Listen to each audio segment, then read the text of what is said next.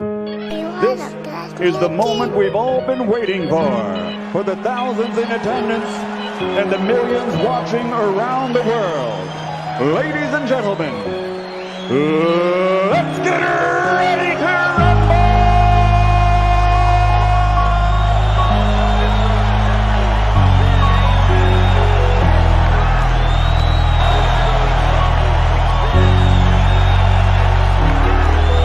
All your feelings hurt when it get real. All of them fakes, so they ain't ready, no. It be too hard, we getting lit, cause we speaking on. Fuck all the clowns, yeah, the ones who do it for the bite. All we going on, all your feelings hurt when it get real. All of them fakes, so they ain't ready, no.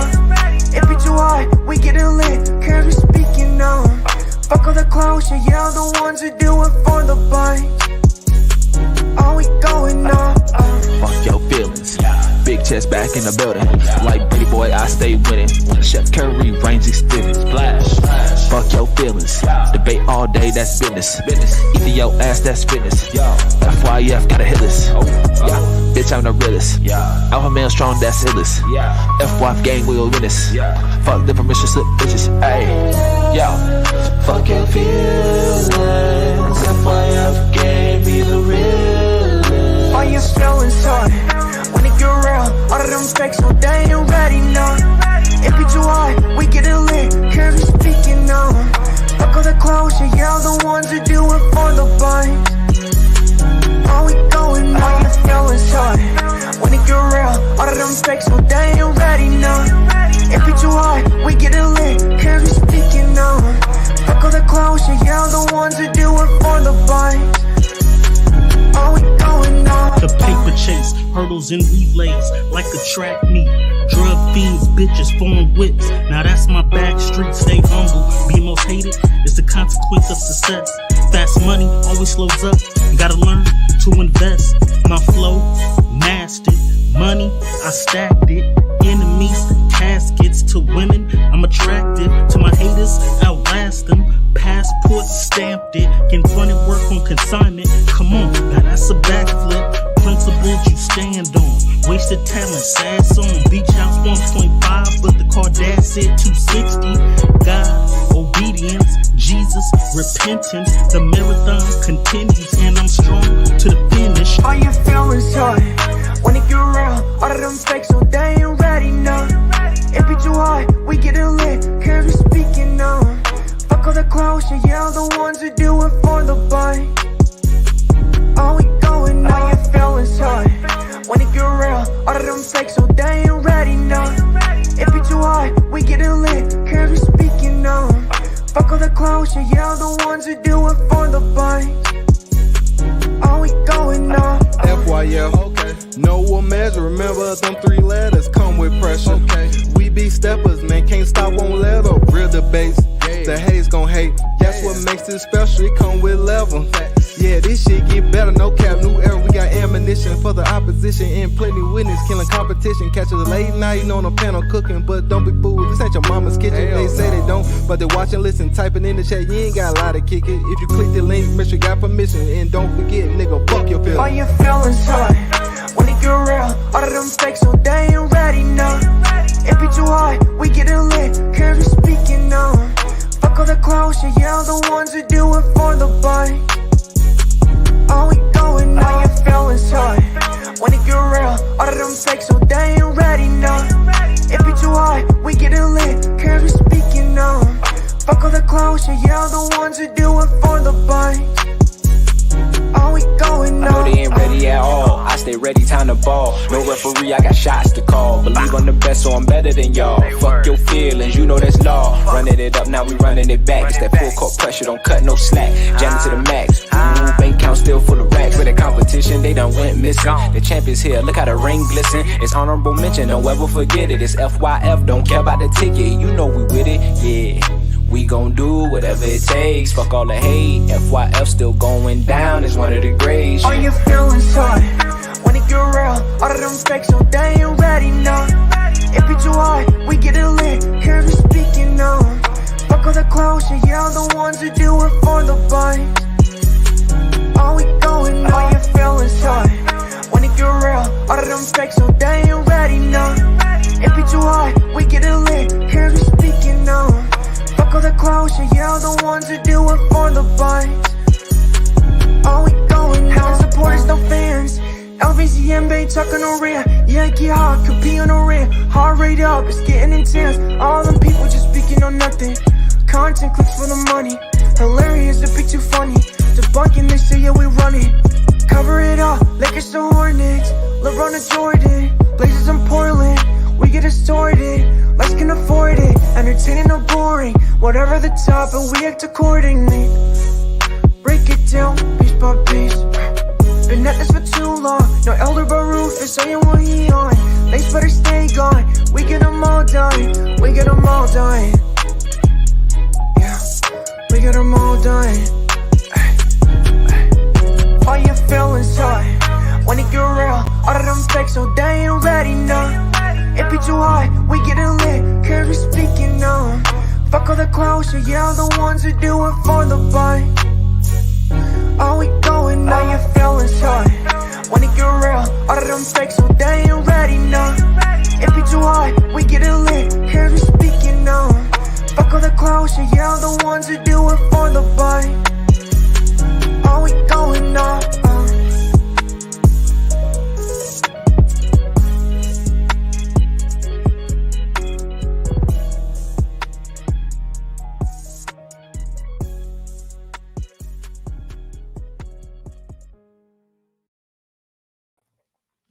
FYF Sports, man, it's Lamont. Be back. Another show, man. And we are back to revisit this situation again. Yeah, locker room. We had to remove Go Mike. Because you remember that was one of the anthems that we did, locker room, where I had our supporters, man, send me verses. And we put a compilation of the supporters' verses together. Salute to T Streets in the chat. And people like Mac Def. And they all came together and helped us put together that intro, man. So again, salute to you guys, man. You guys put that one together right there, man. But we got to talk about this today. And, you know, this Kevin Porter Jr. situation, when I saw this situation come out, and just like a lot of these other situations, man, you have to, whenever you see ESPN jump all over it extremely quickly, and then not just jump all over these topics extremely quickly, but whenever you see ESPN jump all over these topics and then follow it up by slamming the player, calling for the player's job, calling for the player's role within an organization or team, similar to how we saw with Udoka. We saw them do this with Deshaun Watson. We saw them do this with Trevor Bauer. And then we watched them attempt to do this with Kevin Porter Jr. There was no due diligence. Nobody wanted to wait to see what the investigation was. And when I saw all of the details just coming out, detail after detail after detail, and then it was all getting funneled directly through ESPN and a lot of the other mainstream media outlets. That's why I said when this situation first dropped, I said, man, I need to hold off before I report on this because something don't seem right. And salute to T Streets. He said, you need to let locker room up to spree fire. Hey, look, man, we can have a rap battle today at the end of the show, man. If locker room want to pull up T Streets and you want to pull up, and we can have a rap. Remember, we used to have the rap battles all the time. You know, Go Mike. That's how Go Mike made his name over here. So yeah, we can definitely do that. But like right now, we got bigger fish to fry. And so this Kevin Porter Jr. situation really struck me because it just seemed like ESPN and the media, we were getting force-fed a ton of information, and we were getting force-fed all of the most egregious or potentially egregious details of the situation, and it was just all tilted one way, all tilted as if Kevin Porter Jr. was the demonic player. He has a violent history.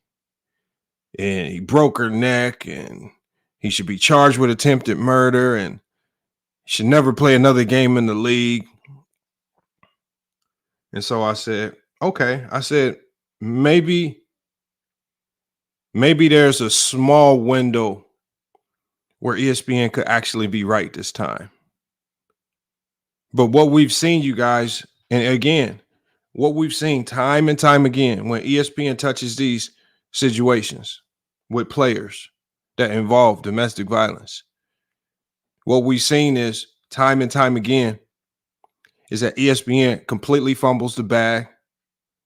They misrepresent the facts, or they've intentionally received facts that they know are biased and are probably not all the way forthright. And so the other day, I dropped a community post, and I want to pull that community post up because I want to actually go over some of you guys' comments and some of the things that you guys were saying, and not specifically you guys in the chat, but I just want you guys to get a sense of how ESPN completely, and not just ESPN, you're talking about just all mainstream media, completely has most people brainwashed. And it's just wild to see. But I'm gonna pull this up and I'm gonna share it on the screen. And I just want to go through some comments real quick, just to fill you guys in on why I wanted to create this show today, and then also get you in on some breaking news. Salute to Gorilla Smoke Media. All right, so I did a community post the other day, and it was about Kevin Porter Jr. So remember when I did my first live stream on this?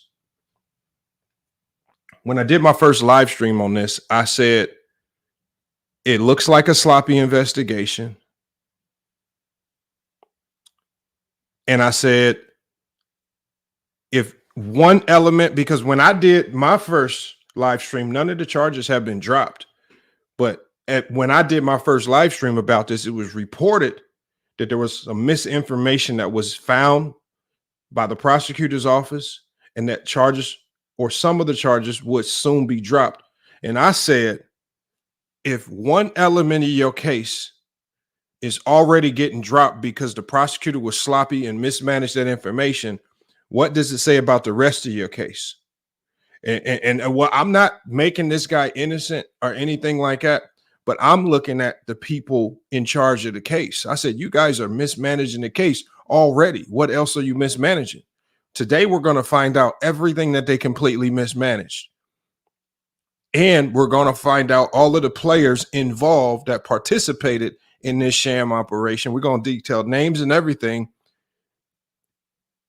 We have a tweet from the victim, or the alleged victim, and we also have a tweet from her attorney. Two people with two different accounts. But let me share this on the screen real quick. And salute to Thunder, salute to Rap Guy Reloaded, salute to Sammy, one of the top moderators, salute to the locker room pulling up once again. Let me share my screen real quick. We're going to go through these comments real quick. So remember, I did this post right here.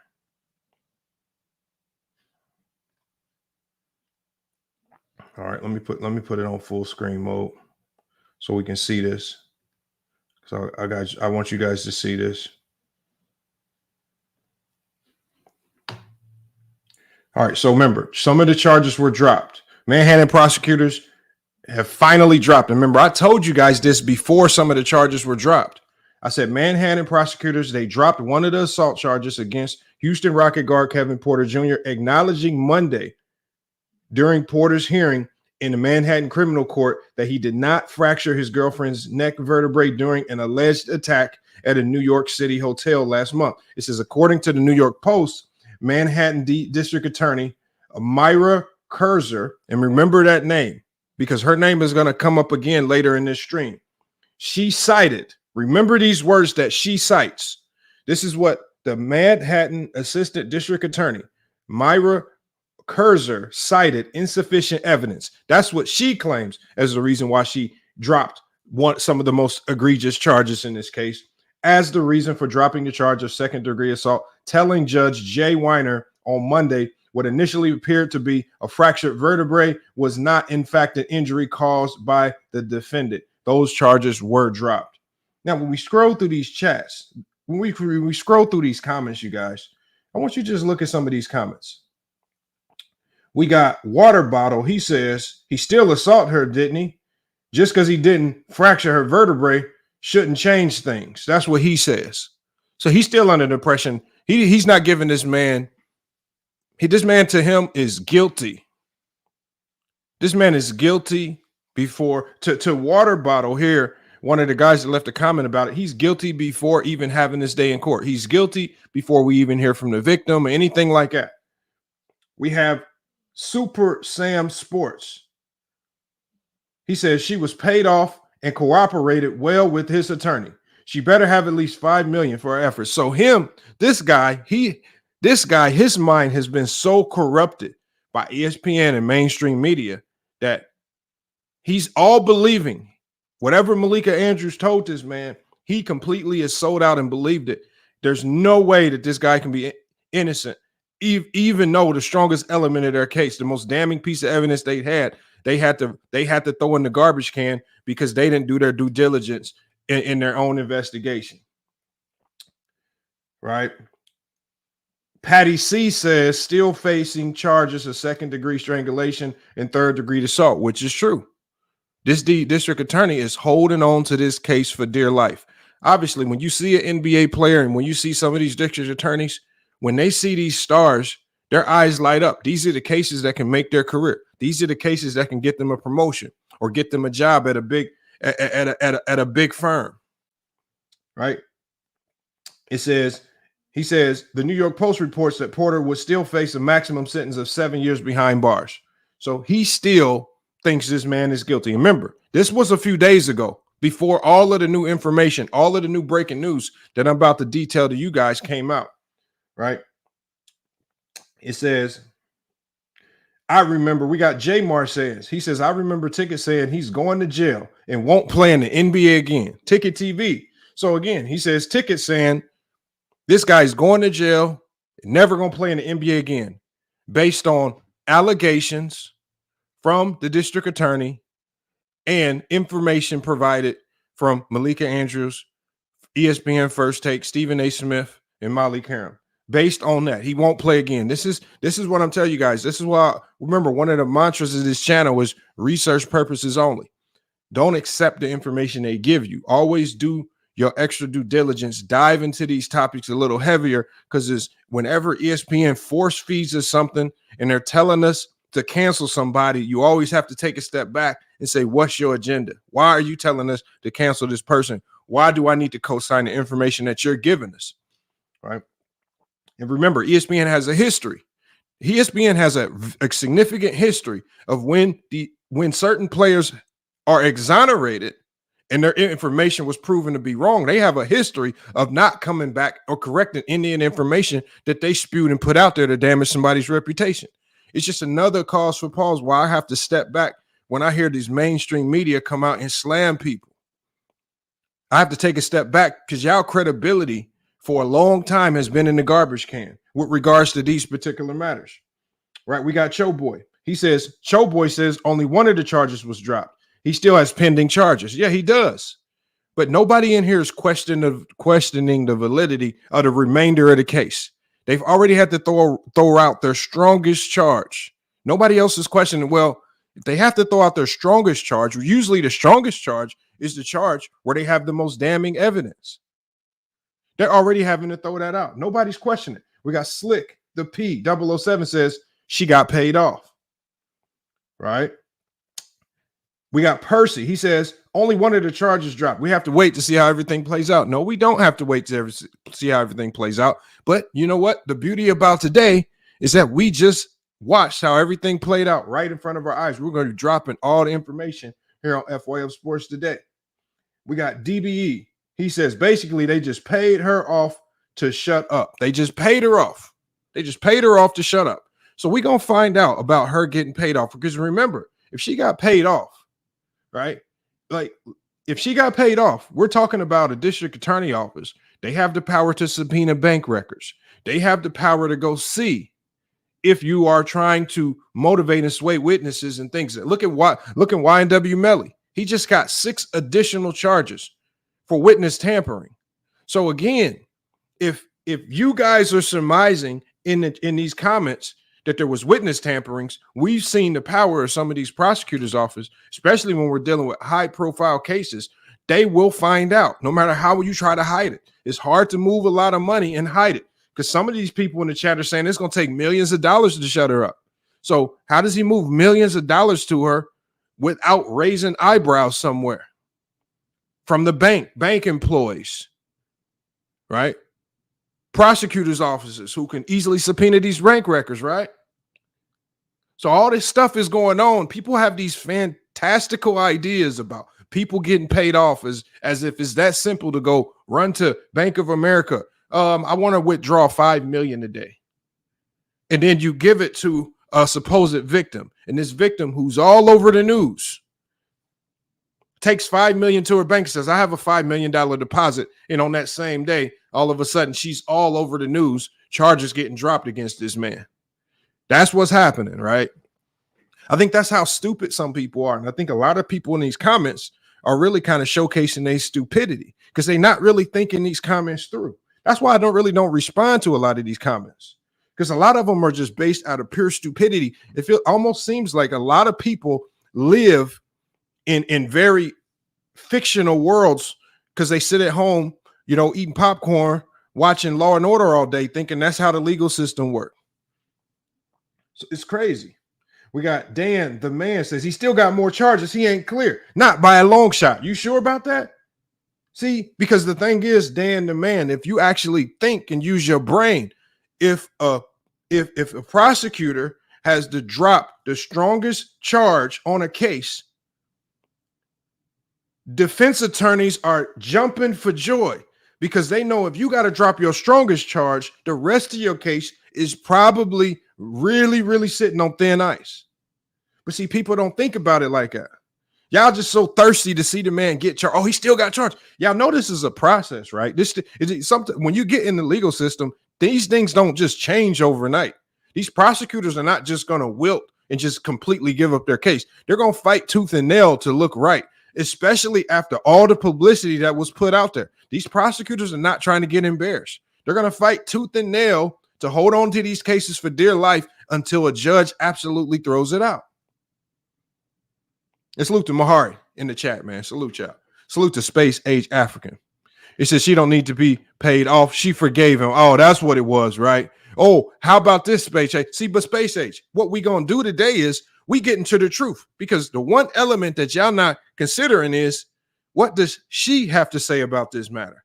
What does her attorney have to say about this matter? See, she is the victim. Remember, when we look at, we could take it to the Tory Lanez case with Meg Thee Stallion. And I was listening to an attorney talk about that case. As for as many people who thought Tory Lanez was innocent, this attorney said, well before the verdict, he said he's going to be guilty. I said, why? I said, why do you think he's guilty? I said, all the evidence points. He says, whenever the victim of a case makes a statement of fact, that statement overrules everything. The unfortunate reality of Tory Lanez, and look, locker room, I agree, free Tory. I believe he's innocent. The problem with his case is that the victim took the stand, pointed at him and said, he shot me. That's the most damning piece of evidence. It doesn't matter what else you do. The victim pointed at him and said, so now we have the victim finally speaking. And so we're going to get to her particular statement on this particular matter. We're going to see what she has to say about this case. Remember, she was the one that got strangled. She was the one that got beat up. She was the one that got embarrassed.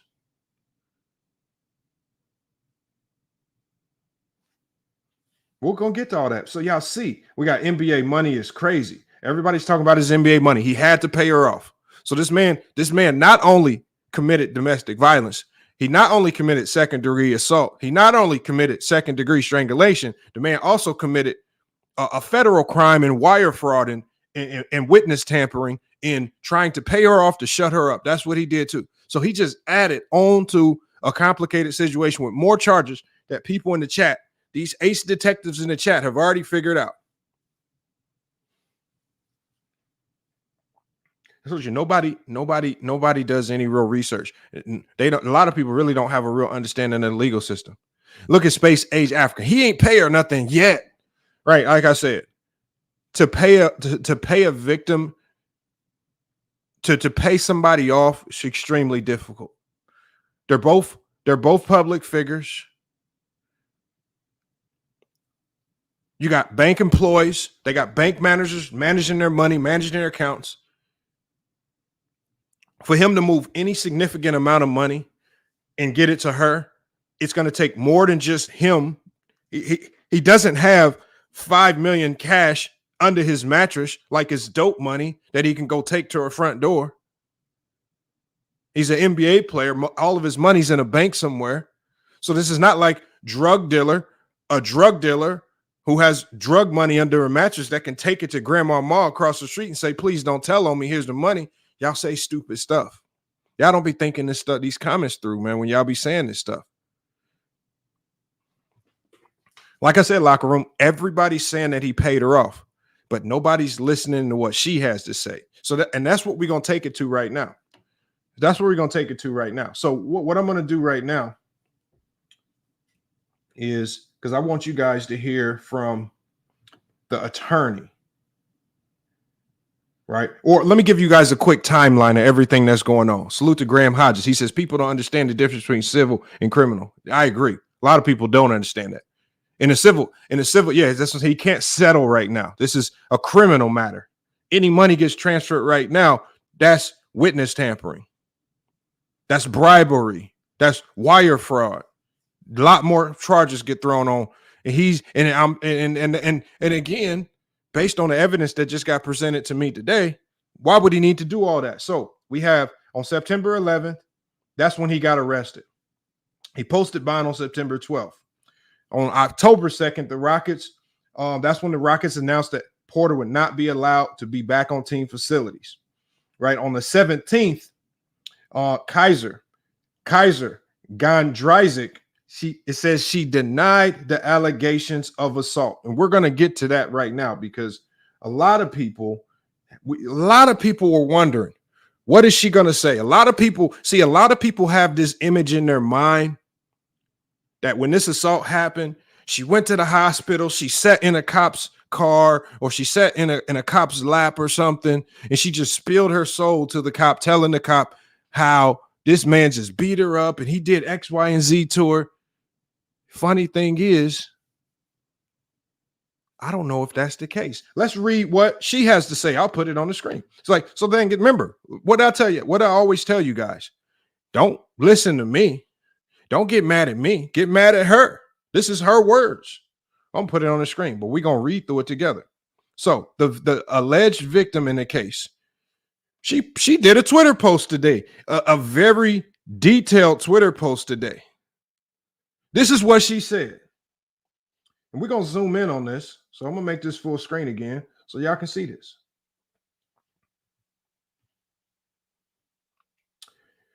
She says, and this is the words of Kysre Gondrezick.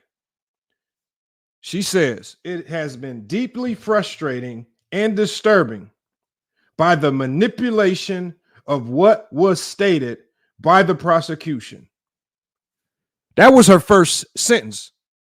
Her first sentence was, it has been deeply frustrating and disturbing by the manipulation of what was stated by the prosecution. She further says, to be criminalized, harassed, and misrepresented at the expense of charging someone else is dishonoring and insulting to my integrity. To have someone cultivate their own narrative and expedite false statements was completely reckless, defamatory, and a violation of my human and civil rights as well as the judicial process. I don't want my trauma to be someone else's campaign or agenda. I will not support defaming someone's character regardless the color of their skin, stature, or notoriety to illuminate myself. I have never granted anyone including my family, media outlets, or officials' permission to speak on my behalf other than my lawyer. My privacy and relationship shouldn't be used as a headliner for personal gain, engagement, and suffering. Hey, Space Age African, we're going to get to why he was arrested. We're going to get to that. See, Space Age African, you keep jumping the gun because every time information comes out that starts to fill in these holes, all these questions that you have because you want Kevin Porter Jr. to be guilty, every time you jump to a next question, you need to slow down. We're going to get to all of that. And ultimately, we're going to get to a place where you completely run out of all of these little angles and narratives. We're going to walk you down very slowly, so just stick around. But we got to get to the rest of her statement because right now what she's doing is she's saying that the prosecutor, they have manipulated everything that she said. She talks about the media manipulating things, manipulating an agenda, manipulating a narrative to make someone look guilty. Why would she say that? Why would she call out the media, ESPN? Why would she call out the district attorney? Why would she do that? I guess she's just lying on them, right? The alleged victim is just lying. So everybody lying. Well, let's further read her statement. She says the harassment and eagerness for me to support these claims to justify their position and remarks is a matter an assistant DA took into her own hands while I was vulnerable, emotionally healing, and unavailable at the time of the information being released. That's a very significant statement. Did you hear what she said right there?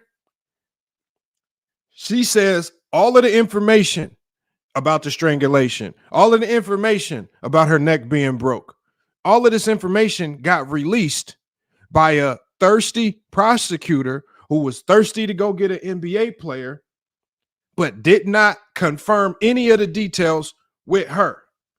She states her reason for being so aggressive in wanting to connect is because she needed statements in a timely manner. So this is what she said the district attorney said. She said the district attorney said to her, she stated her reason for being so aggressive in wanting to connect is because she needed statements in a timely manner to convey in court. And this is what led to the false allegations. She says the district attorney went ahead and provided false narrative of details specifying that Kevin had balled his fist up and repeatedly punched me 5 times in the face, along with strangling me until the point of losing breath, causing redness, strain, and scarring, which I did not have and never occurred. Prosecutor made up a whole bunch of stuff. She says she did not have any scars, scratches, or anything. And she says that it never occurred. She further states the quotes during the arraignment were hers used for the efficacy of the elements of the charge. And she says were not her words, which she acknowledged. She says, I have multiple recordings. This is what she says. She says, I have multiple recordings to corroborate my statements, including apologies from the department for rushing and reporting false narratives. Listen to what she says she has. She says, I have multiple recordings to corroborate these statements, including apologies from the police department for rushing and reporting false narratives about the incident and Kevin being previously abusive in our relationship. You remember that narrative that they tried to push? They tried to say that Kevin Porter had been previously abusive. He was abusive that night. She said that was all fake. That was all a lie. And she has recordings from the police department apologizing for lying. That is crazy. We'll get to that part later because her attorney also released some information about that particular situation, about the recordings. That's going to surprise you even more. She says, I have implored to the prosecutor's office, it says to her in these conversations, to please stop spreading false truths. However, accountability was never taken in court or to the press for completely falsifying and manipulating evidence. This is what she said. This ain't what I said. This is what, see, so if y'all have a problem with her calling out the media for lying, with her calling out the police department for lying, with her calling out the prosecutor's office for lying, being thirsty, pushing false narratives just because they wanted to slam an NBA player, y'all need to stop getting mad. Yes, Space Age African. She says, yes, it's a, you know why it's a very well-written statement, Space Age Africa? You know why? Because she needs to be very clear and concise when she explains the links that the prosecutors, media, and police departments will go to, all to gain notoriety just to go get an NBA player for their own personal gain. That's what she's calling out. So when you make this statement, you need to be well written and well versed. If she would have posted a handwritten note in 17 words, would that have been more believable, Space Age African? Oh, so she can't handle it in a professional way and have a professional statement dropping the facts. Remember, this is not just a statement. She is indicting the district attorney for lying and misleading and defamation. She's putting a charge on them. She's all but saying that I'm probably going to file a civil suit against you. No, Romero Grant, we're going to get to all of that. Because we're not done with the statement. We're going to get to the doctor. See, y'all be jumping the gun because y'all so thirsty to have this man guilty. I'm not saying the prosecutors lie and the doctors lie. What did she say? What did she say? See, the prosecutors, what happened was the doctors didn't lie. When she went to the hospital and the doctors did a physical examination on her, they saw that there was something wrong with her neck. The doctors told the detectives there's something wrong with her neck. The detectives told the prosecutors there's something wrong with her neck. But you know, Romero, that she told the doctors, well, something's wrong with my neck because I was born with a congenital neck disorder. And so this bone is just naturally fucked up since birth. Just check my medical records. The WNBA team have it. My college team has it. See, the problem is the doctors weren't truthful to the detective. See, they told the detective something was wrong with her neck. They didn't say it was congenital and it was a defect that she had since birth. So by them leaving out that one little small snippet of information, it gets passed along. Oh, he broke her neck. He broke her neck. And the prosecutor says, oh, he broke her neck. Let's run with it because this can be the case that puts us on the map. But see, now Porter Jr.'s attorneys get involved. These stupid idiots. She's had the same neck condition since she was a baby. You stupid fools. He did not break her neck. And if he didn't break her neck, that puts the strangulation charge into question. So if her neck's not broken, now I have to question the legitimacy. Did he even grab her neck in the first place like they alleged? Because they only alleged strangulation because they said that he broke her neck. This is why I say their whole case is crumbling. But we're going to continue to read through this. See, some of you guys don't think. And this ain't me talking once again. This is her. This is this is who the prosecutor said was the victim. Remember all the information that you guys got about this case. What did she say? She said they released their own summary of events without even speaking to me. How credible is what they said if they didn't even speak to her? Santa says he's done regardless. Well, I don't think he's done. But if you want to think that, that's your assumption. I don't think he's done.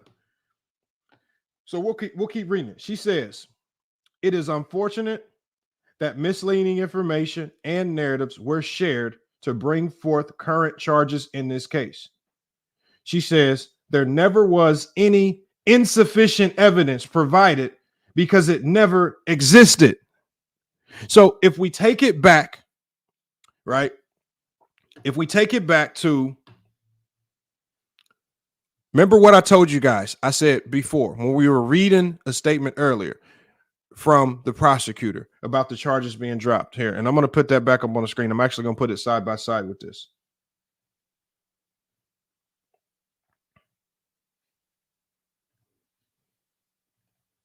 And we'll put it side by side so you guys can see it.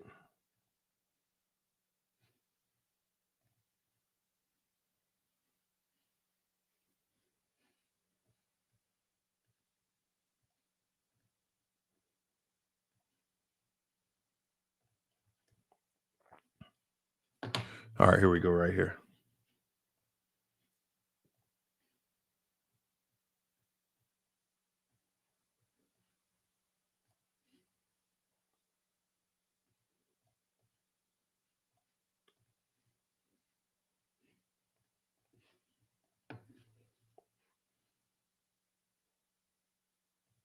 All right, hold on 1 second, y'all.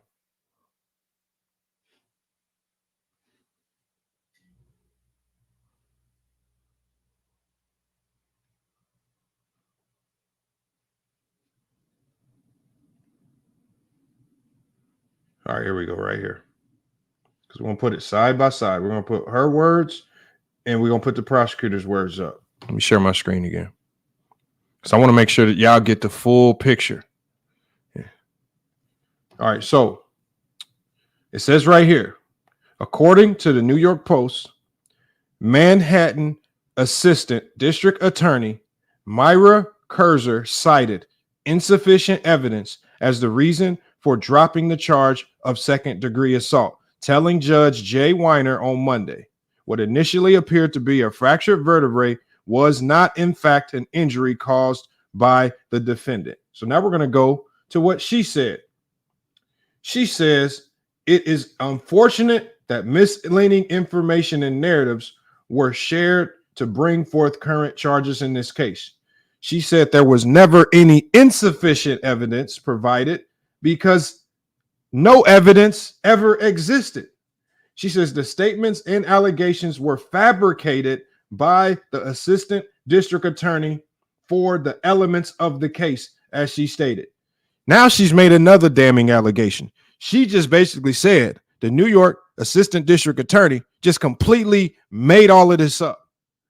She says they never had a chance to interview me. How do you come up with this fantastical story that he strangled her, that he beat her in the past, and you ain't spoke to the victim about any of this? How? So it says they never had a chance to interview me to present the falsified information of my injuries. She says the information DA Myra Kysre received was by hearsay and invalid to my truth. So the DA used hearsay about her injuries to charge Kevin Porter Jr. What kind of incompetent? Remember what I told y'all? I told y'all in the past, these prosecutors are just more fancy public defenders. Public defenders and prosecutors both work for the state. They both get paid by the state. They're just as incompetent as the public defenders on the other side. So that's what she says. She says the information Assistant DA Myra Kysre received was by hearsay and invalid to my truth. She stated that although there was no consent or confirmation of my medical records, she says there was an officer present who overheard possible comments from medical personnel and informed the DA what my injuries might be without proper confirmation. She further says that the DA decided to present that during the initial arraignment while the media was present. She states in her email, "My trauma has been compounded by the fact that they have not been able to have a full conversation with me regarding the incident." And she further says, "It is polarizing when codes of ethics are violated and egregious statements are illuminated into false realities appearing real. I am not condoning any behavior, but merely protecting my truth and integrity from misleading statements and inaccuracies." She says, "My unfortunate experience should not be used as a platform to catapult careers at the expense of defaming, belittling, and destroying the character of human lives, especially my own."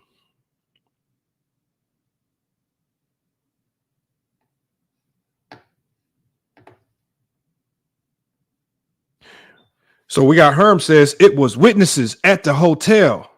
FYF, don't make this shit big. What are you talking about? What witnesses? See, the thing is, Herm, all the information that I'm relying on to formulate my opinion on this is here.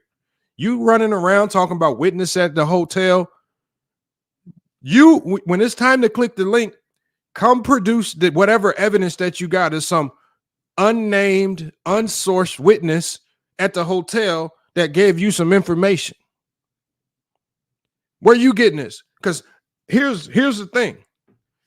The district attorney jumped the gun, put all this information out, charged Kevin Porter Jr. without talking to the alleged victim of the case, made assumptions about her injuries without talking to the alleged victim of the case, manipulated the facts, and was trying to get this out here as quickly as possible because the victim of the case said she was trying to put it out to the media and she was trying to put her name out to the media.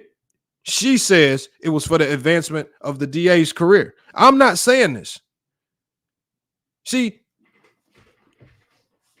if you are one of those people to believe all women, how come you ain't believing the woman when she's saying this right now? You just running around getting mad at me. So all this evidence, Kevin Porter Jr. got charges dropped. The evidence from medical doctors that said, no, he didn't break her neck because her neck was already messed up. It was a birth defect. Now that we know her neck wasn't broke, and now that we also know she did not have any scars or scratches around her neck, now that tells us the strangulation charge probably was fictitious as well. So now that's another charge in the case that's probably going to get thrown out pretty soon here. So now the strength of your case is getting more dwindled and more dwindled and more dwindled.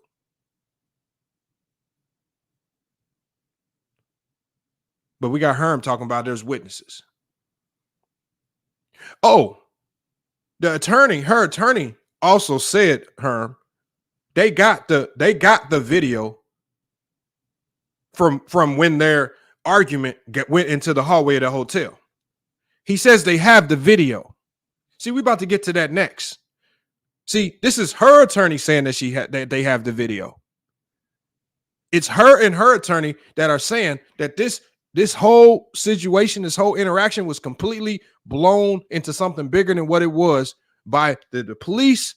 The police have already apologized. In this letter, she says she has phone recordings of the police apologizing for lying to the district attorney about the case. Did I make that up? Is she lying about having these recordings? Why would she record the police? Why would the police even call her to apologize? How come you're not asking those questions, her? Tackable Pound, the Rockets couldn't wait for the truth. You know why? Because we live in a bloodthirsty cancel culture where anything that ESPN First Take says is fact. And because ESPN is not held to a standard of having to recant those statements, they're not held to a standard of having to go back and erase content that defames these players, we don't hold them to that standard because y'all truly don't care. Y'all don't care when information comes out and exonerates these players. Y'all didn't care when the victim in Trevor Bauer's case, the Dodgers pitcher, when she just got found to be a complete liar and her whole case is in the garbage can. Y'all didn't care when Deshaun Watson, damn near all the women got found out to be liars and got called out by the judge as complete and other liars. Y'all didn't care. So y'all don't care when these guys get exonerated. You guys just want the spicy stories. You guys, and a lot of you guys, and I'm not saying all, y'all want to see players' careers get ruined. You want to see their reputations get slammed, and you really don't care, all at the expense of you getting a little bit of extra entertainment or a spicy, juicy story to go read and follow. But see, when the story flips and it ain't as juicy, y'all don't care.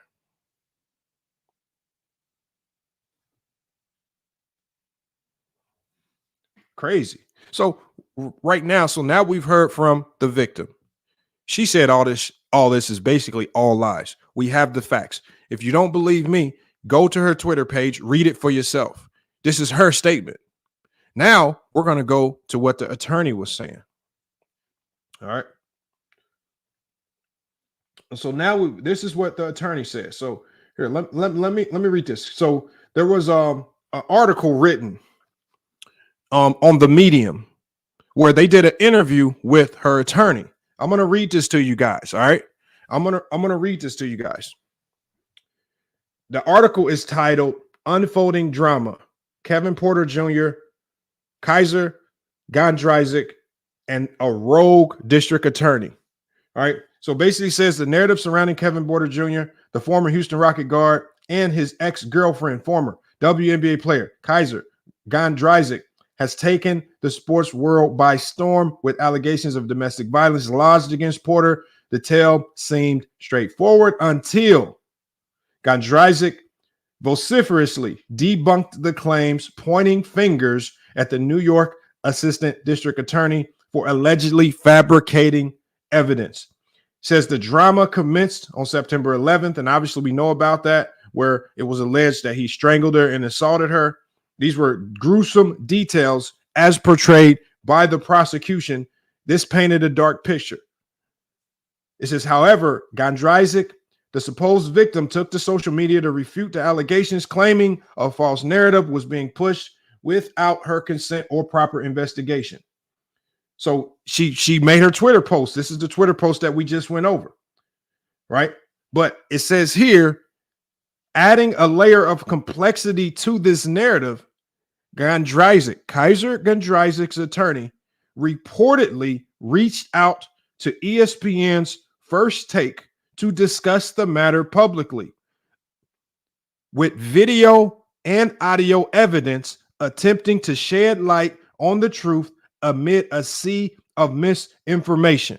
Why would her attorney go to ESPN First Take with video and audio information? Remember, she said they have the hotel video.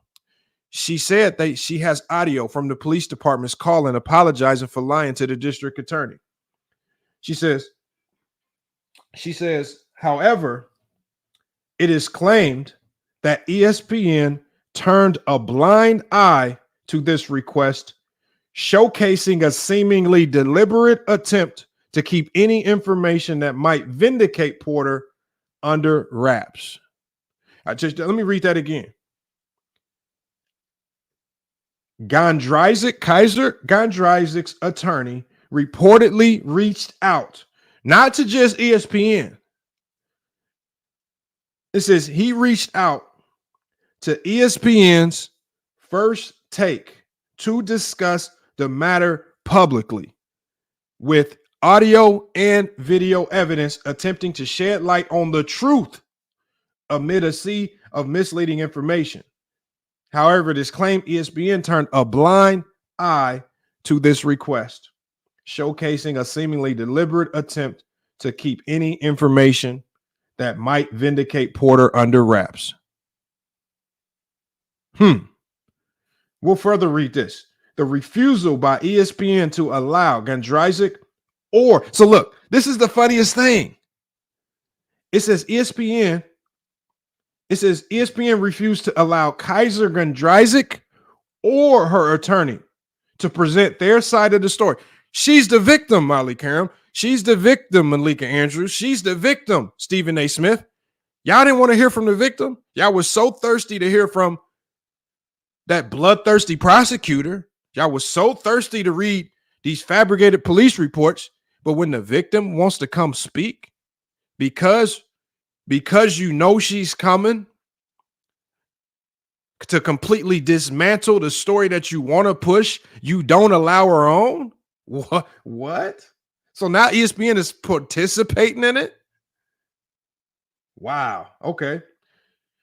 So we'll keep reading. It says this stance by a significant sports media outlet brings forth questions about the impartiality and the role of media in influencing public opinion, especially in sensitive matters that could potentially end careers. It says the essence of impartial journalism seems to have been lost, as per the allegations of bias by Gondrezick's attorney. The public relies on media outlets like ESPN. They specifically called out ESPN for an unbiased analysis and reporting of events. When such outlets allegedly become vehicles for misinformation or fail to provide a platform for all sides to be heard, it undermines the very ethos of journalism. She called out the district attorney. She called out the police department. Now the attorney's calling out mainstream media and specifically calling out not just ESPN, he's calling out ESPN First Take. It says, as the story continues to unfold, it's clear the implications go beyond the individuals involved, reflecting on a larger systems at play, be it the legal framework or media outlets. It's a narrative that has not only rocked the sports world, but it's also ignited a conversation about justice, ethics, and the role of the media in shaping narratives. I want you guys now. So now her attorney. So again, her attorney went to ESPN and basically said, I can present the information or my client can present the information. Maybe you don't, maybe they didn't want some old man, raggedy face on camera on First Take. She don't look that bad. You could put her on camera. Pretty face. She's the victim.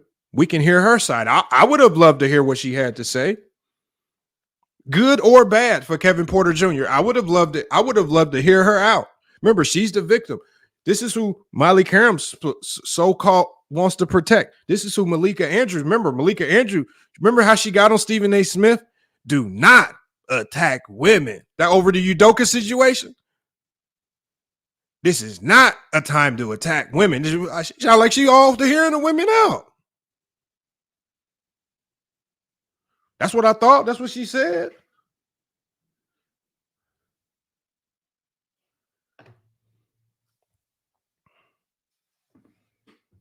Well, Santa, it says, why did her sister threaten? Well, because if the media is pumping out information, remember what her sister said, Santa. Her sister said, I couldn't get a hold of my sister. The only thing she was seeing on the news, information coming out. Oh, he strangled her. She's in the hospital. She got marks around her neck. Her neck's broken. So, of course, her sister snapped on social media. She couldn't get a hold of her. You know what we haven't heard, Santa? We haven't heard a peep out of her sister since they've been in contact, though. We haven't heard her say anything bad about Kevin Porter Jr. since then. I wonder why. Y'all don't think. See, people like y'all don't be thinking. See, y'all got to read the full story. Yeah, her sister snapped. I went over that on the last show. But if you read the details, what did her sister say? I haven't heard from my sister. I'm seeing all this information on the news. She's beat up, this, that, and the other. Of course she's going to think that. Of course she's going to say she's going to step up to defend her sister. I'm sure you would do the same thing if it was one of your family members. No, I'm not. I'm not. There's no indictment against you, Santa. I'm just saying we just live in a time where nobody does due diligence, and so now this is one of the few cases where we have the victim, the victim's attorney, both willing to step forward to call out not just the district attorney, not just the police department, but also ESPN and shows like ESPN's First Take for not just lying, but also being a part of the problem.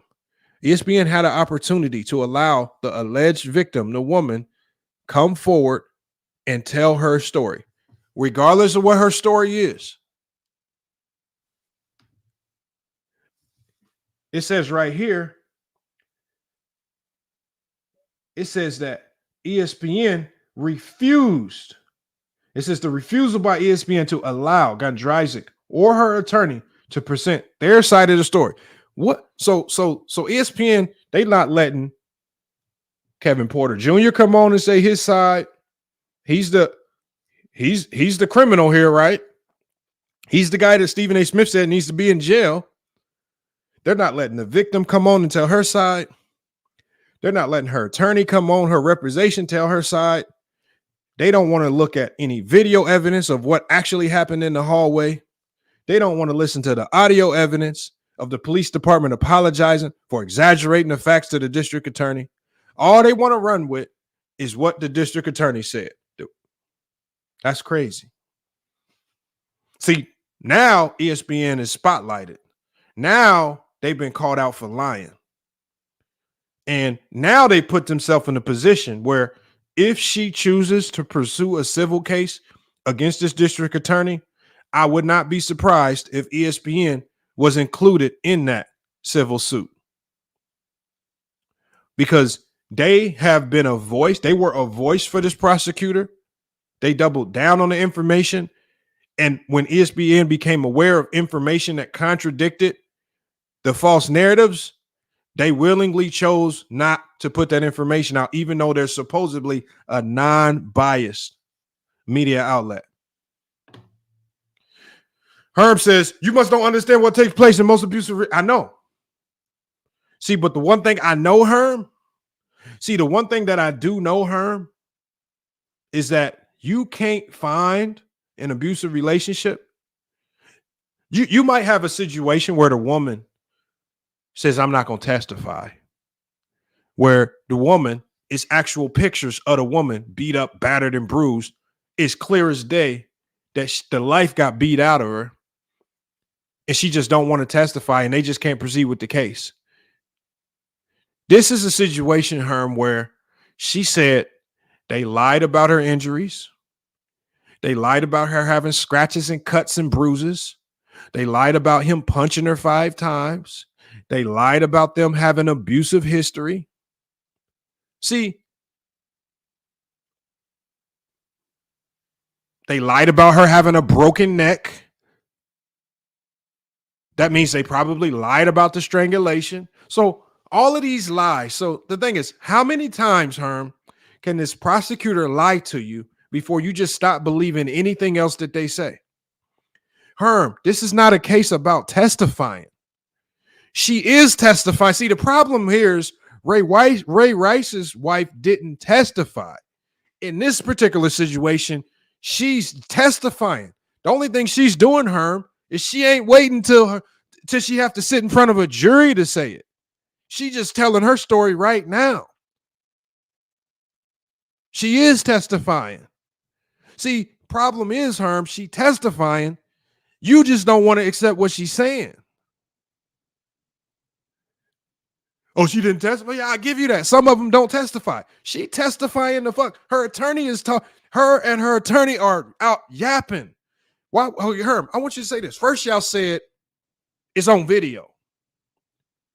Herm, the attorney took the goddamn video of the hotel altercation to ESPN and said, we want to play the video. Why the hell did ESPN not want to play that video?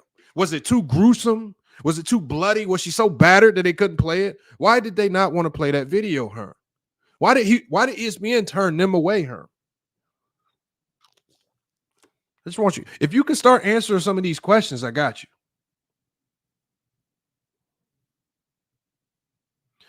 Ayo 2 times said, FYF, you said that he isn't trying to defend him. Who is he? And what are you talking about?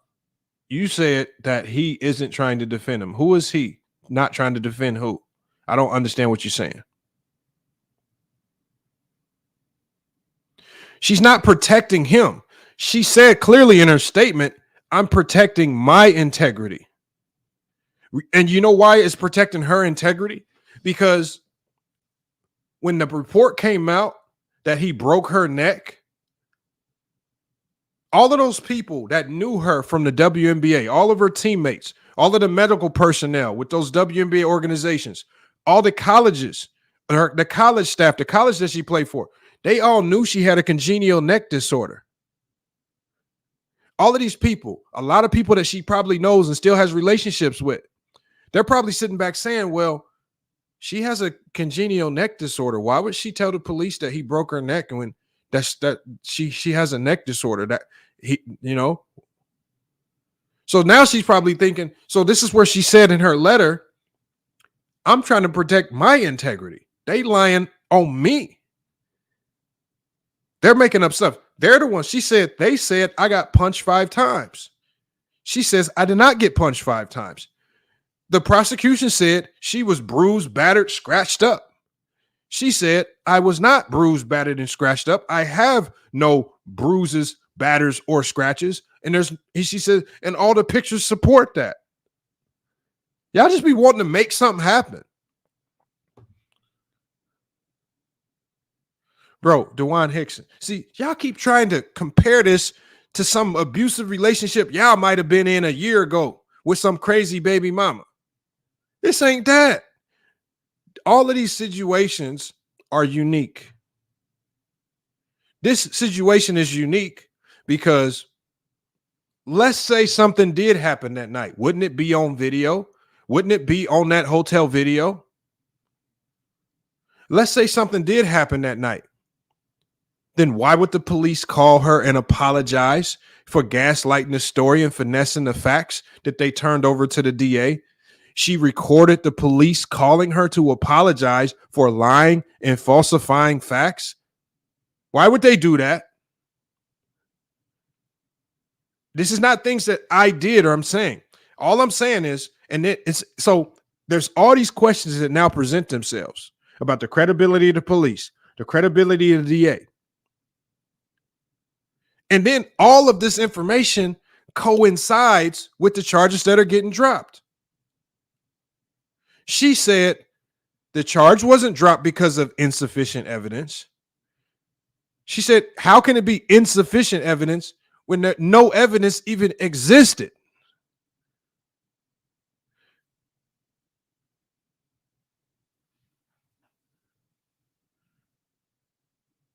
Hold on. So what am I supposed to go off, Space Age?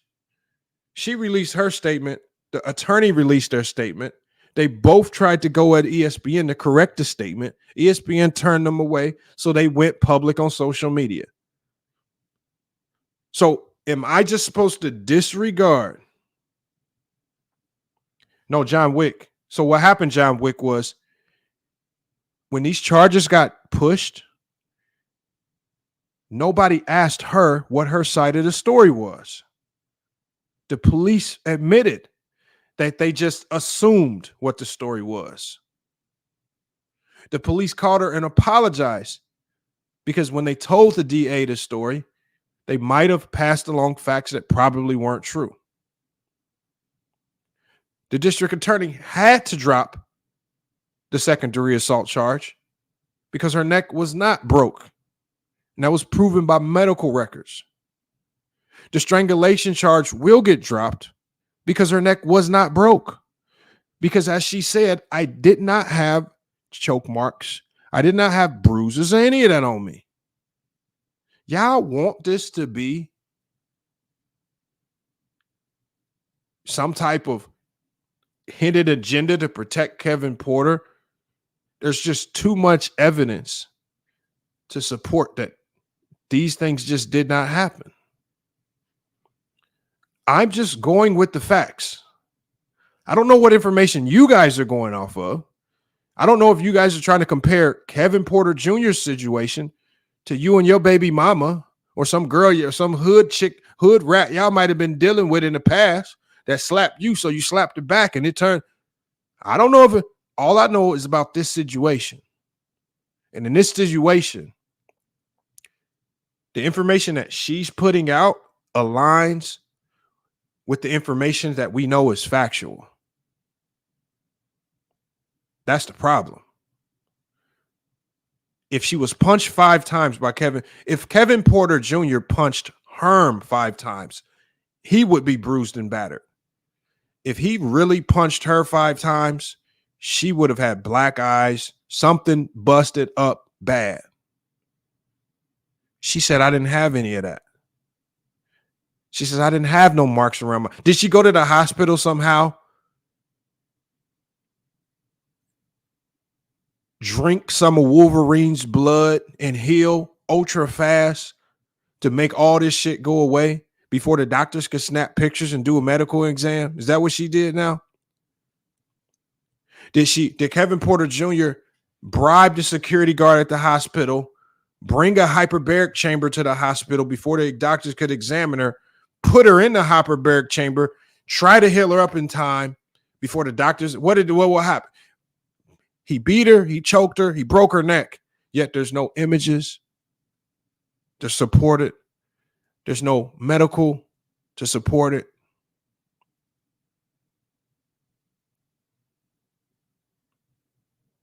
And then there's no witness statement to support it because the DA never came and got a statement from the witness.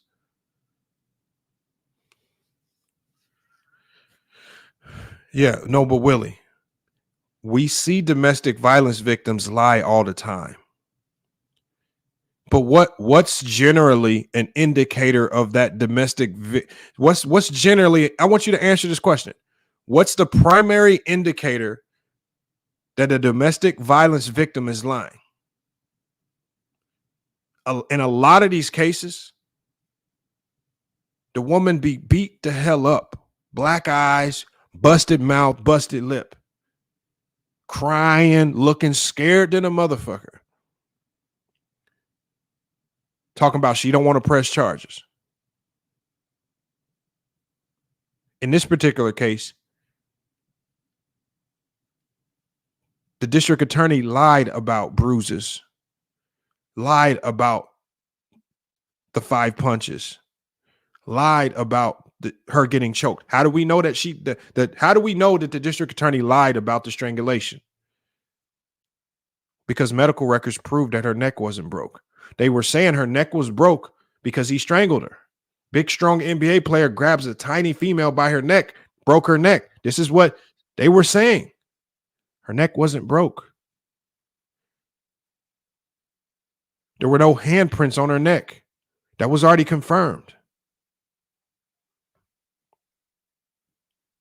And when she wanted to take all of this evidence, not just her words, when she wanted to take the hotel video, because a lot of people were saying, I want to see that hotel video. Because what were they saying? Their argument got pushed out of the hotel into the hallway. And that's how the police even got notified.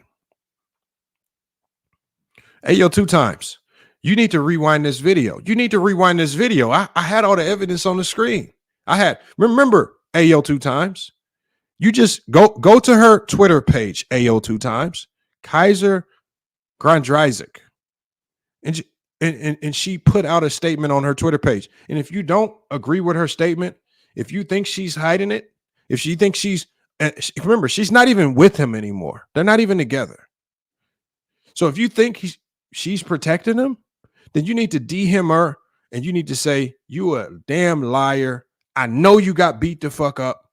Kevin Porter's a violent man. I know this. And you are despicable for lying, acting like you didn't get beat up when we all know you got beat up, even though you don't have any signs of getting beat up. Even though your neck wasn't broke, I know you got strangled. Even though you didn't have any black eyes, I know you got punched 5 times. Even though you didn't have a busted lip, I know you got punched 5 times. Even though you didn't have any scratches on your body, nothing, I know there was an altercation.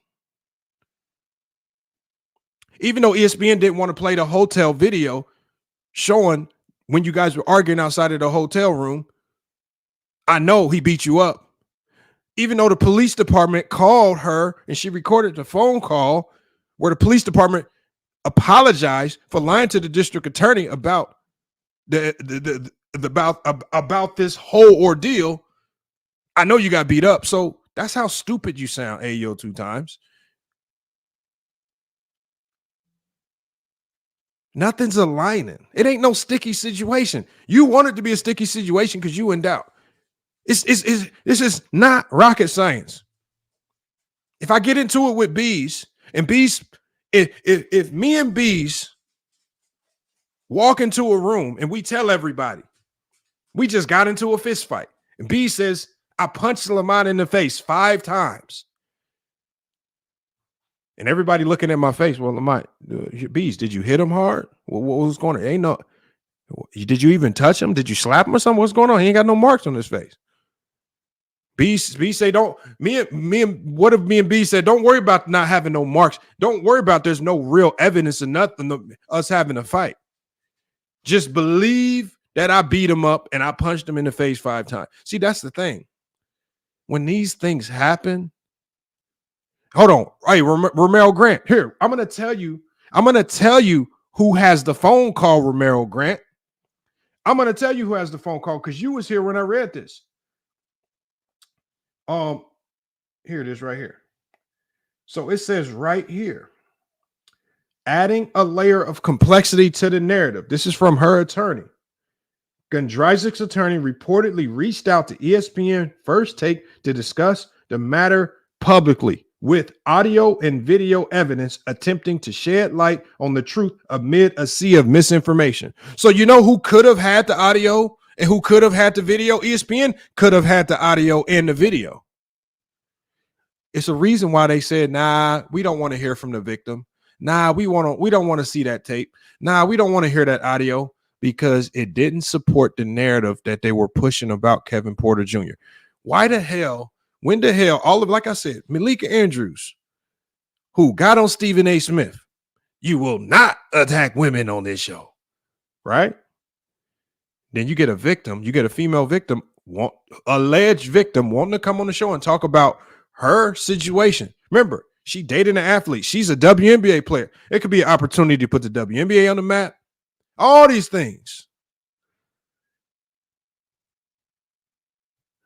What does ESPN say? It says ESPN refused to allow Gondrezick or her attorney to present their side of the story on publicly on First Take. Why?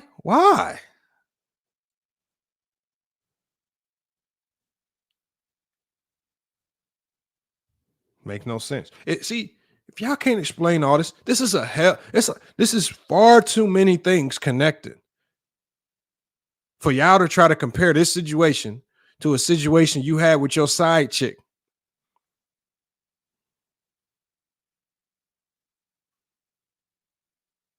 See, here's the thing. I chose to believe the woman. I don't know why y'all don't believe the woman. I believe the woman. I also believe the doctors. I also believe the doctors that said she didn't get punched in the face 5 times. I also believe that. I also believe the medical records that say her neck wasn't broke.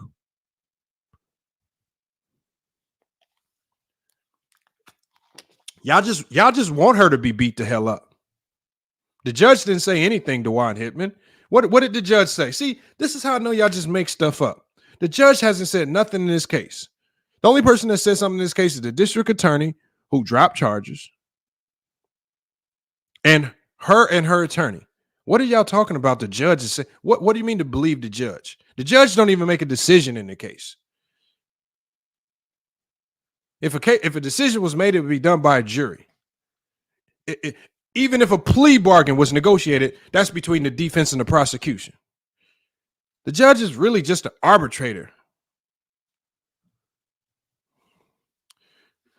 He says, what doctor says? Bro, you just need to go to her Twitter page and you need to read her statement.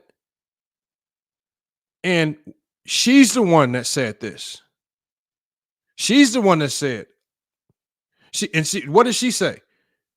She says no doctor needed to even say she was hit because there was never any evidence. See, the thing is, a doctor's only gonna ask, did somebody punch you? When do they usually answer that question?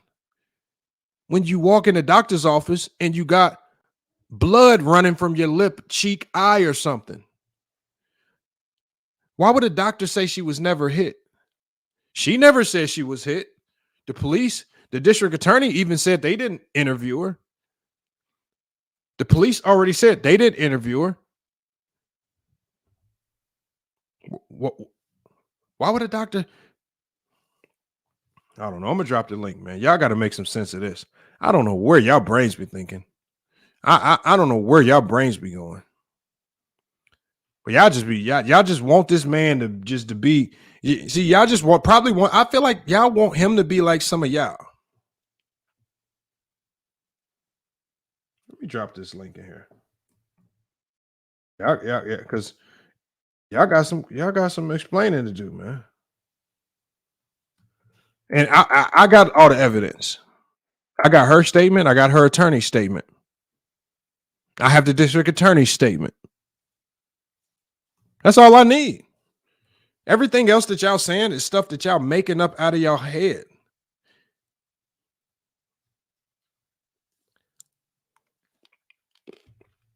Link is in the chat. You can get just gotta pull up. It's a little bees, man. What's good, man?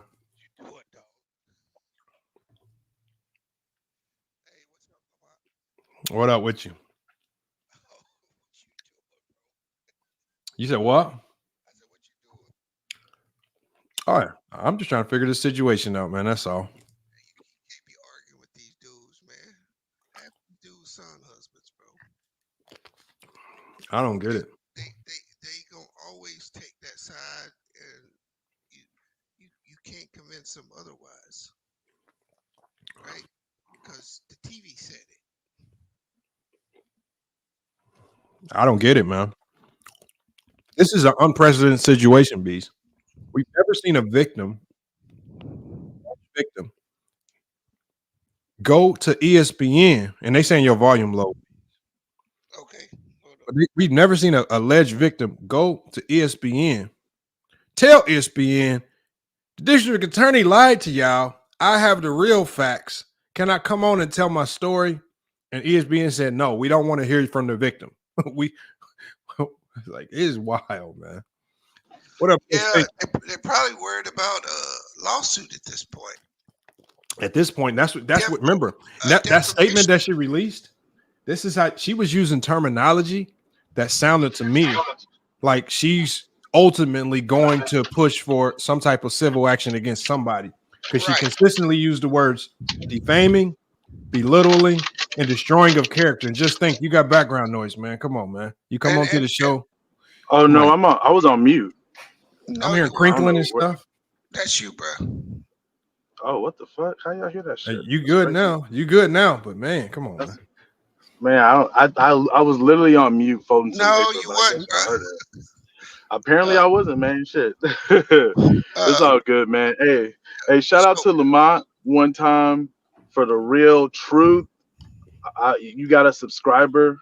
You got somebody that's gonna be fucking with your channel. You know what I'm saying? You know, I'm just heated. I'm really angry. Shout out to the Charlotte Hornets for being patient. Shout out to Jordan for not falling for the initial headlines, understanding the backstory, waiting for evidence to come before they did anything with Miles Briggs. Even this latest development that happened with Miles Briggs, he got released on $1,000 freaking bail. So clearly there's stuff we don't even know. And I think as people in the world, in society, I think it just makes sense for all of us to just wait, man. Like, we just traded our best player, arguably our best player, for nothing off of a headline. And we haven't even seen no fucking evidence. We ain't seen nothing. Now we done saw. Look how sorry we look now. We saw Jalen Green done been out, and we ain't got no kind of nothing. We trying to sign Horton Tucker. We trying to sign all these sorry ass players when we could have had KPJ back, and he Tucker was probably wouldn't even Utah. be suspended. What you talking about? He probably hold on, right? Let's calm down. Talking about what the fuck I'm talking about, dumbass nigga. I'm talking about the fucking Yo, evidence, the damn, shit that Herb. fucking came out. Oh, You dumbass your nigga. dumb ass talking Damn, about That's what Herb. on your He damn killing team. you. Yeah, He God equals you. damn. dumb His ass. first time on the panel, he You tell equals us you, a man. Horton Oh, Tucker. dumbass, bro. Oh, Nigga, how what the you gonna fuck curse Horton me out, Tucker got to do with this shit? Horton Tucker was the bro? A Bro, Utah talk, lot, Jazz. bro. let him He's We not done on the bro. lost. Houston We done Rockets. lost our Dumb Herb, ass. fucking Herb, let best him tell player, his story. bro. Let him Let tell me his let story, my Herb. shit, bro. Let me get my Then we shit get to off, you nigga. next. Damn, bro. You Go gonna ahead. talk next and say your bullshit. We all gonna listen to your bullshit in Ah, silence, shut bro. up. Shut up. Don't Shut up. worry, bro. Be patient. We gonna all listen to Don't, your bullshit, bro. hey, Just be don't patient, let bro. don't It's don't let coming. the bum don't let Herb, the let him bum cook, It's Herb, come so we in can get to and you. Let influence him that. cook, Thank you, Herb. bro. Let me cook, dog, cause I'm cooking your Hey, ass, fuck that nigga. nigga And Lamar. I Fuck that nigga. Go ahead, let me cook. cook, dog. Listen, man. Hey, all y'all niggas that was talking shit about KPJ, y'all wrong. You're wrong. They about to drop the strangulation. You know how I knew they was full of shit, bro? How you Mhm. gonna ask a nigga to cop a plea on the weakest charge you got? And it didn't even involve no jail time. I knew y'all. I knew, man, and he didn't even accept the plea. You know somebody know they innocent when they don't even accept the plea. That's a huge indication. Damn. And they and the plea didn't even have no jail time. They just told this nigga to go get counseling and do some shit. That's how I know they ain't got nothing, bro. And we literally let go of a 25-5 player that was literally about to go off this season because of a fucking headline, bro. Like we really did that shit, bro. We really, bro, like Lamont, bruh. Can you believe it? And Man. everybody's still justifying it, bro. And what's mind-boggling? What's fucking mind-boggling, Lamont, bro? Hey, That's hey, fucking with me, hey, bro. Is the hey, fact. you This is gotta a fact, calm bro. down, bro. Bro. I'm heated, bro. You talking about me being hype, nigga? Lamont only reason Lamont calm because he doing a damn show. I'm sure in his private time, I'm sure he heated just like me. I Shit, know, but what you, I but mean, And I all know. the mud my capping bad, ass bro. did was read what the Let me girl tell you the. said. That Let me tell you doesn't mean that the the. shit Hold fact. on, yeah. Come on, man. Come on. See, and this is Lamont. Finesse I'm like a gonna land on motherfucker. this. I'm gonna land on this, man, because I Whew. know niggas like Harold gonna come on saying bullshit. I'm gonna land on this, right? It doesn't matter what evidence you bring. She could post a video, bro. She could do whatever. All the evidence could come out showing that this nigga didn't even do nothing. She called it a 10-second argument, an argument, right? They still gonna believe he beat her up and broke her neck. It don't matter, and that's the fucked up part about this life, bro. That's so messed up. A nigga lost his livelihood, his job, off of a bullshit propaganda headline, Damn. and it's just crazy how this world is, bro. No, And niggas not even actually, apologizing. hold up, bro. Hold up, bro. No, actually, it's not crazy. This is what we want. We vote. We support the blue, right? We support this Me Too. When you cast that Democratic vote, this is what you voting for. Real shit, nigga, you done said the realest shit ever, bro. You know what I mean? Man, B's on point with that. Oh, let me hear B's from B. on Let me hear from Herm, though. Let me hear from Herm. Herm, what you got on uh, that? what I you know mean he me gonna and say some bullshit, cause Lamont. me You know and he gonna say B some Let him talk, bro. cause me and B's come from the same state to the point where that a woman say something, they arresting your ass no matter whether she telling the truth or not. So it is situations that women will lie and will do things and will finesse situation to make it worse. Cause at the end of the day, if a woman cooperating in Tennessee, your ass gonna go to jail and you got to come with some real damn evidence to Herm, get she didn't yourself talk. out. She didn't get to talk to the police. No, but Lamont, and we're not in you read it. Tennessee. We're not Nah, in but you Tennessee, bro. Nah, but I'm just saying, I just giving a little back shit, nigga. So shut up. End of the day, the month, a woman gonna protect that bag, man. Herm, they End of not the day, together. end of the day, if she They're not cooperated married. the month, she would that nigga wouldn't get that Bro, 16 and she a half got million. over a million He wouldn't followers on all her get that social media. 16 and a She half is not million that struggling he for would money, Hold on, let bro. him finish. yeah, Just bees. man. I get That nigga ain't gonna let me talk. No, That's go ahead, cool. Herb. Finish, bro. Yeah. So So you think this is end about of the money with day, her? man, Lamont, I mean, hell yeah, it is. It's gonna be about that because end of the day, if you do kind of care about a motherfucker, I mean, I know this nigga may have done me wrong, but I don't want this nigga to lose everything either. So end of the day, she understands that she doesn't corroborate. That would kind of help out this case. And then on Can I top of that, Lamont, Herm, let me say one thing, Herm. Let me say one thing. hold on. One thing. Go ahead. Herm, it says right here her net worth is about $5 million. Just so we know where she is It's about financially. protecting him, nigga. It ain't about her. Okay. It's about protecting him. All right. Okay, so she So protecting him. end of the day, in the end of the day too, it's a lot of instances that women will protect the man, even though they may have been hurt, whether it's emotionally or whether it's physically. They still will protect that man and still will make sure that man will still be okay. And that's calm and that's human nature in the sense. It's fucked up, but it's So dead in the word sense. so Herm, But when you talking very when general. I'm about to hit you with, Hold on, Herm, hold on, because I want to get your thoughts on what element, and so in this encounter, obviously there's certain things you can't hide if an incident like this happened. We're looking at the charges here because these charges aren't about emotionally hurting her feelings. These charges are saying that he strangled her. They allege that there were choke marks on her neck. They said he balled up his fist and punched her 5 times. And so these are charges where this is not just allegations. You need physical evidence to support these allegations. But the problem is the physical evidence, the medical records don't support the allegations that the prosecutor is saying. That's what I'm saying. I don't think it's her. Nah, but if that the case, that shit would already be thrown out. Well, hold on, but Herm, what we ain't talking about no normal niggas. We talk about niggas that got money. That shit would be thrown out immediately. Herm. What we do know, you saying is the case. It's what we do know. First of all, it's up to a judge to throw charges out, and we don't know. The judge will throw it out if you don't have no physical evidence. That judge will throw that shit out. In the state of New York, we don't know what the preponderance of the evidence needs to be to maintain a charge. We don't know if the prosecutor went in there and said, we have evidence that we're working to get, where we have witness statements that we're trying to get. So we need to keep these charges up. So the thing is, their strongest charge was dropped. That's what we do know. The strongest charge was dropped because the evidence that connects that strongest charge, the evidence that they use to say that he broke her neck for the second-degree assault, the doctors came back and said, no, that was misrepresented. She has a congenital neck issue. He didn't break her neck. And there were also no strangle marks around her neck. So that got thrown out, not because of what she said. That got thrown out because the medical evidence didn't support what the DA gave to the judge to present about the charges. And so now we go through the rest of the charges. Does the strangulation hold up?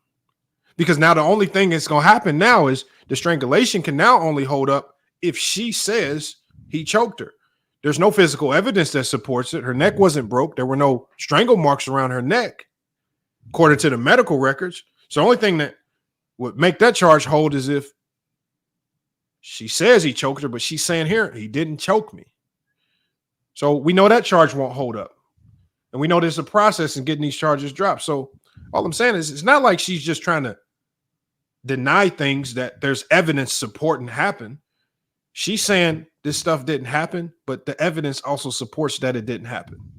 But why her sister? That's the problem. Lamont, I'm gonna tell you this, Lamont. If everything you're saying is the case, or everything, the information's out there. It's public information.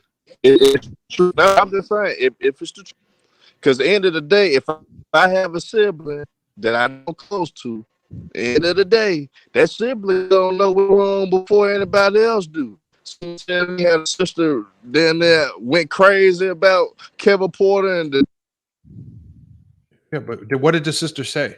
What did the sister, when the sister went crazy, the sister specifically said, I haven't heard from my sister. I'm seeing all this stuff on the news. She didn't hear anything from her sister about getting beat up. She heard on the news that her sister got beat up. And she said she couldn't get a hold of her. we haven't heard from the sister since she's been able to get a hold of her. I don't know, man. We just got to be humble and accept accountability and accept that we was wrong and we fucked up somebody's career. I think that's really what we got to accept. No, we ain't do nothing. Yeah, hell no. That wasn't me. Well, you right. Well, shit, you facts. My bad. They got to accept that they was wrong and they fucked up somebody's career. And you spoke to Bridges when you were talking about, no, Bridges is a damn idiot. And if he loses his career, I wouldn't be sorry for him. His baby mama crazy, and we don't have all the facts. And he was released on $1,000 bail. Bro, on $1,000 bail. Bro, it's a breaking a contract order charge. That's all you gonna get. Look, he knew he could not be around her. He only got arrested because he was around her. So then what if she comes to him? What if she stalks you? Stop and listen. Calm down, bro. Listen. It doesn't matter. He is not to be around her. He doesn't get to stay somewhere because she shows up. He must leave. He's an idiot. He's stupid. He just cost himself millions of dollars. How am I stupid if my baby mama is crazy and she keeps on following me? And when I try to get away, bro, no, that's on him. That's on him, bro. That's on him. The first time I might give you a pass. Second time it's on him. You know why I kind of give him the benefit of the doubt? Because the baby mama crazy and we don't have all that.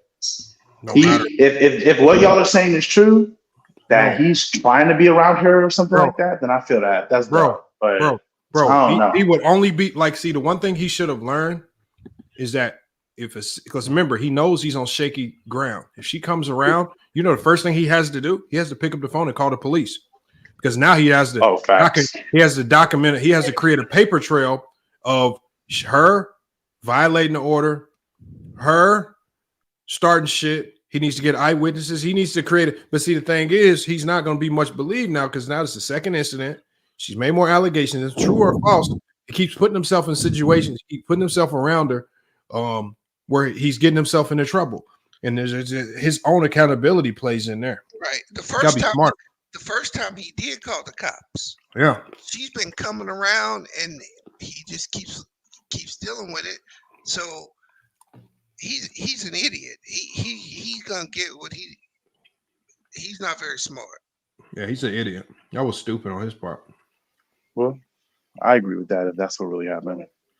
Because when you get one of them orders, bro, like I said, it doesn't matter what another person does. It's on you to not be around her within however many feet it says. The only way you can be arrested is they catch you around her. Or she calls you and says you're around her. That's the only way they can arrest you. But they would arrest me even though I call and say she's around me? No. If she came to your house, you were to call and say, he's got an attorney, right? He'd call his attorney and say, she's at my residence. They call the cops. He don't get arrested for that. That makes sense. But if she comes over to the house and he opens the door and lets her in, he can go to jail. That's dumb. Oh, yes. Okay. Yeah, I agree with y'all. Okay. Yeah, that makes sense. Look, hey, Bees, look, I pulled up the district attorney's profile on LinkedIn. I'm going to tell you what it says. Lawyer and feminist. There you go. Slurper of noodles and drinker of scotch. Slurper of noodles. Not joking. I am not joking. Well, there you go. Me too, brother. He a feminist. It's a woman. So they said she's a feminist. So she essentially, they Me Too'd him is what they did. Yep. Got it right here. I got her LinkedIn page here. I'll put it on the screen so y'all can see. Because these are the people we need to call out.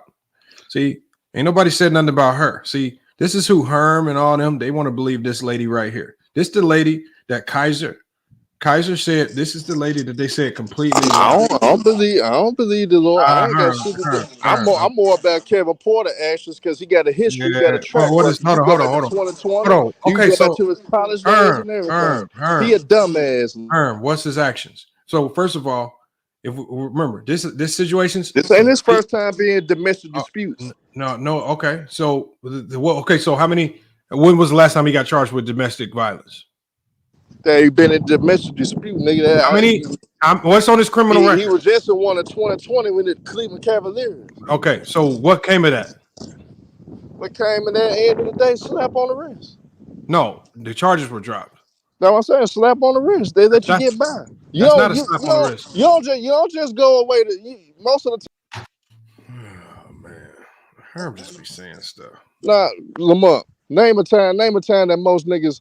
Herm. Look at Jason Kidd. Look at Jason Kidd back in the 90s. How he got away with Herm. We have an intelligent conversation. Nah, look at Jason Kidd. Herm. You going all over the place. Look what happened to Jason Kidd. It's called moving the goalpost. See what you moving the goalpost. Hold on, Herm. Listen, because we're gonna be intelligent today. Because I want you to be. You ain't intelligent. Hold on, Herm. I want you first time in your life be intelligent, and this is what we're gonna do. Man, nigga, please. You're not gonna. Hold on, Herm. We're not gonna jump all over the place to incidences that have nothing to do with this incident right here. Well, because in a court case, you can't go running around all over the place saying, "Oh, I think you can't go to the judge and say he got in trouble back when he was a Cleveland Cavalier, so that's why I think." Yes, you can. You can use this. You cannot do that. Term. You cannot do that. The judge will laugh throughout the court. So, Herm, stop. How the hell you can't use somebody past again? Hold on, Herm. You cannot do that in the court of law. Yes, you can. You can only use it in a plea bargain. So when you that's a lie. That's a lie. Okay, so Herm, hold on. So we're gonna bypass all that. If it's prejudice, Herm, he can't use it. So Herm, he knows this. So this is what we're gonna talk about. In this situation, this lady is getting called out for lying about the facts that she gave to ESPN and all of the media about this case. She's getting accused of trying to use this case to push a political career. And this is accusations not coming from Kevin Porter. These are accusations coming from the victim or alleged victim and her attorney. And her attorney have already received a phone call from the police department apologizing. They tried to take this information to ESPN First Take to put the truth out there because they don't want people misrepresenting her, because this is her integrity on the line. If something did happen and all of this goes in front of a judge, you know what's going to happen? If, let's say something did happen. If you go in front of a jury and those attorneys get to dicing up all of this stuff and they find out that the strangulation wasn't real, the neck broken wasn't real, and all, you know what they're going to just do? They just going to assume everything else wasn't real either. So she's trying to clean it up because the district attorney just made it messy with a whole bunch of lies, trying to gas the situation up. So why are we not pointing the finger at her? Why you ain't mad at her? Nigga, I'm mad at the system anyway, Lamont. The system always gonna be corrupt. It's always gonna be people had their ways of doing things against us, our race anyway. So in the day, we gotta be smart when we do things and how we move. In the day, the nigga a dumbass. He put himself in this situation. He wasn't even supposed to be around, so that's on him. That's on him. You already know the system against you. Use common fucking sense. We can't be in front of these feminist ass DAs and these judges and think nothing ain't gonna happen to us, no matter if we innocent or guilty. We gotta be smart. So you can't get into an argument. No, what exactly is he supposed to do? Actually, you can't, cause like where I live, bro. If the police come to your house in a domestic, I don't care if nobody is gotten physical. Somebody's got to go to jail here, and it's gonna be you. So how do you avoid arguments? You just walk. You got to leave. You can't argue with women, bro. That's cool. That's wild to say that. I think we should try to fight against that instead of just accepting that reality. Because I wouldn't. I'm not gonna. That's crazy to say you can't argue with somebody. That's not. Herm argue with people all the time. He know about arguing. Well, no, you can argue. Look, when I say you can't argue with women, I'm talking about not all women. I'm talking about a certain subset of women. These feminist women, they will use this victim mentality against you. They know that the man they gonna tell you that they this, they that, and then they're gonna pick up the phone. They know they can get you in trouble. They know it. You don't ever got to touch them. Like I said, here in the state of Washington, if the police come to your house in a domestic dispute, 85 to 90% of the time, the male is going to jail with a DV charge. No ifs, ands, buts about it. That's crazy. People should protest against that because that's not right. Well, they did protest, right? You know what got us these laws? O.J. Simpson case. The O.J. Simpson case brought these laws. Hey, look at her history. You see this, Bees? Intern, prison, rape, elimination, Special Victims Bureau, and Domestic Violence Bureau. Then on her other page here, lawyer, feminist, slurper of noodles, and drinker of scotch. Oh, she's toxic. Yeah, toxic. Yeah. So slurper of noodles, drinker of scotch. Man, what kind of shit is that? So now this is a pride thing for the DA. No, it's a career thing. Like, because what career even worse. So let me ask you something. Just think, there's been a narrative been pushed. Yeah. Because we have a huge subset of men that father are not in homes, that black men are terrible fathers. That narrative's been pushed since I was a kid. It's not true, but that's the narrative, right? And so what happens is these narratives become real and people just assume. And that's what she did. She had a high profile professional athlete that she just knew did something, and this was her chance to get her name in the lights. She didn't need any evidence because, like Lamont said, once she put it out there, and once the news cycle grabbed it, he done. Better yet, just go back and look at what just happened to the Texas coach. His wife just did the same thing to him. Texas fired him, even though they had a video showing she was the aggressor. He got fired, lost his job, even though the charges got dropped. Yep. He was making $5 million a year. And now he's labeled an abuser and he's out of work. Jonathan Majors. He going through the same thing right now. Eye in the sky, bro. But see, we live in a new day and age now because these cameras is everywhere. There's more and more cameras, and just like in this case with Kysre, just like in the case with Jonathan Majors, just like the case that you talked about, Bees. Remember the case with Udoka that we talked about, right?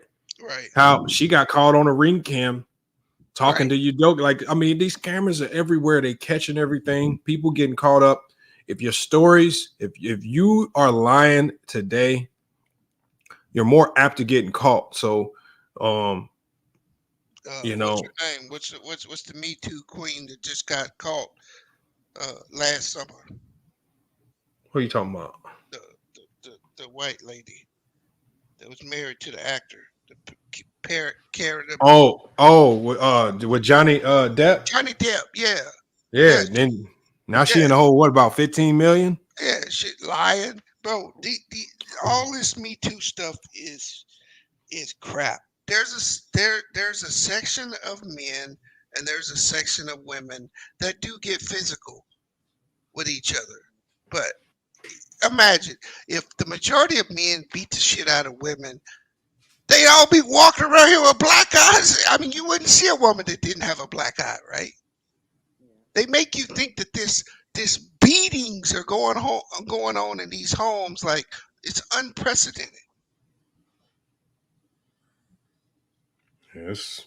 And that's why I said a lot of these charges, like when you talk about these charges, it's usually another element of evidence that, like, in some states that where the state can pick up the case, even if the woman don't want to testify. It's generally because like photos were taken and the woman's just sitting there with two black eyes, and we all know she just didn't get beat up on her own. So we know something happened. She just don't want to talk. This is not one of them cases where there was evidence that she got beat up and she just don't want to talk. For them to, it's like that here, Lamont. They don't need her. Mhm. Here, they don't need you to do their case. The state will take it up. Mm-hmm. They about to look hella stupid with that kind of mindset. You know, look hella dumb. You know, pride comes before downfall. I'm telling you, when you're extra prideful and you're on this like activist crusade, you're gonna look hella dumb when you end up being wrong. Well, it doesn't really matter because you know what? They don't care. They'll just move on. They'll just move on. Nobody's gonna care about Kevin Porter. Hold on. Is this Ralph? Is this Ralph? Oh yeah, this is Ralph. No. Why would Ralph say this? He says, "Don't bring Jared up. He never been in a relationship with female contact." This is Ralph. Hold on. I gotta ask Ralph something too. And I gotta ask Ralph. I gotta ask you something. Ralph, you always speak on other people. You do that a lot, Ralph. Because people are bringing it to my attention, Ralph. You always keep talking about me. And not just Jared. You be on Bang panel. People be messaging me. Ralph talking about you. Ralph, here, you can just come on my panel right now. You can talk all the stuff that you have questions about, you want to talk about. You can hit the link. And you can talk about it now. You don't have to go on other people's panels. He running around telling people me and One Cool P have a relationship and what all time. Yeah, Ralph running around still talking about the donations from the basketball, the fundraiser we were trying to do when we were trying to set up the basketball game, and he's still mad that he don't have a full. For whatever reason he don't have an understanding of where the funds went and why he couldn't get his funds back. And I don't know, even though I've explained it to him a million times, and you know. While you speaking about donations, I don't mean to derail your topic. Let's talk about your $40 donation. Hold on. Let me pull this up. I like it though. I know there's one game. Yeah, it's that Michigan State game. That's a loser. Hold on. But look, Bees. This is my thought process behind it. If there was any time for upset, they always play them tough. They didn't play them tough last year, but they do. I'm saying they playing at home. They're gonna be amped up. True. Michigan could potentially. We've seen Michigan have these letdown games. It's just like, why not? Like, why not? But you hoping, bro. That's a hope. I know. But and I won't even be shocked if Utah beats USC, bro. I just don't see UFC. I don't see them losing back to back. Well, matter of fact, if Utah had their quarterback, they're the best team in the Pac-12. You think so? Yeah, man. They beat USC twice last year. They beat USC like 3 times. The last 3 times they played or something like that. You think so? Yeah. Right now they don't have their quarterback, so that's why I give USC a chance to win. But if Utah had Cam Rising, yeah, they would murder USC because USC can't stop their run game, and they can't run on Utah. But without Cam Rising, I give them a 55% chance to win that game.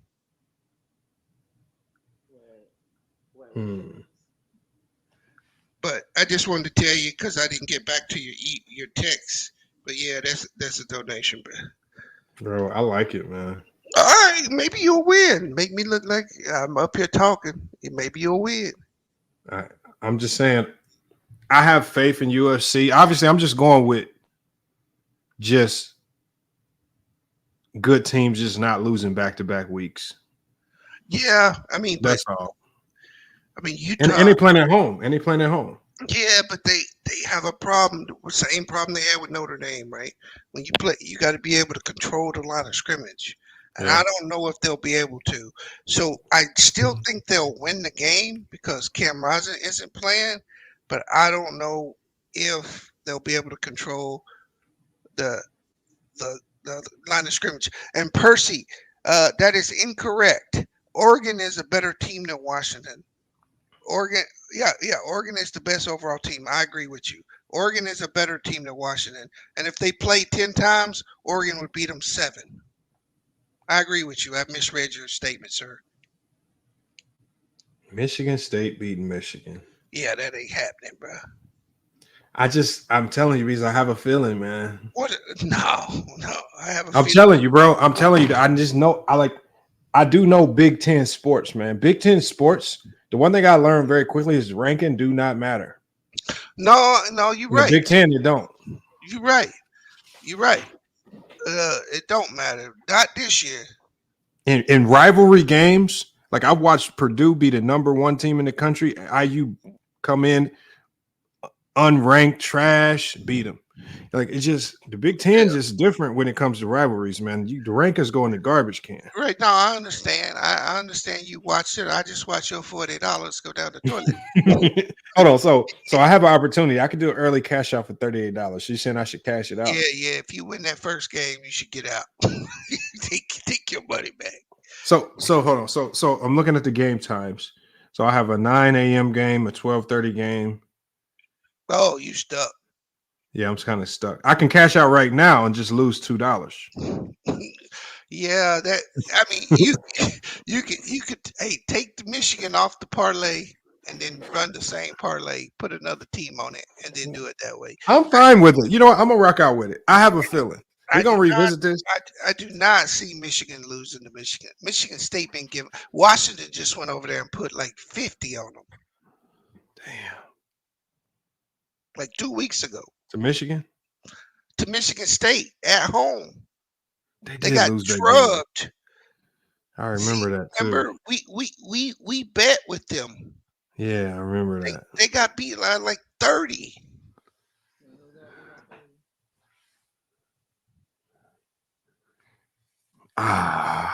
That's all right. Back to the conversation now. I'm gonna hold on to this one. Yeah, hold on to it. Don't let it go. Watch. I can't wait till I win this one. I'm gonna text you. All right, text me if you win it. Hey, bro, I'll probably send you 50 myself. You know when I win it, because all I have to do is win out on the Michigan State game. Watch what happens. You know what's gonna happen, Bees? Michigan State gonna win, and watch somebody like Ohio State or somebody lose. Hold on, you got Michigan State. Did you take the points or the win? I took them straight up.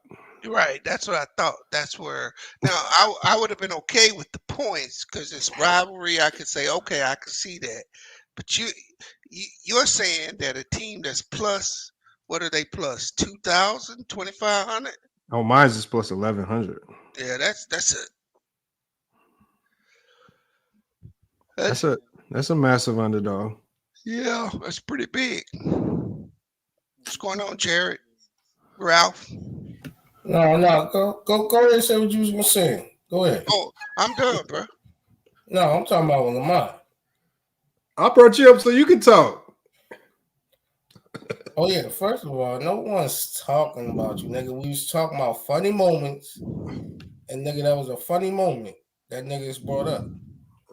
Second of all, niggas want to instigate and glaze me in your emails is nasty. Put a name on it. Ain't no one making our streams, or I'm going to anybody's stream or group chats and talk about you. That's a funny moment. That okay, Bees, I'm in the middle of basketball practice. I look at my phone. Yada. Ralph. I'm like, what the fuck? I was like, I can't even address it right now. I'm in the middle of goddamn basketball practice. I was like, I really don't care about it. No, we can't hear you. We can't hear you, Jared. People brought that up as a funny moment. They said, okay. I do got a question, Ralph.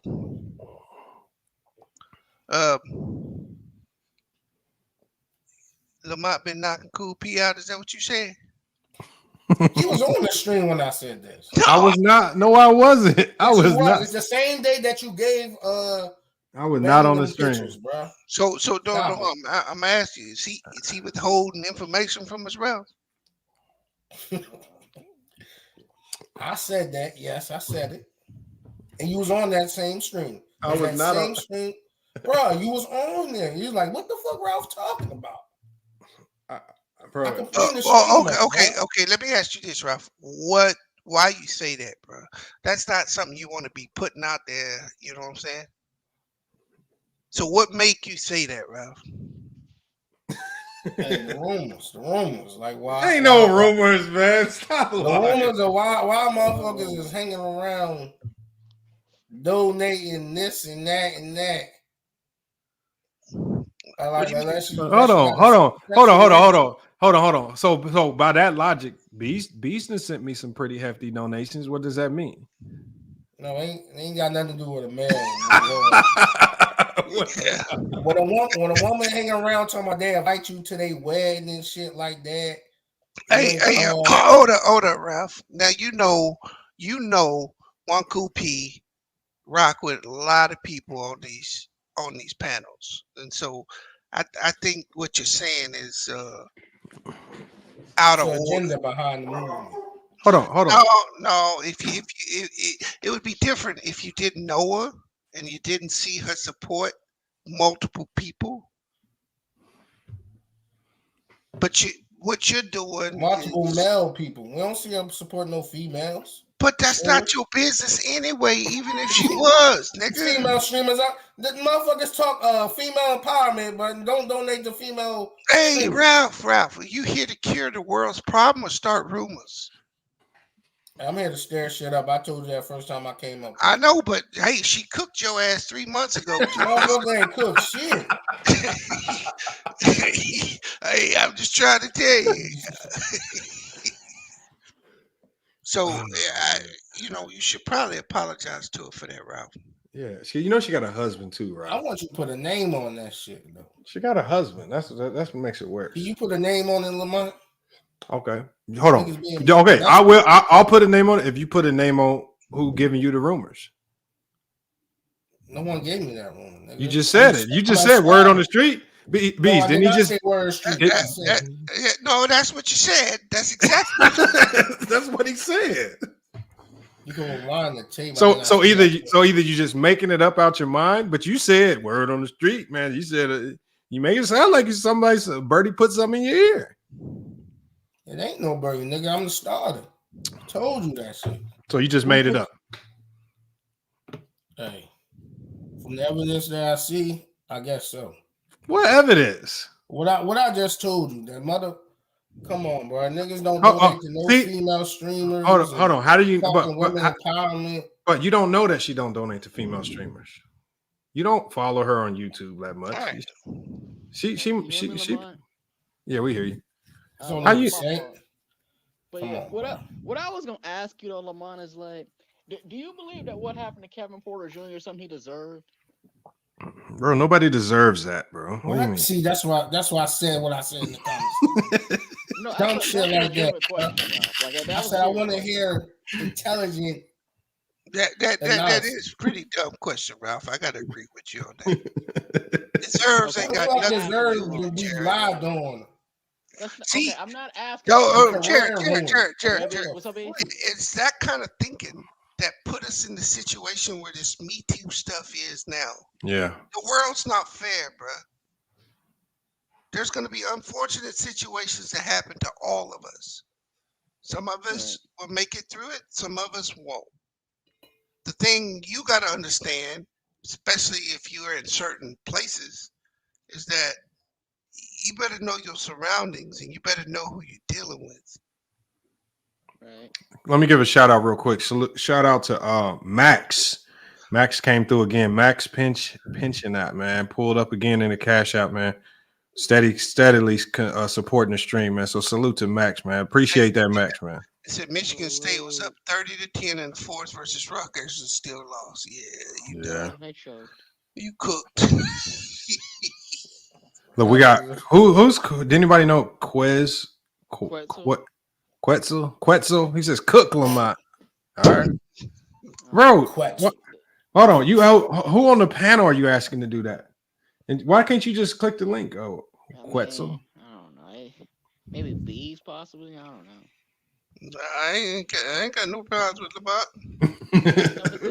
But I will say this though, in all seriousness, like the thing that kind of gets crazy sometimes, man, is like we got these people that just sometimes just be on this like, weird stuff, bro. Like I give an example, Lamont. Like, did you see like the story on Undisputed today where they were criticizing LeBron for eating lunch? Yeah, I saw that. It was just petty. Like, what that got to do with a woman getting her head knocked in? No, I'm trying to switch the subject, bro. What was he eating? What was he eating for lunch, Jared? I don't know. I couldn't see it, but like he was eating on the bench. He had like his jogging suit on or whatever. But like, during the game? Yeah. Michael told his ass to eat in the locker room. I respect it. No, but see what the only problem I got with that though, bro, is like he said that like eating on the bench is like disrespecting the game, which I don't get how it's disrespectful. I mean, but we've seen players eat in the games before. Right. Hold on, let me mute him. Marvin, you got some background noise, man. But yeah, like Lamont, let me ask you this though, bro. Like, and this is a serious question. Like, do you feel like the media just has like these slow news days where like they just legitimately just make up shit though, bro? I don't think they have slow news days. I think they are extremely selective about the news they put out. I think they know exactly what they putting out, and I think they have an intent. I think they have an agenda. Like we're dealing with billion-dollar companies. They don't let nothing out that they ain't thoroughly vetted and went through, and they don't have a plan or agenda for. So I'm not going to let them play ignorant. They're not stupid. These are $1 billion companies. It's not like they got a YouTube channel or something. Oh, and not to mention, think about it. Like ESPN, who owns ESPN? Disney, one of the most woke companies in the world. I mean, but Bees, the thing is though, bro, like is it really that big of a deal that LeBron was like eating on the bench though? Like, I don't get why like that has to be talked about. What was he eating? I don't know. It was like it looked like some French fries or something. He remember he got dressed after halftime. I think he wasn't going to play and so I think he got dressed going in like the third or fourth quarter or something. And he was just sitting on the bench. And as soon as I saw him eating, I said to myself, somebody out there is going to complain about him eating on the bench. Like it's really that big of a deal. Yes, it's nothing though. But like it's literally it's irrelevant. Like Space Age, he says it's see, the thing is, y'all, if it was disrespectful, his teammates would have called him out on it. His coaches would have called him out on it. If they don't care, why do y'all care? Like it's not impacting the game. It's not changing the competitiveness of the game. It's not affecting a win-loss record. So, Marvin, you got some background noise, man. He was eating fruits, eggs, and cheese. I still do. Turkey bacon. Yeah, it just sound like your mic is just like I don't know what's going on, man. The reason became a story because of Michael Cooper, man. That's it. All right, give me a second. No, it sound better now. It sound like it went away. Whatever we had going on, it sound like it went away. Yeah, you good, man. All right. But see, Michael Cooper. Let me say this: Michael Cooper's problem is he needs to understand he played in a time where nobody cared what they was doing on the bench. There wasn't no cameras pointed to them guys. So the thing is, unless and then they still haven't even addressed Gilbert Arenas' allegation that them motherfuckers doing cocaine at halftime in games and shit, because none of them 80s players denied that.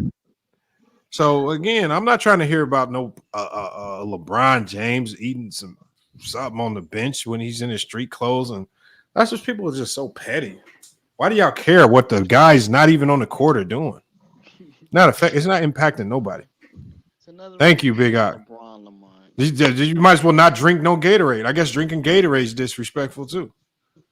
You can't do nothing. Well, I think, and again, I don't agree with this, but I think the reason why people like Michael Cooper and others may think it's disrespectful, they may feel like by him eating on the bench, like it takes the attention off of the game. But even still, I still don't think that's a good reason. But look, people people eat protein bars on the bench. People they'd be sipping on protein shakes, all types of stuff. So what does it matter? What if he had a protein bar in his hand? Would they be mad? No, because they see so like he's just saying something just to say something. Because players really eat on the bench all the time for different reasons. It could be when Kyrie Irving one time was fasting. When his fast broke, what did he do on the bench? Ate. And he had a banana. That's different from a No, but no, it's still food though. That's what I'm saying. But I'm saying it's still eating. Like somebody said in the chat, is it disrespectful to eat? It's not. It's not disrespectful. Maybe it's just a different era sort of deal, right? Yeah. I agree, Big Ock. I'm gonna drop the link for Big Ock too, because Big Ock, I want you to talk about this story with Kevin Porter Jr. too. The new information that came out. Right. I want to get your thoughts on it. I see none of them dudes I think that. Go ahead, Matt. Go ahead, Marvin. Yeah, I think that. I think that the Kevin Porter situation, it's very unfortunate. I think that, when it comes to ESPN or Fox News or, things of that nature, when that stuff, comes to be, what you call it, rectified or something like that, or if it ends up not being true, they're not going to put out the truth of what happened on ESPN. Like we seen it happen with Tyreek Hill and his situation. We saw with the Chad Wheeler story, that came and went, and they just allow for those types of things. Marvin, what are your thoughts on the Kysre Grant? His ex-girlfriend, the statement that she put out today, and basically saying that the district attorney and the police just completely, literally fabricated it all just to try to push narratives. I mean that stuff happens. I mean it's unfortunate. It's crazy, because he's never going to be able to make the same amount of money, especially since, of the whole Me Too movement situation. So, I mean, I think like partially, I think that they're both to blame because it's kind of a toxic relationship, or, it could be. I don't really know, but, just from how it's coming off, it seems like it's a little bit toxic or something like that. So, I don't know, but other than that, the relationship is not toxic. All she was saying was she did say they were arguing. She did say, she said, so this is what she said. She said that he did not punch her 5 times in the face. That's a lie. She said that was completely made up by the police. And then she said she recorded a phone call of the police calling her to apologize that they put that out there. And that wasn't true. Oh, wow. Then secondly, she says, he didn't strangle me. She said that was a lie concocted by the district attorney. Because the district attorney had to find a narrative to create around her supposedly having a broken neck. The only way you can say somebody had a broken neck is you strangled them. I mean, that only makes sense. But she says he didn't strangle me. One, I didn't have any strangle marks around my neck or scratches. And she basically said, I have a congenital birth defect in my neck.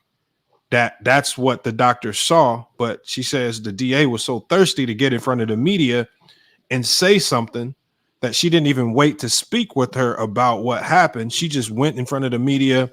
Here, I'll put her statement on the screen. She says he went in front of the media, and I don't even know if you can see that. Made up a whole bunch of stuff. And this is on her. She released this on her Twitter page as well today. So you can go read this. She released this. She basically said that the district attorney, Myra Cruiser, fabricated this entire story, did not speak with her about the allegations, lied about her getting punched and beat up. And she says that she believes that the district attorney was doing this to try to push her own career and agenda. And it had nothing to do with really pushing the true story.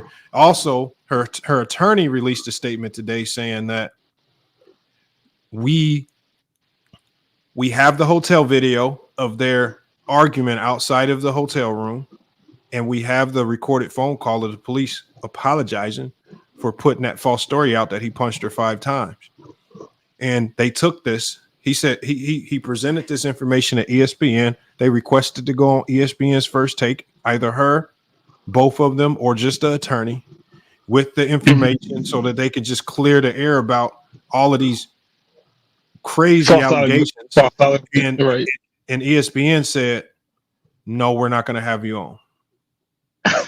And they refused to have her on to tell her side. Wow. So that's what he put out there. And so basically, to sum it up, she just to sum it up, and I'll put it back on the screen here. She says, she just basically says that this was defamatory, belittling, and she feels like the district attorney is just sitting there trying to destroy her character and is just out to try to destroy Kevin Porter Jr.'s life.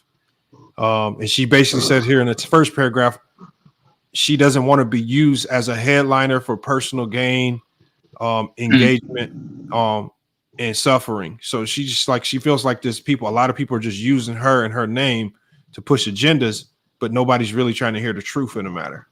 And all they're doing is just trying to destroy Kevin Porter Jr.'s career. This is what she said. It's her statement. Wow. This is so much in terms of what has been revealed only a month later. But it's definitely crazy. I mean, who would have thought that Kevin Porter would be the next guy to be in a agenda like this? I mean, I didn't see it coming. That's right. This happening. I mean, I think the one thing that I think where they saw opportunity, similar to what Herm did, he doesn't have the best reputation in NBA. He's had incidents in the past. Yeah. So it's going to be easy for us to put this on him, true or false, because the stigma attached to him because of his prior behaviors is going to make us more believable than him. It's not about right or wrong. And the justice system has never been about right or wrong. It's always been about what you can prove versus what they can prove versus who you convince. And if the optics don't favor him because of his history, and that's the problem here. But the good thing, fortunately, on his side, even though they're not together, I think she says she's put this statement out because she says her integrity is at stake now. And I think one of the things that's putting her integrity at stake is that the DA said, yeah, he broke her neck. And I think there are a lot of people out there, like from the WNBA team that she played for and her college team, that no, you have a neck disorder. Did he break your neck, or did you tell him about that neck disorder? And so I think a lot of people were probably looking at it with a side eye, like, did you tell him what's going on with your neck, or did you just use that? So I don't know, but for whatever reason, man, they out to get KPJ, and she's trying to clean the story up, but nobody's listening. This needs to be plastered all over in terms of the lies, and that's the only way that he'll be able to to go forward from this.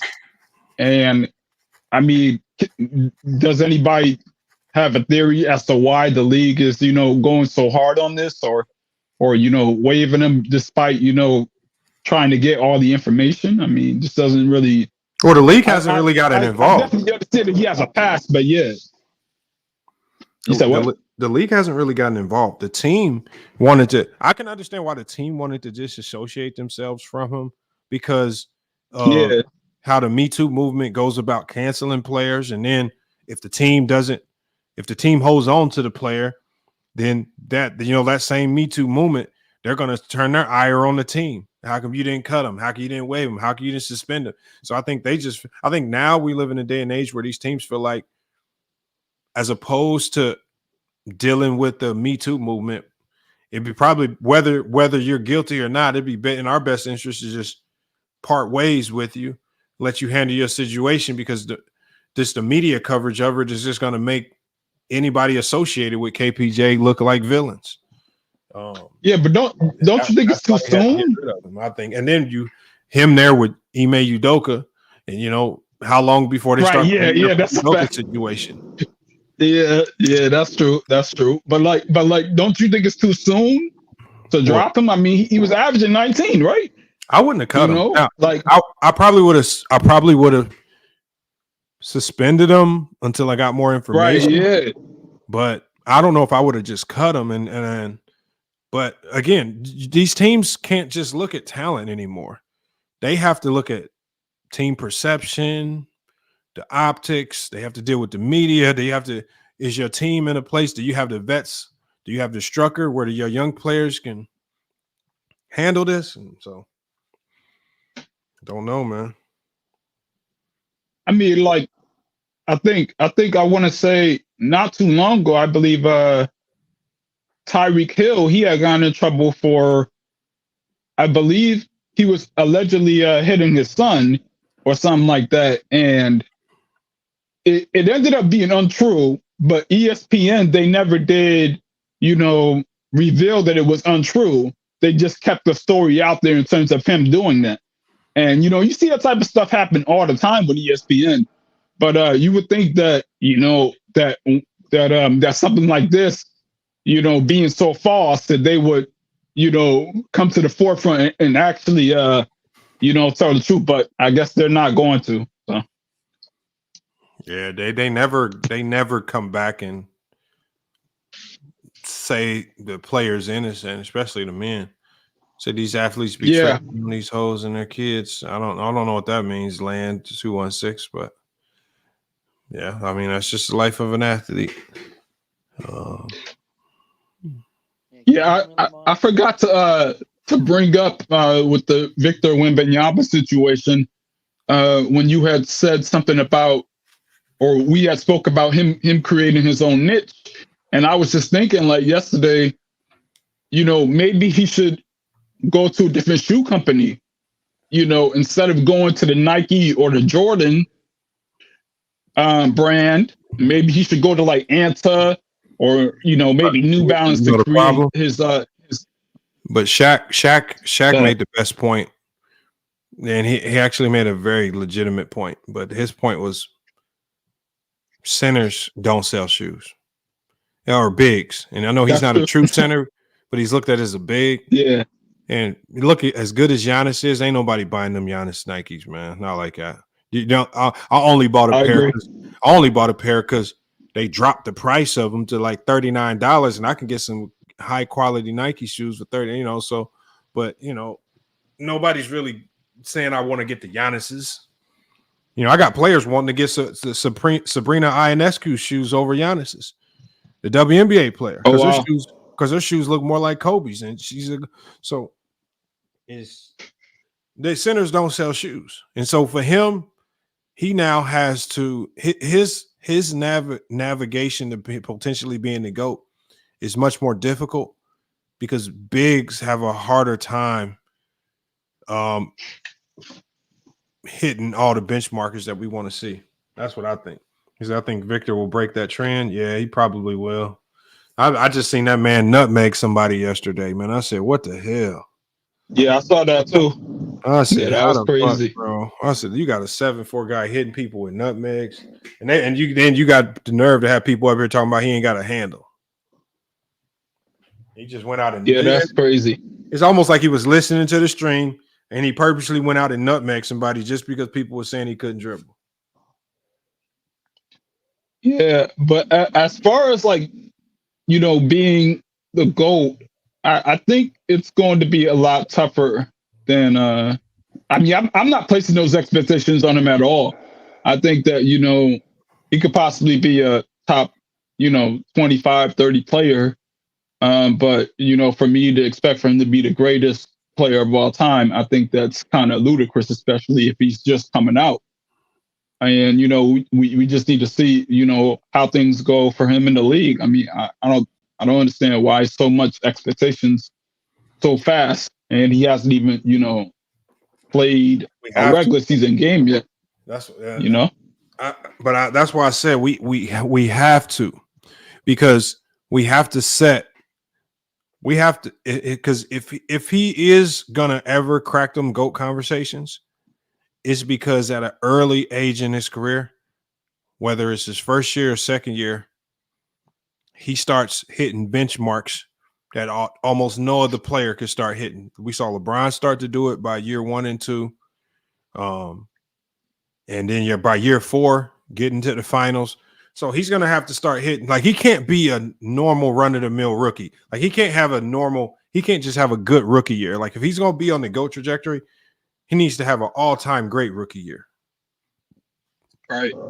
That's where he needs to start. So again, I like it because, and if he understands it, it just makes these players play at a higher level if they know more is expected of them. Like, I'm tired of seeing. Remember, I don't like the story of Kwame Brown or Hasheem Thabit and some of these guys who folded under the pressure of the expectations.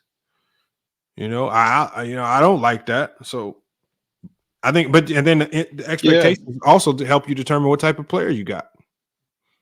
If you got a big soft motherfucker that can't really play and can't really, he folds under pressure all the time, then the expectations going to get to him. If you got a dog like Kevin Garnett, came right out of high school, looking like that dude, So sometimes you need the expectations just to see what you got. Do you think that he has a chance of being a Mount Rushmore athlete? I think he has a chance of being the GOAT. Okay.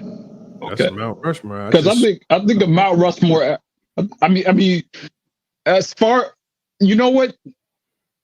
Because of the way things are going in terms of pushing the I would say the world in terms of like all the other players who are getting MVPs nowadays. I don't believe like the last American MVP in the US was probably in like 2018 with James Harden, I think. Mm-hmm. So, they're pushing that more and more. So it could be Luka, and then the next, 2-3 years, it could be Giannis, or, and then next thing you know, it could be Wembanyama. So you never do know what could happen with that. And, I think that the league is really pushing, or the media is pushing for, the foreigners to, be able to get that level of promotion. So, I mean, they're being more and more seen.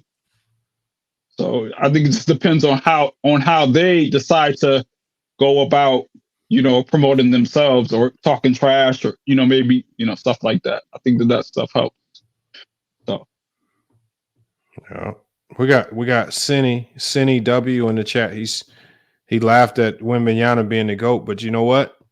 I laughed back in 2003 when people said LeBron could possibly be the GOAT. And look where we're at now. I mean, it's a real conversation. If you don't think he the GOAT, you probably have him at 1, 2, or 3, wherever you have him. He gonna be up there. So again, when you look at the expectation that was put on LeBron at an early age, man, he lived up to all the hype. Shoot. Does Embiid even count anymore? Bro played in Florida in high school and is representing America. I guess. I don't know. I just look at the NBA as the best players in the world. I honestly don't care if they're from the US or not. Yeah, it's definitely the best players in the world for sure. But I think as far as like being considered, a Mount Rushmore athlete, I think of those people as like, a Floyd Mayweather, Michael Jordan, Wayne Gretzky, like people, Babe Ruth, people that are never going to be forgotten for years and years after they're, retired and stuff like that. So, I mean, can it happen? I don't even think of LeBron James as a Mount Rushmore athlete. I do think of him as an all-time great. You don't think he's a Mount Rushmore athlete? Not on the level of Jordan, but the NBA Mount Rushmore is 4 faces. No, I said a Mount Rushmore athlete. I'm talking about like you throw all the sports in together, and then basically you're gonna get like one of the greatest of one sport. You're gonna get another great of another sport. That type of stuff. That just means you got Jordan's go to basketball. I ain't got no problem with that. Yeah, I do. Yeah, I guarantee you got LeBron somewhere close behind him. No, I don't. Where you got him?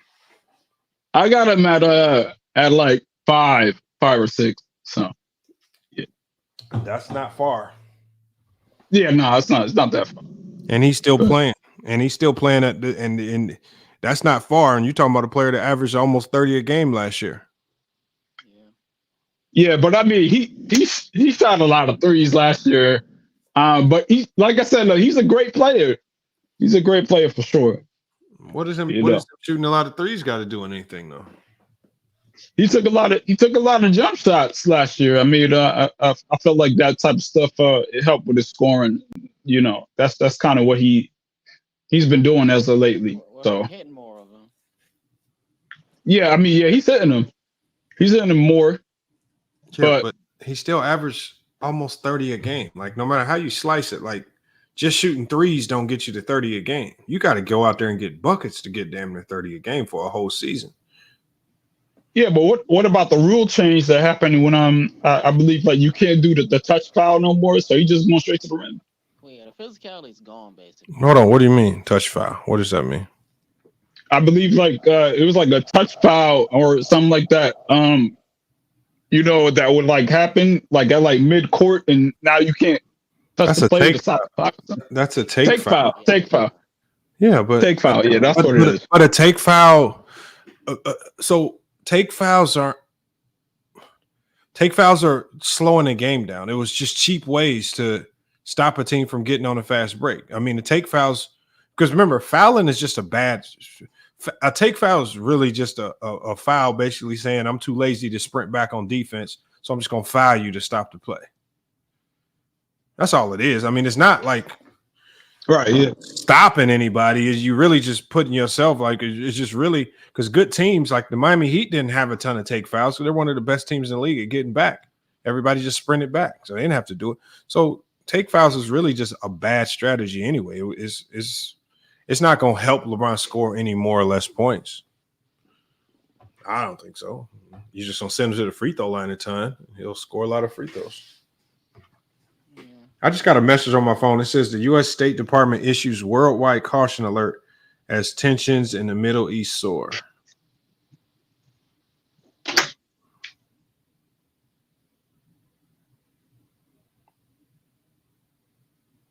It's citing the potential for terrorist attacks, demonstrations, or violence against U.S. citizens.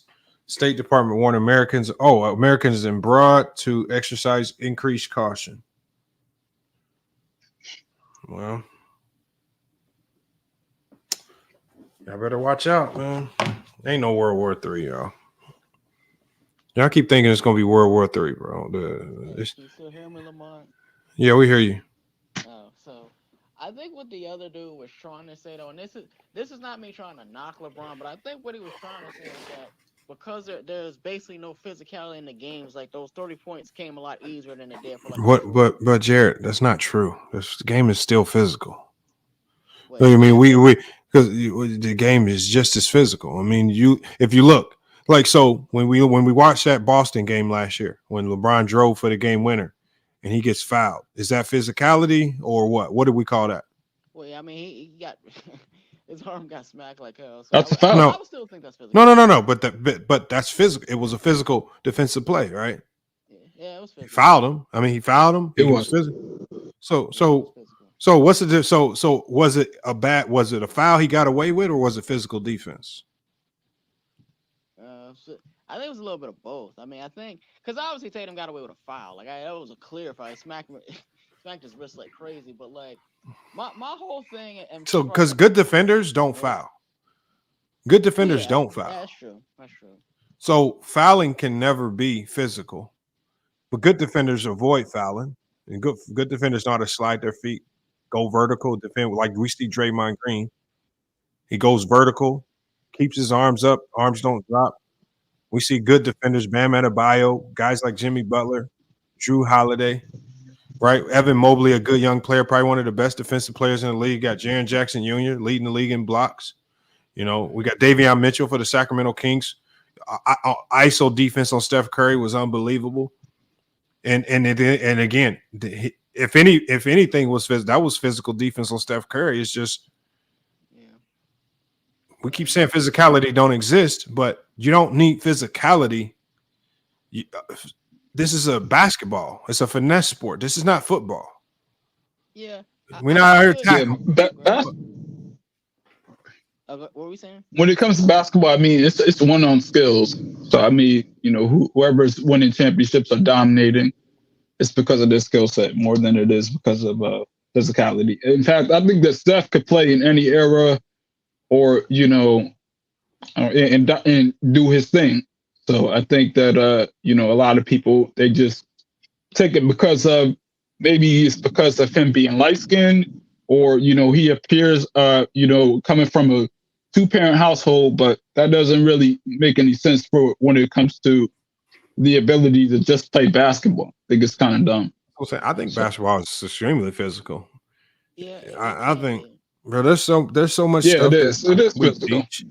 Like they're still teaching kids today. Like if you cut through the lane as an off-ball player, they're teaching kids to chuck you, and when you come through the middle of the lane, you're still getting chucked in the chest. You're still getting hit. I mean, so I don't know what people say when the game is not as physical. The game hasn't changed. It hasn't lost its physicality. See that's the part though that I don't agree with. And here's why I say that, because going back in the 80s and 90s and all that stuff, like there were times, and I've watched some of the film on this stuff. There were times where it felt like it was almost like jail ball, Lamont. Like guys were just going I in know, there but asses kicked. Jared, didn't we just establish that fouls don't equal good defense? Jail ball is just guys fouling and hacking and getting away with it. You know what's funny, Lamont? He Yeah, said, but he said 80s and 90s. Yeah. The 80s was the physical era, not the 90s. They weren't hitting people like that in the 90s, Jared. Thank you. Well, hold on, bro. We keep trying to put this. Let's just call it what it was. It wasn't fouling. It was, I don't even know what you call it. But that didn't happen in the 90s. I don't know why people keep attributing that to the 90s. Yeah. I will say this though, B, is that the 90s, I would still take the 90s physicality over what we see today, though, B. Hold on. Give me an example of 90s physicality. 90s physicality? So Yeah. I'll give you 2 examples. The 90s Knicks were a very physical team. Like, those teams. Okay, no. That's just you running with a narrative about the team. Explain to me who is physical and how were they physical? Okay, so 2 players I'll give you. So obviously we know that Oakley and Mason were unbelievably physical, where you would have guys going to the rim that would almost be afraid to drive against those guys. Like they had like a level of fear and physicality where every point had to be earned. Now the games were very low scoring for that reason, but those 2 guys, like if you drove in the lane, you would get like an elbow or a chuck in the lane. Like there would be a lot of guys that if you drive, They still do that today, really Jared. a price to pay. Here, when you go through the lane today, they still elbow you and chuck you when you don't have. There's nobody in the lane, no, Lamont. Like guys are shooting threes now. Yeah, you saying we watch NBA game and we don't see anybody protecting the rim? So Jaren Jackson leading the league in blocks. He was blocking all 3-pointers. No, that's impossible. So when Rudy Gobert gets his blocks, he's blocking all 3-pointers. No, it's usually blocking layups. But what I will say, that I'm not saying like there's literally like no shot blocks or stuff in the lane like that. What I'm saying is, because bigs now are instructed more now to shoot threes than anything else, that interior presence that was there in the 90s is not there as much here in the current era, because your big guys are now shooting jump shots. And so now you have a situation where, because the floor is so spaced out, like that ability to drive. Jared, that's not true though. Jared, the floor doesn't just space out just to space out. The floor spaces out based on the amount of shooting you have on your team. Right, yeah. The Lakers, like I keep telling people, when the Lakers had Russell Westbrook, the floor was not spaced. They packed the paint. They ran pack line defense because they said, the Lakers, y'all can't shoot a lick, so we're gonna pack the lane. We're gonna make it hard on AD and Brown to score. If you don't have floor spacers, teams are gonna go pack line defense and pack the paint on you. If you do have floor spacers, now they have to respect those guys more. Now we can't cheat as much. It's guys that got tempted to go help on strong side no longer can help strong side. So the lane is only so basically when you say the lane is more wide open, that's just you basically giving credit to this era, basically saying there's so many more shooters and high skilled players in this game that you can no longer just pack the paint and not account for your man off ball. You have to account for him off ball. You have to be a step closer to him because we're dealing with a ton of guys that can shoot 35 to 40% from the 3-point line, unlike the 90s. Well, yeah, I do agree with that, Lamont. Like, I get that point. Like, all I'm saying is that, like, and I'll give you a hypothetical. Like, a guy you just talked about, like a Steph Curry. Like, one of the things I've noticed about Steph is that he's more apt to choke in the playoffs when you're facing a more physical defense. Like, we've seen that over the last like 6, 7 You said years. who? Like, it's Steph Curry. Like, he's more apt to choke in the playoffs when. Is that what you saw in 2020? No. The Celtics, I don't think were that physical. Like, I'll put it like this: like, physical defense. The Celtics weren't that physical. It's crazy. What the hell? Like, So you said Al Horford and Robert Williams ain't physical? Marcus Smart ain't a physical defender? Al Horford physical. So you said Marcus Smart, Robert Williams, Al Horford. Not physical. Right. Now, Marcus Smart, I do agree, is physical. Like, he's a very physical defender at the point guard position. Like, Wait, Jared, let me ask you a question. Okay, what were we saying? Jared, let me ask you a question. How did Muggsy Bogues last in the 90s? How did he last? How did he make it? He was a really good. How did Spud Webb make it? How did what's his name? Mike Adams, I think he was like 5'8". Michael Adams, he was 5'10". 5'10"? How did Manute Bol make it? No, but yeah, I mean, how are all these players making it? Sean Bradley, how he make it? I don't know, but look, you know, I mean, the guys you name, those three guards are really good offensive players, though, bro. Like they're really like, because obviously Muggsy Bogues, like he gave you like a 10 and 10 basically average. Spud Webb just a freak athlete. Man, Muggsy Bogues wasn't no average. Yeah, but 10 and 10. Yeah, but here's another question: would they make it today? Would Spud Webb make it today? I mean, would Muggsy Bogues make the league today? Would Muggsy Bogues make the league today? He's not gonna answer that, bro. See, I don't know if man, you know Muggsy Bogues ain't making no league today. Spud would basically be Nate Robinson. And Nate Robinson ain't making the league today. No, he would not. No, Nate, we gotta stop it. Spud Webb ain't as good as Nate Robinson. Stop. I didn't say he was as good. Yeah, no, he's not. Nah. So if he's not as good as Nate Robinson, and Nate Robinson got pushed out the league early, but Spud definitely ain't making it. Huh? Nate Robinson was a good player, though. That's what I'm saying. He was a good player. He got pushed out the league early because of his size. Muggsy Bogues is definitely not as good as Nate Robinson. Well, also Nate Robinson never played defense. That's the other problem. But no, but look. And what defense did Muggsy play at 5'4"? 3, like he's 5'3". Like he can't. He could have tried his heart out. That wouldn't have mattered. No, he can't. Well, he's 5'3". He's not playing. No, but like I'll say this. This is what I'm trying to get at. The players up to hold on, Jared. You said enough already. I think great players they can adapt and play in any era. So they're going to be able to adapt. So that's just what they do. I don't believe that statement. I don't believe great players can adapt to any era. I believe that great players can dominate any era before their time, before their own time. Okay. But I don't think great players of the 80s could come in today's game and dominate. Too much going on, too fast. Game is just too different. But I think, like, if you're talking about players of the 80s, I think they dominate 70s, 60s on down. I think all the 90s players could dominate 80s going down. 2000s players could for sure dominate going down. And I just think that's how it works. But going forward, I think you start to struggle when you start to bring people of the past in today's game. That's where I think it won't work.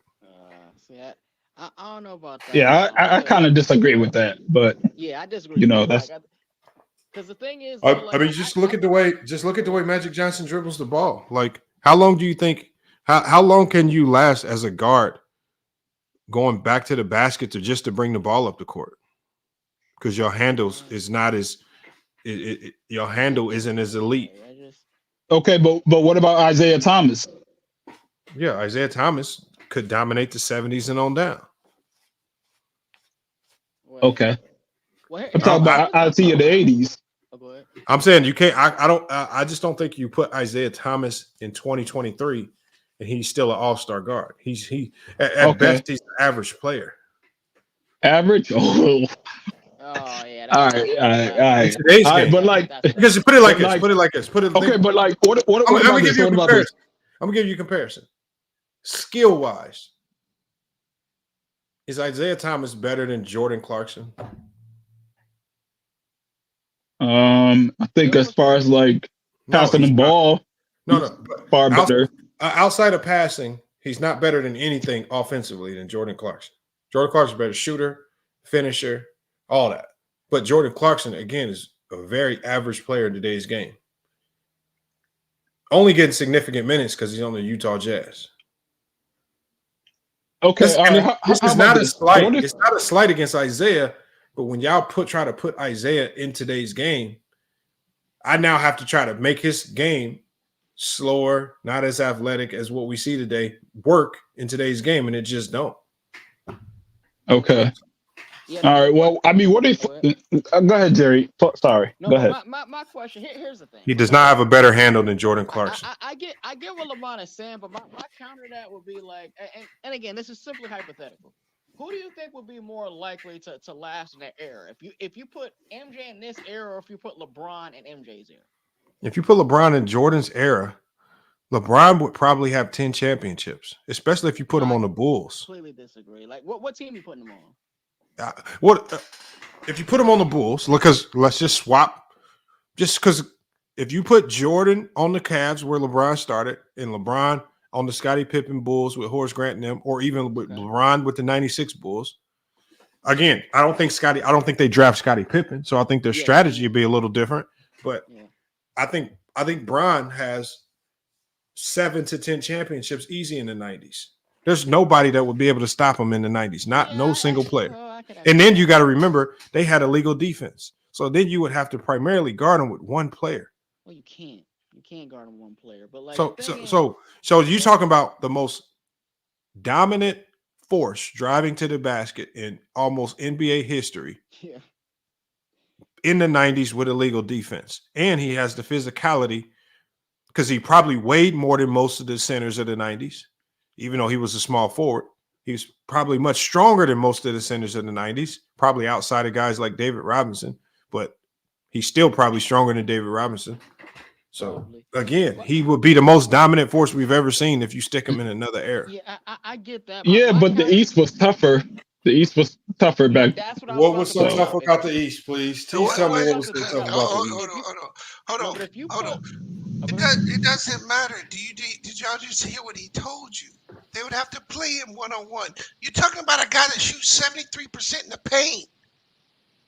Yeah, he's bigger and faster than anybody you gonna put on him. We know that, like that's obvious. But so how do you guard him? Well, my thing is, what Mark was trying to answer the question, nigga. What's the question? He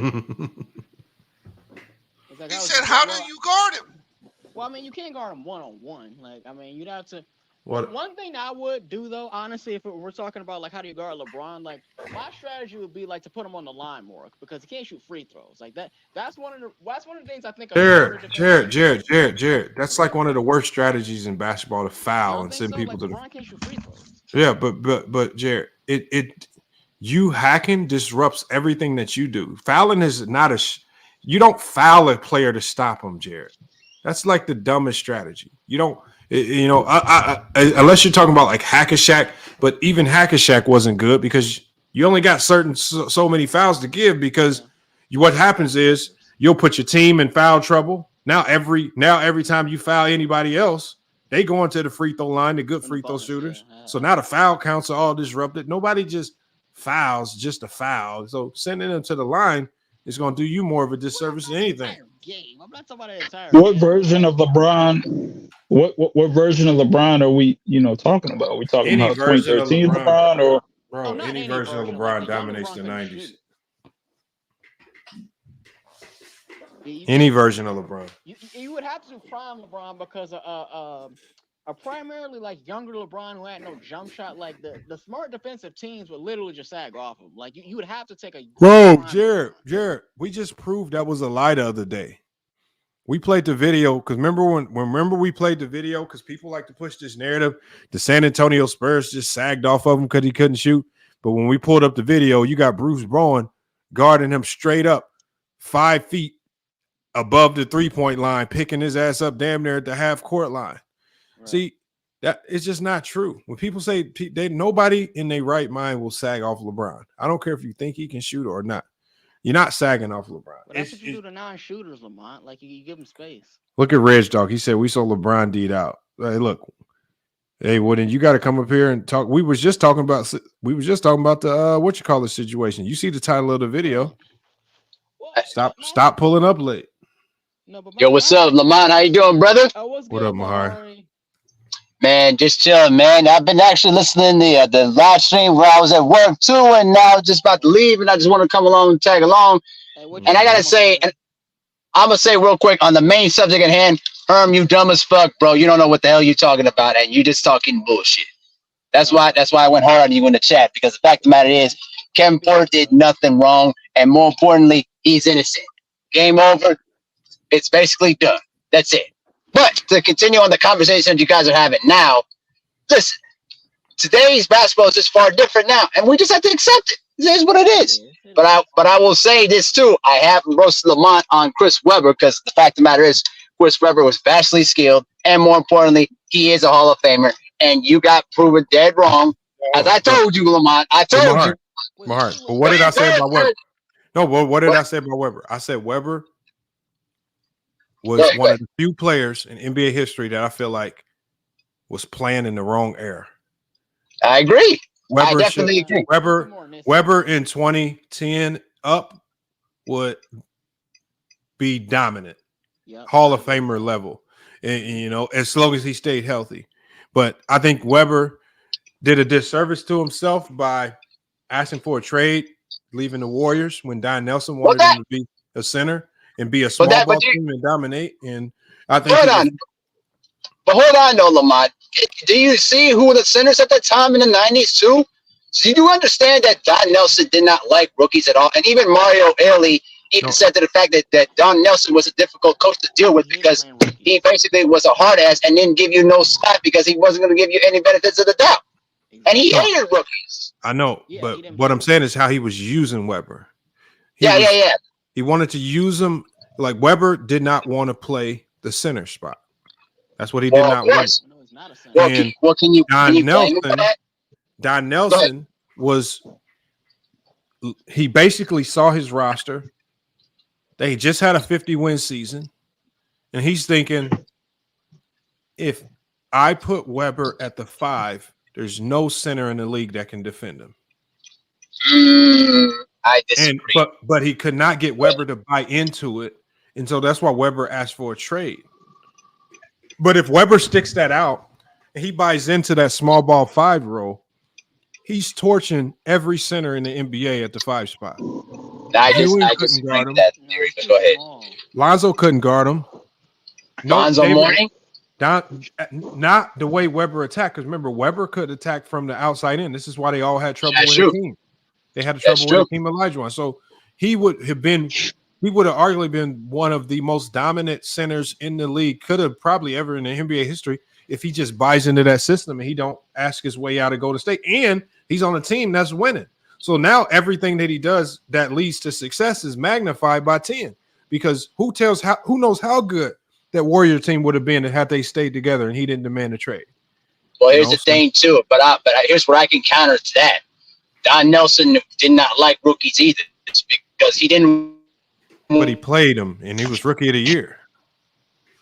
But here's the deal: he didn't want Webber. He originally did not want Webber in the first place. He wanted Sean Bradley because he felt the key to the puzzle to get themselves back into the picture of the Western Conference. That's the main culprit of the issue. If he had to do the draft all over again, he would have drafted Sean Bradley. He didn't want Webber. He never wanted Webber in the first place. But the thing is, when he did get Webber, even if he didn't like rookies, he played them. He used them beautifully, and Webber was Rookie of the Year. Yeah, because of his talent. That's how talented he was, and I'm not gonna discredit that. But we've seen some I'm just saying. coaches. But we've seen some coaches take extremely talented players their rookie year, not put them in a situation to succeed, and you see talented rookies completely just fall off the face of the planet Earth because you have a coach that doesn't know how to use them, puts them in a losing situation, and they fall off. So you have to still give Don Nelson credit for putting Webber in a situation to succeed and to develop and be a rookie. I mean, you're talking about Webber as a rookie was still looking pretty dominant. And raw too. That's a super team in the making if they stay together. It's possible. If they stay together, if Don Nelson didn't burn bridges with other players, he also burned bridges with Billy Owens too, who was also a really, really talented player too. But he should have never traded Rich Richmond though. That's where I felt that he made a mistake on that one. Yeah, that was stupid. That was a bad trade. They had a God mode team. Billy Owens. Billy Owens. Like I knew how good Billy Owens was in Syracuse, but it's just that it just wasn't a right fit for that team, you know. And he traded away Billy Owens. And then basically he left Sprewell all by himself now, to where he just didn't trust nobody. So, but back to my point on Webber. I mean, the best coach that I could think of that brought him to major success was Rick Adelman because of his because of his system. Rick Adelman got him to play the best of his career, and if he didn't,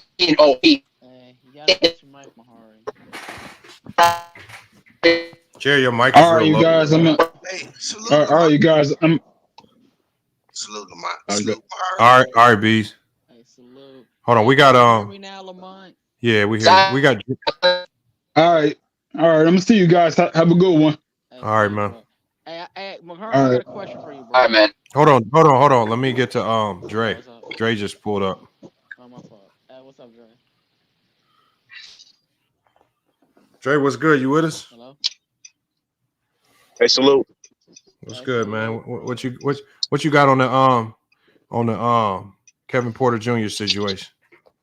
I mean, I was one of the people that was going on them when it first came out. So I mean, if what she's saying is true and she's not just backsliding and she just not going, you know what I'm saying, like basically trying to save him or something, like I can admit that to apologize, admit that I was wrong about the situation. Mm-hmm. That's for one, because I mean, when I first seen it, I was just like, bro, I thought it was a sick situation. But if it comes out that the police actually was doing all this lying and just trying to basically like scapegoat him just because he's an NBA player, like we got to go against them for that, because that's just wrong. I mean, and she says she got proof. She says she has audio recordings of the police calling her, apologizing for making claims to the prosecutor's office that she didn't say. Because, you know, that's how people get charged. The cops take the facts, then they send the facts to the prosecutor's office. The prosecutors decide if you get charged or not. Yeah, exactly. And if the cops play funny business with your facts, that can, you know, that is problematic right there. And so basically he said she has audio of the cops calling her, apologizing because they lied about what she said happened. And then you have the district attorney. She said the district attorney didn't even speak with her. She said the district attorney just took all the information the cops gave her, hit the ground, ran straight to the media, didn't talk to her, just said she got strangled, neck broke, all this stuff, did not ask her a damn question. Yeah, if they truly did that, bro, then they deserve to have charges brought up on them, because that's crap. It's wild. But the thing is, she even said in her statement on Twitter, she says, they saying he punched me 5 times. She said, I didn't have a scratch, a bruise, a handprint around my neck, none of that. She said he did not strangle me. He did not hit me. Obviously, he didn't break her neck. And it's just like, yeah, I never believed that break the neck thing anyway, because like the reports was she was running out of the room. I was like, how you gonna break her neck and she's running out the room? I was like, so that didn't quite make sense. And then the most damning allegation was her attorney released a statement too. And so her attorney said, because they also have the hotel video. And her attorney said on Twitter, they were arguing. That's on video, but it was just arguing. And the attorney actually wanted to take the information, and he wanted to bring Kysre to ESPN First Take so she can tell her side of the story and clear the air about a lot of the things that the DA was misrepresenting. So they had the audio that they were going to bring, and they had the video. ESPN said, no, we don't want to have you on. We don't want to hear what you got to say. So. And I'll just say this though off the rip though. Like, this is one of those situations where that attorney was trying to make a name for herself, to try to advance herself in her political career, whatever she wants to do. And it just blew up in her face. I mean, that's one of the classic situations. It's the same way that Kamala Harris got into the position as vice president right now. You know what I mean? She did all them cases out in California, buffing up charges, getting her political career off of the backs of people that she prosecuted, that most of them were innocent. And now that's where she is right now. And I think that's what the page that attorney was trying to do, but it blew up in her face because she didn't do the homework. It's just like, when attorneys are going to start realizing that you got to start doing your background information on these cases and start talking to the people that were involved before you start pointing the hammer down and saying we're going to press charges on the matter. Instead of just listening to the media or listening to the Me Too bogus ass movement that basically tries to make up shit off of hearsay instead of listening to the actual facts. And the truth is, it's going to make things much more difficult for the real victims of domestic violence and sexual assault to come out and express their stories, because when you have these kind of situations where people are trying to make this stuff off of hearsay or off of bogus ass narratives, it's going to be much more difficult. It's going to be much more difficult for people who are real actual victims to stand up and speak their stories. And that's where I get angry about the most. I don't even give shit about, what Kevin Porter, does and anything like that. But I'm talking about the background and the premise of this whole situation. That's what I'm talking about. You're right, I man. agree with that, Mahari. Like, I think the one thing though that we have to be careful of is that, like, one way or the other, we can't like overreact. And here's what I mean. Like, if we get into a situation where we never come out and say anything because we're afraid of that one hand, like I get that, but we also can't be in a situation where if people do legitimately get beat up, like to not believe them because of this though. Like we have. But see, here's the problem. This is what I was saying the whole time. I was like, it's just an example I was giving. Me, Mahari. I mean, let's say we link up, we playing a game of basketball. I hack you too hard. You put me in a headlock, punch me in the face 5 times. Right? Okay. The incident happened. The police might come. I might try to tell the police, so Mahari don't go to jail. Nah, that's the homie. He didn't hit me. But you know what the police gonna see? My eye might be all blacked up, bruised, leaking. Yep. Something gonna be fucked up with me. See, the problem with this story is that they saying he punched her 5 times, but when they take pictures of her, she ain't got no bruises, no black eyes, no bloody lip, no choke marks around the neck. But they making allegations of strangulation, punches, all this crazy stuff. But she ain't got nothing done to her at all that you can snap a picture of and take. And so the pictures would prove if she was just covering up for him. That's when we would know she's just trying to cover up for a dude that she still has feelings for. She's saying this is what she said. She said in her statement, y'all. Because remember, the prosecutor said that they dropped a charge today because of insufficient evidence. She said, this is what she said. She says it couldn't be dropping a charge because of insufficient evidence, but she basically said there was never any evidence to begin with. It's like she says right here, she says, I don't want my trauma to be someone else's campaign or agenda. She says, I will not support defaming someone's character, regardless of color of their skin, stature, or notoriety, to illuminate myself. She says, I have never granted anyone, including my family, media outlets, or officials permission to speak on my behalf other than my lawyer. But she got the DA speaking for her. She got ESPN speaking for her. All these other people keep speaking for her. Yet none of this stuff actually happened. It's craziness, right? See, there, man. and that's the big problem. That's this is why I do really shit with Steak, with ESPN, with any mainstream media to say, because they're not the ones out there. They're the ones out there pushing these false narratives, and they're not actually doing their due diligence to try to investigate or try to see what's the actual story. This is why many people are losing respect for journalism in the mainstream level, because they just are creating these narratives to try to create shock value to gain ratings. And the fact of the matter is, the ESPN wasn't going to talk to her at all, because they knew that was this is going to be a lawsuit waiting to happen. And I hope that she files a lawsuit. I hope that she basically, destroys the reputation, because they've already been proven to be toxic. And people like Malika Andrews and Molly Karam, who basically try to put on this fake persona of feminism in sports, and we're supposed to protect women's rights. No, bitch, you're just making a false narrative. You're just trying to create a toxic narrative for yourself and try to make a not false narrative to try to destroy the reputation of black athletes. That's all you're trying to do. And I cannot stress this enough. Stop believing these narratives. Get to the facts at hand and then make up your assumption. If you think that Kevin Porter is guilty, go look off the facts first. But when you see the facts right in front of you, you can sit around and say that he's still guilty when the truth is right in front of your face. And I'm tired of this. So yeah, I agree with that though, bro. Like that just is what it is.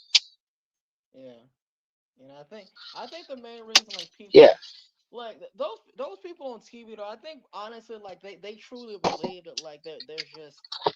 I think a part of it though, and maybe this is too deep in looking at it, but I think a part of it stems from like past transgressions with other people, like because I feel like a lot of people that are in that position, especially as like women, they feel like that there's always like a evil side to men, and so I feel like that's a part of like why they always present the narratives, because they always feel like a guy just had to do it.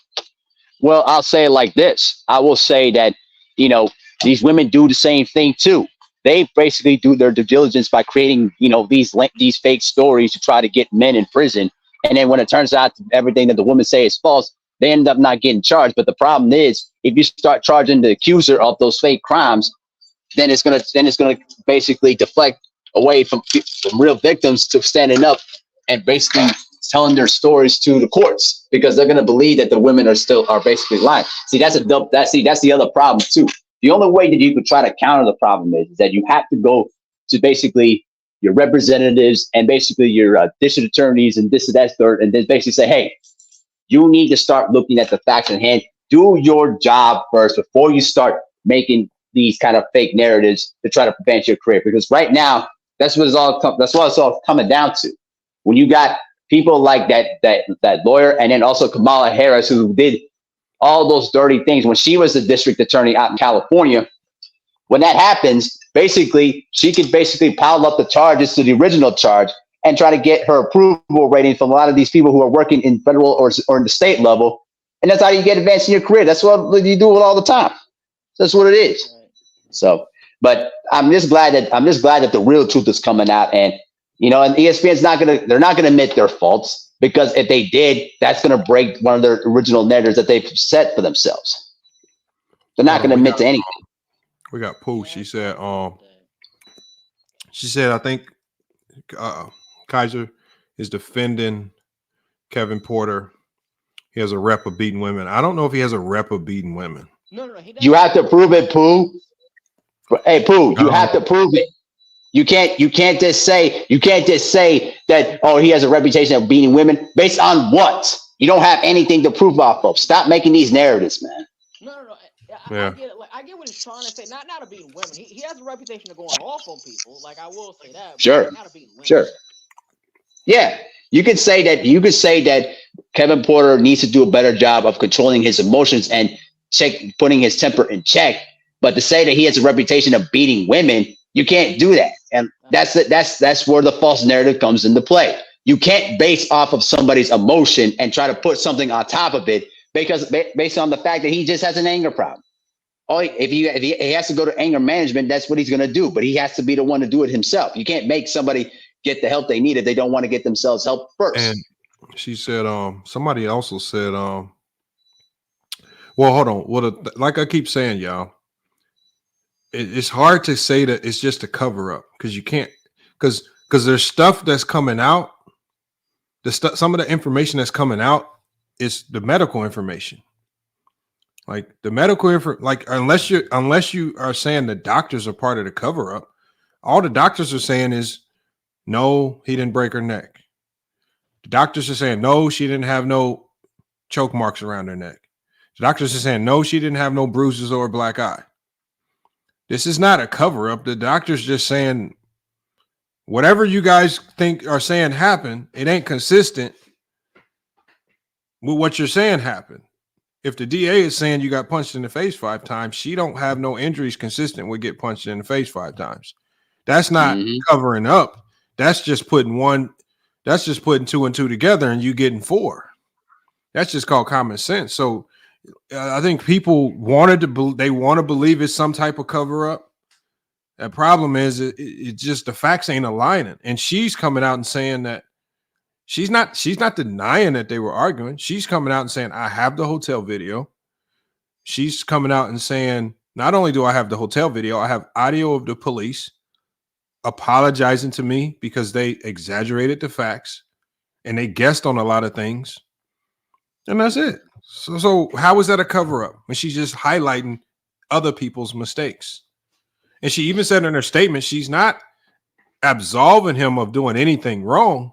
She's just saying the stuff that they're saying he didn't do. Didn't punch, didn't strangle, definitely didn't break her neck. So the elements of their charges are in the garbage can or because they went and exaggerated a whole bunch of facts. That's all. She says Miles Bridges. What's the update on him? He recently got arrested. Miles Bridges, the update on Miles Bridges is that he's a complete idiot. That's it. What he is. So I think that's a couple that toxic relationship. I think whenever they see each other, they're always been extremely petty with each other. There's been times where he called the cops on her. She's called the cops on him this time. And I just think they're just playing a petty game. You're just dealing with 2 petty people, you know? And so he it's his fault because he keeps putting himself in that situation, you know, being around her. He needs to eliminate her from he has enough money to where if he wants to see his kids, he can pay somebody to go pick them up and not even really have any real contact with her because there is a order of protection. Protect, they're not supposed to be there. So he needs to be smarter because remember, this is a man. His situation is different because he actually pled guilty to charges. He was guilty. And remember, his girlfriend also said she wasn't going to testify. But the police took pictures of her. And it was hard. It was in a state where the prosecution could still pick up the cases. They clearly saw she had a battered up, bruised up face. So you can tell something happened. Unlike this situation. It wasn't good, Lamont.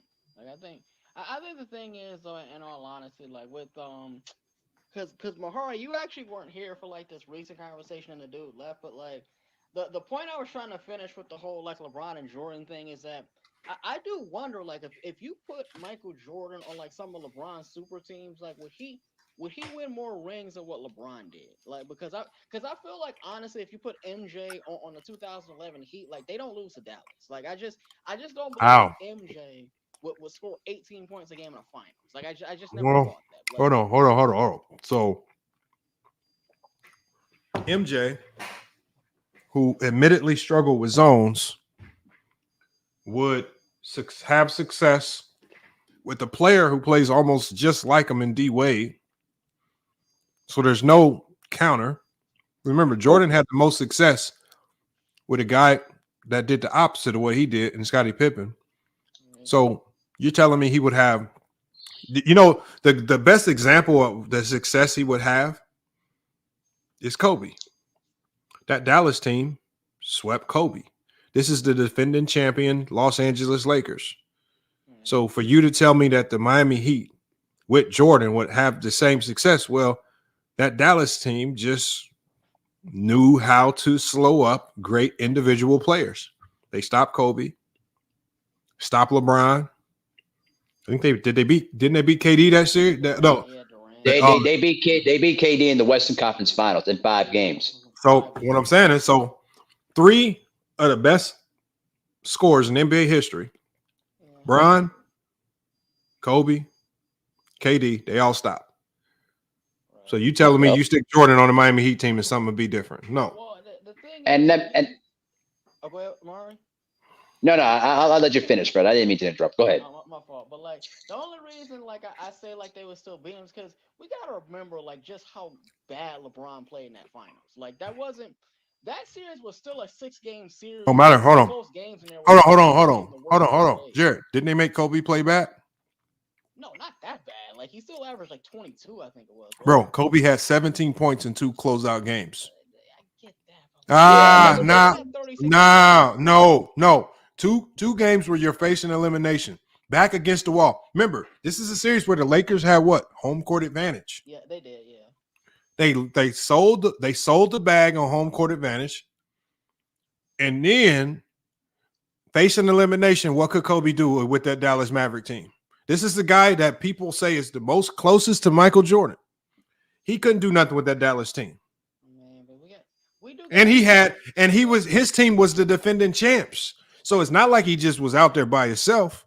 But Powell did not play well on that. I don't care who played. But hold on. These guys didn't play well, Jared, because Dallas defense was just that good. You keep veering away from just giving that Dallas defense any credit. You just keep saying these players don't just wake up and just play bad. They don't just wait. Somebody has to go make them play bad. And Dallas, that defense, just like Sean Marion said, they were elite. They were locked in. The chemistry was on point, and they was out there stopping people. Let's not act like Paul Gasol just played bad. That's why they lost. Kobe just played bad. No, Kobe got shut down. LeBron got shut down.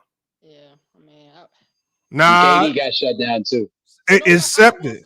Well, yeah, the just accept it. Look, the Mavs were a great defense. Like, I'm not gonna argue that, but like, you still a guy like natural LeBron James still has to play. Hold on, let me just say this because let me add my 2 cents in the situation. If you put Michael Jordan in the same situation as LeBron with the Heat, they still would have gotten shut down because D Wade and Jordan play the same position, so it wouldn't make any sense. And then 2, also the fact that you have to also consider this point: the 90s back then, and I'm a huge Lamont knows I'm a Jordan fan. Am I right? I agree. I'm a huge Jordan fan. Remember, they had the illegal defense, which forbade zone defense. What Jordan is that he couldn't figure out how to break down the zone. When they brought the zone back in the 01-02 season, Tracy McGrady had a hard time trying to find how to score. He went to Michael and said, "Man, how do I figure this out?" He said, "Go complain to the league office." Literally, go complain to the league office. So I have to understand that you're playing in an era of basketball in the 90s of defense. Say, okay, it was physical because of the intimidation. But you could. Oh, something's wrong with Mahari Mike. Yeah, his mic is tripping out. Like, but I will say this, so Lamont, like your point about the defense, and like I said, we know that the Mavs were a great defense. Like if I recall, Tyson Chandler the year after that won Defense Player of the Year. So like obviously they had a great defense. My only point in saying like I feel like MJ would have is because there wasn't a series that MJ had in his career where he averaged 17 points a game at his apex. Like he never had a series that bad. Like if LeBron just played like LeBron, they still would have beat Dallas. Well, hold on. What the Dallas defense didn't allow Bron to play like Bron. Just like the Dallas defense didn't allow Kobe to play like Kobe. Just like the Dallas defense didn't allow KD to play like KD.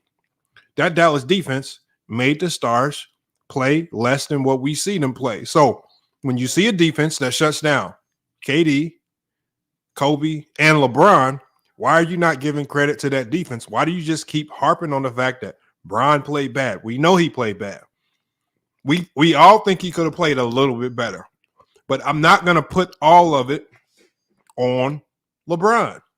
I'm just choosing to give credit to the Dallas Mavericks for being a great defensive unit, making a hell of a run. This is a team that also won 50 games, 57 wins at that. Yeah, 57, yeah. Just like the Lakers, 57 wins. So you're talking about a 57-win Laker team that got swept. Where's your ether for Kobe underperforming? These are the defending champions. The Miami Heat were not the defending champions. Yeah. Well, I will say this. I have gotten on Kobe before. The only reason why I don't give Okay, then talk about Kobe getting swept by the Dallas Mavericks. Where is the onus on Kobe to perform better? Well, obviously he could have performed better in those last 3 games. Like after the 36-point game, like he really went quiet those last 3 games. So he choked? The only reason I don't give him as much ether as I did like LeBron is because LeBron at that point in his career was known sort of as a low-key choker, like before he went to and won his title. So he had to prove that he wasn't a choker. Like Kobe. So hold on. So here's the thing, Jared. That makes no sense. So if you knew he was a choker going into the series, why did you expect him not to choke? The thing is, you knew Kobe was a killer going into the Dallas series, and he choked. Yeah, well, yeah, obviously he didn't play well. So if you already thought LeBron James was a choker and he went into the series and choked, why were you so surprised? Why are you not surprised when you say a guy in Kobe who was a killer who to you didn't choke, then he chokes against the Dallas Maverick? Your logic don't make sense. You should have been more surprised with Kobe because they were the defending champions. He's known as a killer, and he choked getting swept by the Dallas Mavericks, and they had home court advantage. Well, here's the thing, too. Well, yeah, I won't say I wasn't shocked at that series because obviously I actually picked the Lakers low-key. I actually picked the Lakers to win that series back then. I picked them to win in 6. I was shocked that they lost. Like the only reason I put the onus on LeBron is because when Miami put together that big. No, that's not what I asked you, Jared. Tear apart everybody. Jared, you keep wanting to blame LeBron, and again, 2011 is the most low-hanging fruit series of all to blame LeBron. We all know LeBron could have played better. LeBron knows he could have played better. D-Wade knows they could have played better. They all talk about how they all could have played better. Not rocket science to know that. But we also know that the Dallas Mavericks played some hellified defense. They were a fantastic defensive team heading into the playoffs. People should have known that by now. So I'm just saying, where's your ether? Because remember, that was the year where Kobe was supposed to meet up with LeBron in the finals. Yeah. Kobe didn't do his job, Jared. He choked. He got swept. Where's your ether for Kobe? Getting choked, sweeping. That's what 3 times. Remember, 09, 010, and 11. How is that not choking? Jared, please explain to me how that's not choking. When you're a 57 win, when you're the defending champs, 57 wins, practically the same roster, and you get swept by the Dallas Mavericks. How with a team with far less talent? How is that not choking? I mean, that's clearly a choke. I didn't say he never choked. My thing is. Okay, so where's your ether for Kobe in 2011? This is gonna sound weird to say though. What I'm about to say. I know obviously Kobe choked in 2011. I do think that there are degrees of choking. Like I think there's a difference between like a choke and an epic choke. Like I think those two are different. Oh my God. LeBron had an epic choke. Like, Lamont's about to lose Lamont's about to throw his headphones into the trash and saying like, man, fuck this. I'm out of here. I'm out of here. Because here's the other thing. Here's the other thing that I think we have to understand. When you're trying to put somebody in the GOAT conversation, like when you have series like 2011, I mean that greatly kills your chances of being. Did it take Kobe out the GOAT conversation? Did it take him out? Yeah, when he got swept by that same team and he underperformed.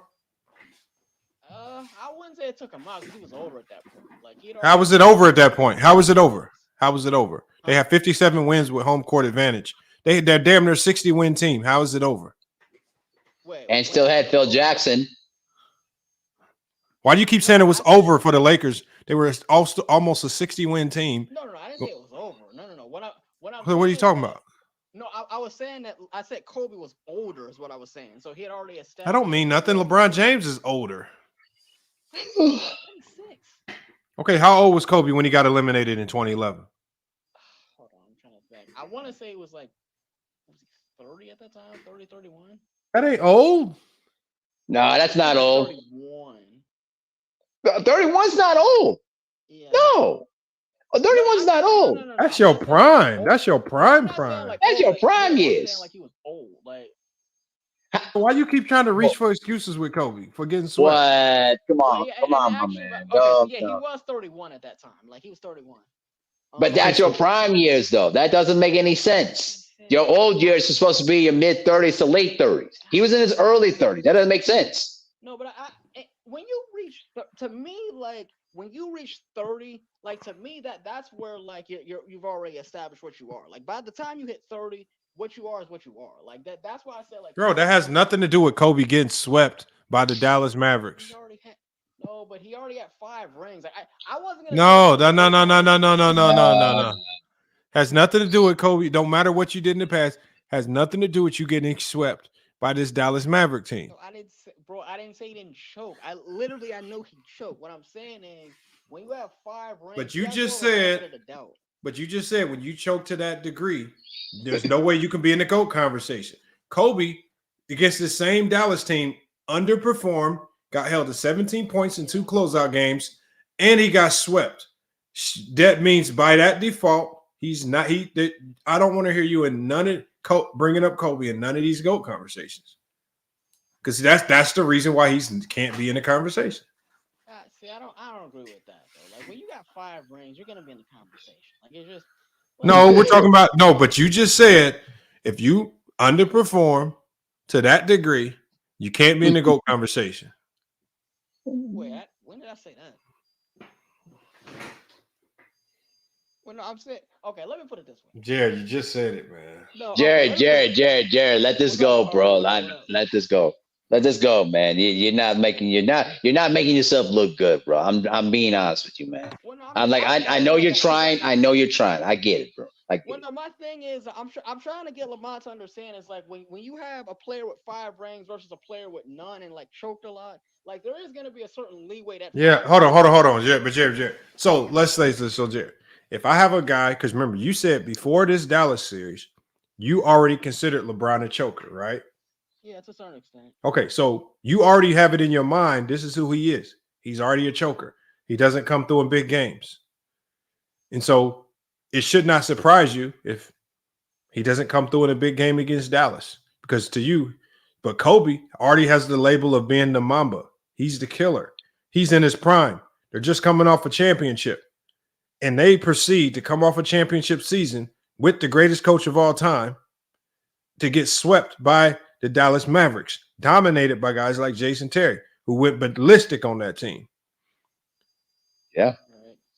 And we're seeing everything from downtown that whole series too, to the point where Andrew Bynum got frustrated and elbowed JJ Barea.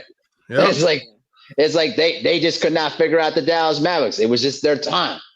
That zone defense was swallowed Kobe whole. He could not figure it out. So the point, let me bring this home. If you're saying that, hold on, I'm gonna bring this home, Jared, because you said before that if you put Michael Jordan on that Heat team, they would have won the series. I'm here to tell you, and I know LeBron's here is going to say that's not going to happen because Michael hates zone defenses. He could not figure out how to beat the zone.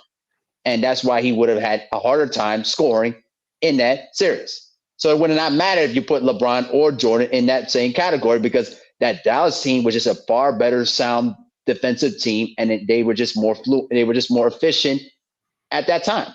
That's it. But don't you think like Michael Jordan struggling against his own is kind of a narrative though, Mahari? No, it's not a narrative. It's not the only reason why Jordan said it.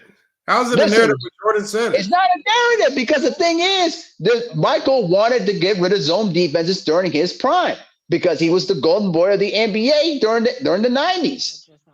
There's a reason why there were illegal defenses back then. You couldn't zone them up. Yeah, I get what you're saying. Like I just feel like a lot of times, like when we say that, like I feel like that's one thing that we try and do to like cut down MJ. Like I get what you're saying. Like it's not trying to diminish his greatness. It's not. Jared, said it though? Jared, Jordan's the one that said it. Jordan's the one that said it because he doesn't like facing zone defenses because to him it's not a man-to-man type of situation. He hates zone defenses, like literally and figuratively. The way you can stop the triangle offense is you go zone. because the way of the triangle is he basically tried to create passing angles and try to create mismatches off of jump shots, off of ball movement. It wouldn't work in today's game because all you got to do is use zone defense. You can do a box and 1, 2 and 3, 2-3 zone, 3-2 zone, and take away those angles. That offense, the triangle offense, wouldn't work in today's basketball because the court is much more spread out now, to where it's more about spreading the court, using penetration and kick, and then having great shooters to space the floor.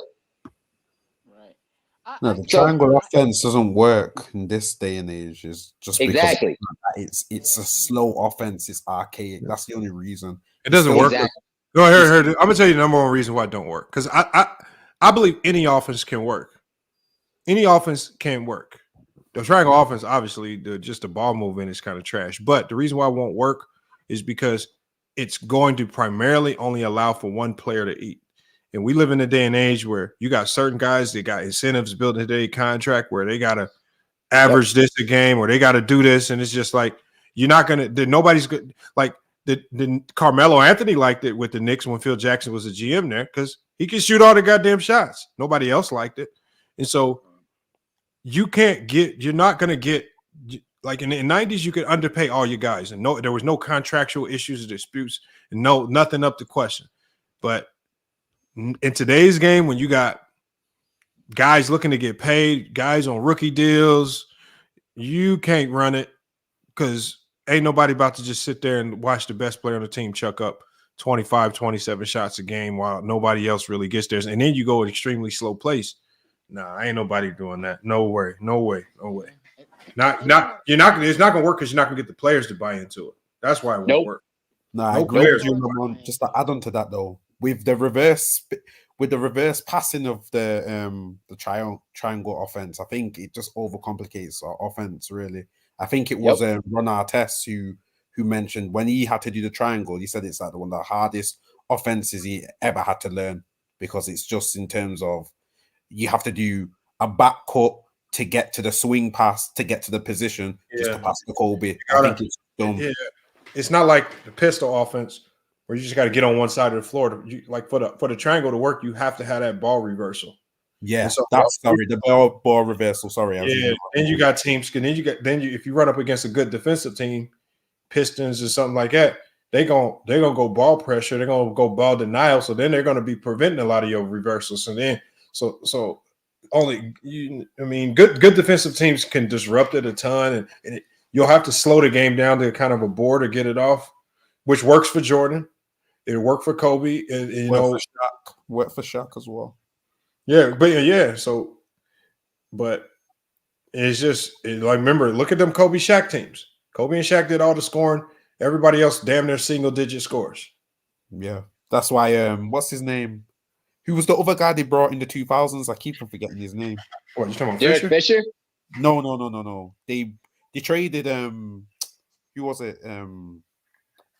Eddie Jones for that guy from the Miami Heat of Charlotte. I forgot his name.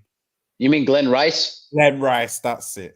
Yeah. That's the reason why he want to stay at the Lakers, because he got turned basically into a role player, just a spot up shooter. That's what, pretty much. You're right. Yeah, the triangle offense is just gonna kill your numbers, man.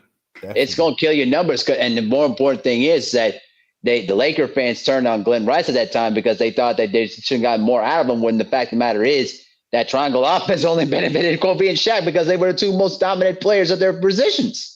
I mean, what could Glenn Rice could do? All he could do was just spot up and shoot. In Charlotte, he was pretty much the main centerpiece of their offense, and he was able to score 25 points a game during his peak when he was a 3-time All-Star in Charlotte, because primarily the ball went to him.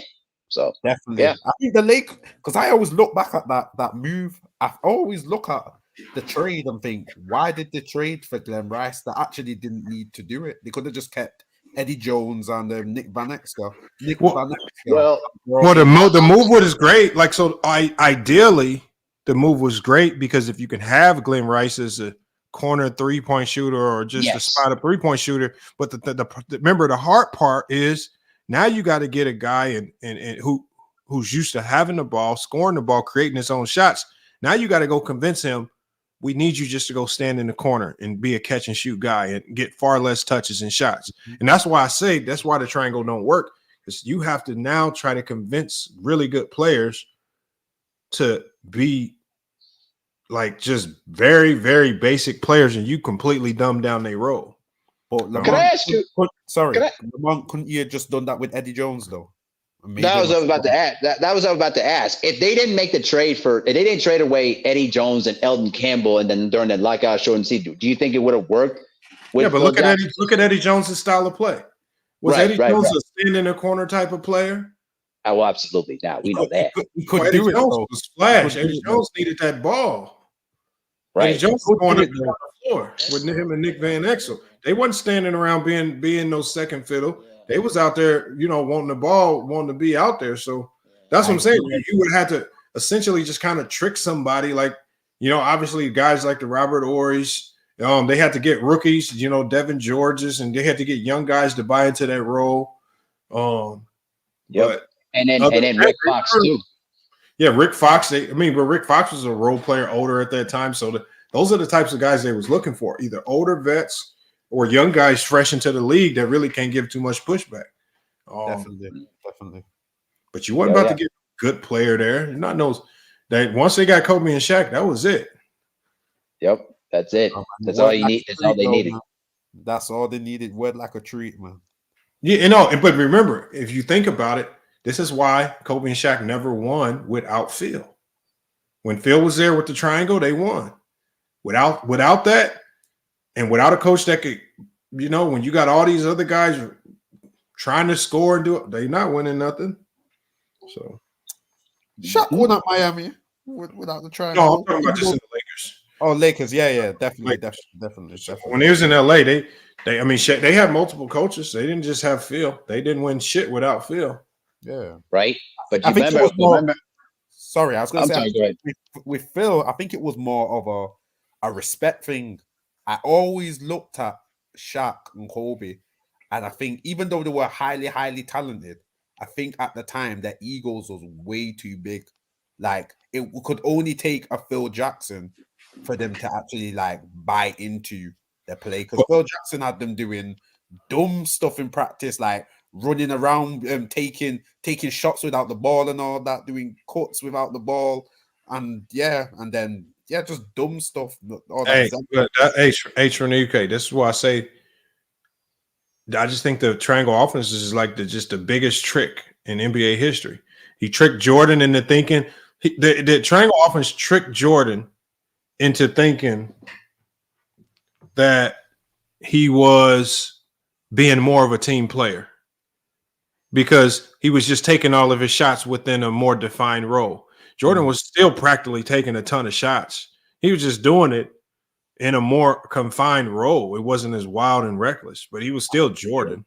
I'm glad you said that, Lamont, because I've heard a quote from Michael Jordan before, and I think Michael Jordan was aware that was the offense, because I think it was Chris Broussard's quoted Jordan saying this before, that they asked him about the triangle offense, and he basically said, "Nigga, please, I'm the triangle." Basically, he said, I'm the triangle.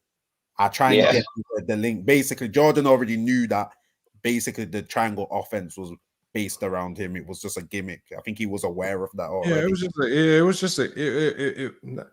it wasn't a very, like I said, it's not a very good offense. Nobody. Well, really I will say this though too, that you also have to consider the fact that the reason why Kobe and Shaq always bumped heads because Phil gravitated more to Shaq because he had his personality. Kobe was much more of a laser focused type of personality, because remember when Phil took the job in Los Angeles, he tried to gravitate more to Shaq because of his personality too. And they had some sort of like communication codes to try to limit Kobe Bryant's opportunities to go one-on-one a lot of the time, because they wanted to revolve the offense around Shaq, because without Shaq, the offense doesn't work well without him. And I always say people all the time, like, look at the team, look at the principles of the triangle offense. Who is the one threat on the floor that you do not want to lose against? It was Shaq, because Shaq was the most dominant person on the inside that commanded most of the double teams. You're willing to let Kobe Bryant go one-on-one most of the time. You can take your chances with that. It was Shaq that made the difference. Even though Kobe had always had his moments too, where he had to step up at times. But the centerpiece around the offense was always around Shaq, and Kobe had a hard time accepting that for a while, even though they were winning championships. Kobe never accepted it, man. I agree with you 100%. Never. He never accepted it. Even when Shaq was out of shape by himself, by his own admission, Phil knew that once Shaq got into shape, it was time to reel Kobe back in there, and Kobe just didn't like it because he came into shape every year, getting ready for the season, and Shaq was out there, eating junk food and had to take nearly half the season to get in shape, and that's where the resentment came in too. Why is Kobe pressing though?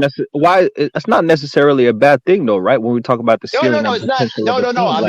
Because we always assume that being a passive second option is best for the team, as opposed to a pressing second option that's elevating the team, elevating the number one option to sustain his level as well. Well, I never said it was a bad thing. It's a good thing, Young Africa. The problem at the NBA level.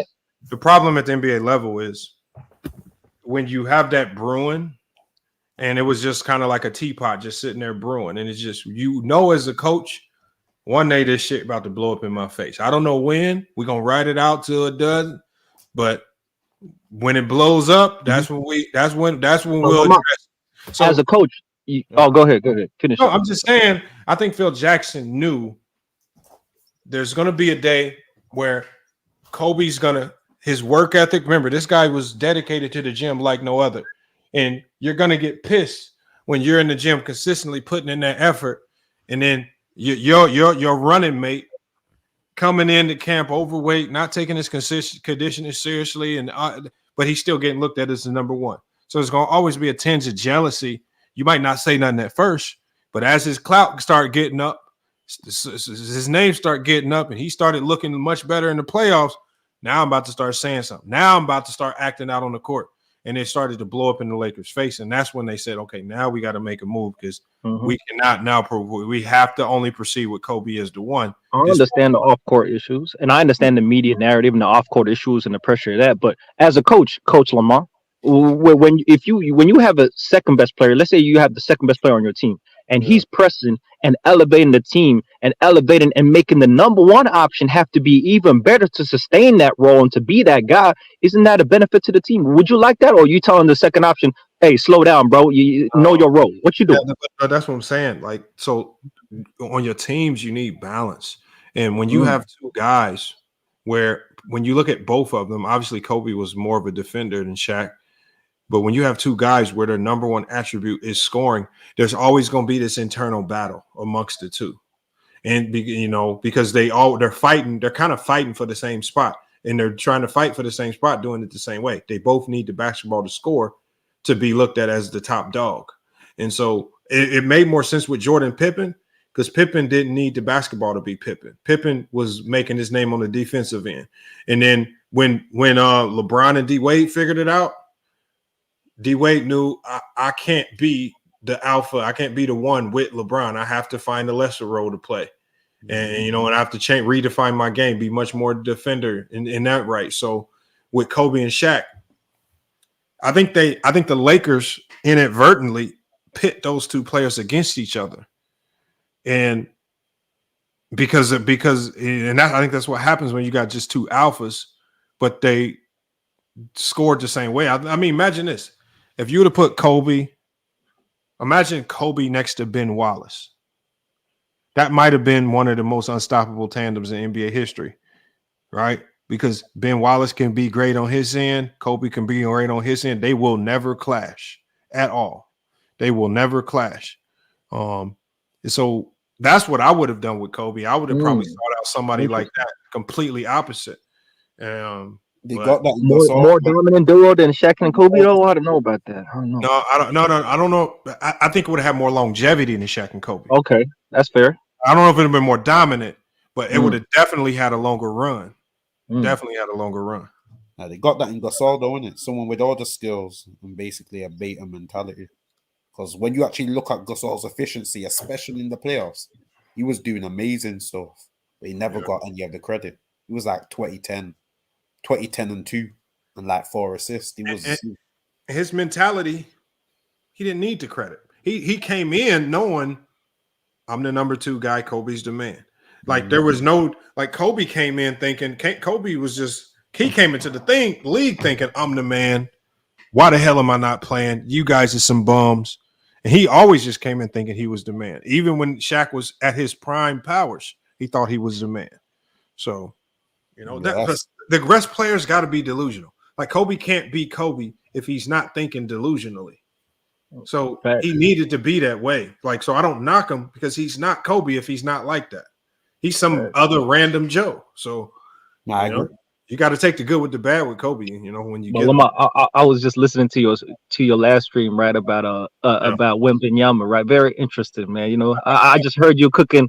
I didn't really hear the other brothers, but I heard your opening monologue. You know, very interesting. I never heard of a GOAT conversation with the criteria of a GOAT having GOAT potential before it comes to the NBA. That's an interesting idea, and I got a few questions for you, but like how many players in NBA history had that GOAT potential out the gate? I'm not gonna pretend like I can remember back like what did Hakeem have a GOAT potential? Well, I would say Kareem did. The only reason I would assume Kareem did is because of the success he had in college. Mm-hmm. So because he just won everywhere, he dominated everywhere. So I would assume coming into the league that was his expectation. I just don't know. I don't know what the off the court pressures will look like. When we go more modern, we know that was placed on Jordan at an early. We know it was truly placed on LeBron before he even stepped on the court. And like I said, there's not been a lot of guys, but when you get that gift of potentially being the GOAT before you pick up a basketball, you got to capitalize on it, man. Wembanyama has a tall task in front of him, but he has an opportunity if he can capitalize on it to go down as the greatest player. And I remember what a point I made. It's hard to get in the GOAT conversation if we didn't think you could be a GOAT before you dribbled a basketball. Expectations big. That's true. That's true. So, like, I mean, if you can name one, like as good as Steph Curry has been, people still struggle to put him ahead of Magic, or people still struggle to put him in the top 10 because coming into he didn't even have lottery potential, bro. He wasn't even really like top 10 potential. So you can't. So without the expectation, you won't even get ranked properly, even if you live up, even if you surpass the hype. So that's the problem. That we have to put the GOAT expectation on him if we want to make him the GOAT. If he hits all these benchmarks in year 17. Otherwise, he'll just be another top 15 player. He definitely got the potential. And I was thinking, right? So I was thinking in recent modern memory, right? Like to be the GOAT, one criteria I think we would agree on is that you have to clear cut be the best player at your position, right? You got to clearly be that, right? Yeah. Consensus best player in your position. That's hard. And one of the interesting things as to why he's starting, I think, at power forward is that's a lot easier to do. We had that power forward or the positional discussion earlier in the preseason. Position. And the weakest position, according to Chat GPT and the people at FYF, a lot of people came to that understanding. And so the power forward position, overtaking a guy like Tim Duncan, as you said, the flashiness is not there with Tim Duncan. It's a lot easier to pass Tim Duncan with the defensive prowess that you have that can be equivalent to Tim Duncan, and with the offense that Tim Duncan never had, the package, you can surpass that. And so that's interesting. So if it does become, let's look at the consensus players that even broke into the top 5 at their position in the last 20 years. Guys like Tim Duncan, Kevin Garnett, LeBron James, Kobe Bryant, Steph Curry, Dirk, Giannis, possibly people claim. And so there's probably about 10 players that have broke into the top 5 in their position. And so I'm wondering, how long do you think it takes for a guy like Wembanyama to even break into the top 5 at the power forward position with guys like Dirk, Charles Barkley, Karl Malone, and guys like that? Well, if he wants to be in the GOAT conversation, he has to be the best at his position by year 4 in the NBA. So he needs to be the best player at least at his position by year 4 to stay in the GOAT conversation. That's just one of the small benchmarks. I think LeBron by year 4 definitely the best small forward in the league. You know, Kobe I don't know if Kobe was the best in his position, but he could have been up there. But I think the one thing that hurts Kobe is that coming into the league, he never had GOAT expectation. So he was never going to crack the GOAT conversation because he never entered the league with GOAT expectation. And usually GOATs have they come out as the number one option straight out the gate, right? Keys to the franchise straight out the gate. That's kind of tough. Rookie of the years, like just a lot of the GOATs got a lot of similarities. They come out the gate, like you said, number one option, clear cut number one option, rookie of the year awards, things like that. So, Kobe just didn't hit the benchmark for certain things.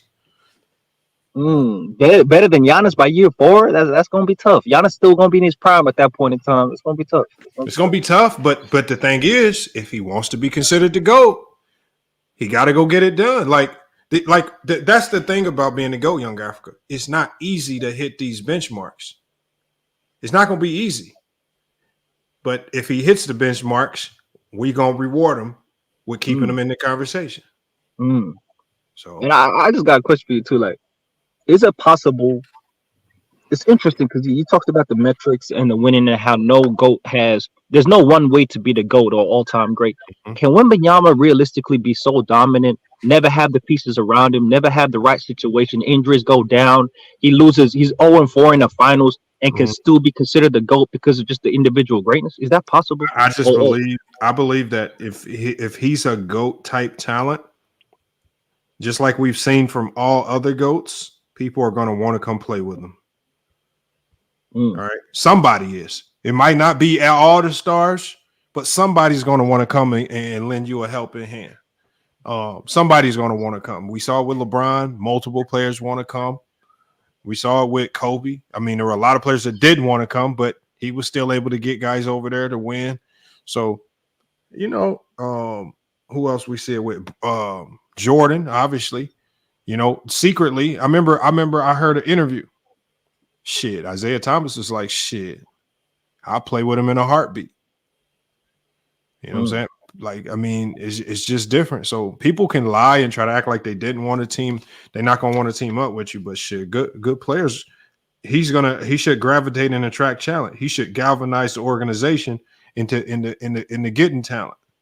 If he don't galvanize them, maybe he not GOAT material, young guy. I have a question for you, Lamont. Yeah. What do you think Wemby's gonna average in his first season? Damn. Bro, I think he's 19 to 20 a game. I think he averages 19 to 20 a game. I think he's the best defensive rookie. And I don't see him getting over 10 rebounds a game because of how Greg Popovich is using him. So I look for him to have 2.5, 3 blocks per game, 19 to 20 points, super high field goal efficiency. How high, super high field goal efficiency? Well, because he shoots threes, I would say a good percentage for him would be a good true field goal percentage, because you would probably have to go true field goal percentage. Would you say 55 is good, Young Africa? 55, high 50s? Yeah. For example, LeBron's like 60%. Steph Curry's around 60, close to 60%. Yeah, so that's elite. That's elite. Yeah. High 50s, 60s. He would have to do something in there. Remember, he can't be normal. If we're going to keep him in the GOAT conversation, he can't do normal shit. He can't do the same things Chet does or Scoot Henderson. He has to be on a whole nother realm. That's why I don't think 55 for me is high. You're talking about true shooting percentage, not field goal percentage. I'm always saying true shooting percentage because I know he's going to shoot threes. Yeah. And that's going to throw his percentages. Even from the field. If he shoots 55% from the field, that would be high with volume threes. Like, that would be high. 55 from the field, that's good. That's very good. I agree with the stats, what you said, though. 18, 9, and 2.5. Oh, really? I think it'll be like 22, 23. I think I wouldn't be surprised, though. Like, the numbers that would surprise me is if he got to like 25 a game. That would be. Yeah. He would shock me then. Oh no, Jordan comparisons are going to happen if that's the case. Like, that's the last rookie to average that type of number. So that's tough. I just have a fear Greg Popovich is going to hold. he just has a built-in system that just prevents him from getting to those numbers. You think so? In the preseason, he been playing pretty free though. Like he been taking whatever shot He has. That's what I'm saying. I don't know what to predict this year. That's what I'm saying. Craig Popovich is getting super creative. I don't know where it's coming from. He's got that. Is that woman's? He learned from Tim Duncan, man. He learned. He learned. He learned a few things. Does he still have? Let him be free. As his assistant. Hold on. Let me drop the link for the locker room. Hey, Africa. Hold on. Oh man, I've been trying to get locker room smoke, man. He been ducking me for the debates, man. He don't want that smoke, man. But it is what Locker it is. room. We need you for a head-to-head debate, man. Everybody been trying to get you locker room. We got to get you in Young Africa for the head-to-head debate. I'm gonna try because I'm gonna try it. I don't even know if I can get it to happen. I'm gonna try to get Gil in a head-to-head debate with somebody. You can definitely do that. So we just gotta see. He gonna pull the. Hey, if he down like 3-1 in the final, he gonna pull out the you didn't guard him though type shit. You know what I mean? Like you didn't feel the presence though. How you gonna argue with that? You don't know what it feel like though. He gonna hit you with the trump card. Yeah, man. What you gonna do with that? Whoa, that's gonna be a nasty one if he played out. It's gonna be very nasty. I score 60. That's when you gotta pull out the quotes though. That's when you gotta pull out the Phil Jackson quotes and shit. That's what you gotta do. You're gonna have their locker room is just pulled up, man. Yo, Lamont. Yo, what up, man? What's good, man? Yo, I heard. I've been in the chat listening, man. Listen, this is I can't take my son seriously, man. His show got canceled on Ticket TV. Bro, like, can you get a formidable opponent? The bathroom still need toilet paper out here spitting that dumb shit. Stop it, man. You can't have me arguing with Stop me. it, man. Show got canceled, Lamont. The bathroom. What happened to the young? What happened to the Young African show, man? Hey, man. Nah. I'm starting my own show. Don't worry about that. I'm starting my own show, man. I went independent, bro. That's what I did. I went independent. 3 episodes and they took it off. I went independent. Bro, that was a hot show, man. Hey, I know you was watching though, bathroom. You was watching though, so shout it out here. Let the people know. You was watching though. We know that. Oh man, hey Lamont, you got to get a formidable opponent on here, man. If you want me to debate, formidable opponent, bro. My son, bro. I'm like Lamont, bro. I'm MVP of FYF. What you talking about? Hey Lamont, listen. Here's what Young Zimbabwe won't tell you. A year ago, he was my biggest fan. Look at the bathroom. He was calling. Hey, why you laughing, Lamont? Stop laughing. Lamont. He was asking me to rap for him. He wanted me to rap for him, Lamont. Now he's a rap. hater. What? Now you're a hater, Young Zimbabwe. Hey, bathroom, bro. Hey, go get some toilet paper, bro. I can't hear you. Stop it, man. But hey, why you talking all that talk? But you ain't gonna lock in a debate though. Like we can get it on. What you talking about? Okay, you talking all that talk, bathroom? Lamont, what you talking about, man? Hold on, exactly, man. Lamont. Now, yesterday you had some character on the show, some clown by the name of Ace Sturdy, right? Now I went back and shit. Hold on. I went back and listened to the replay. I didn't even peep what he said when we was on the live, but he said that he would put up $25 for a debate.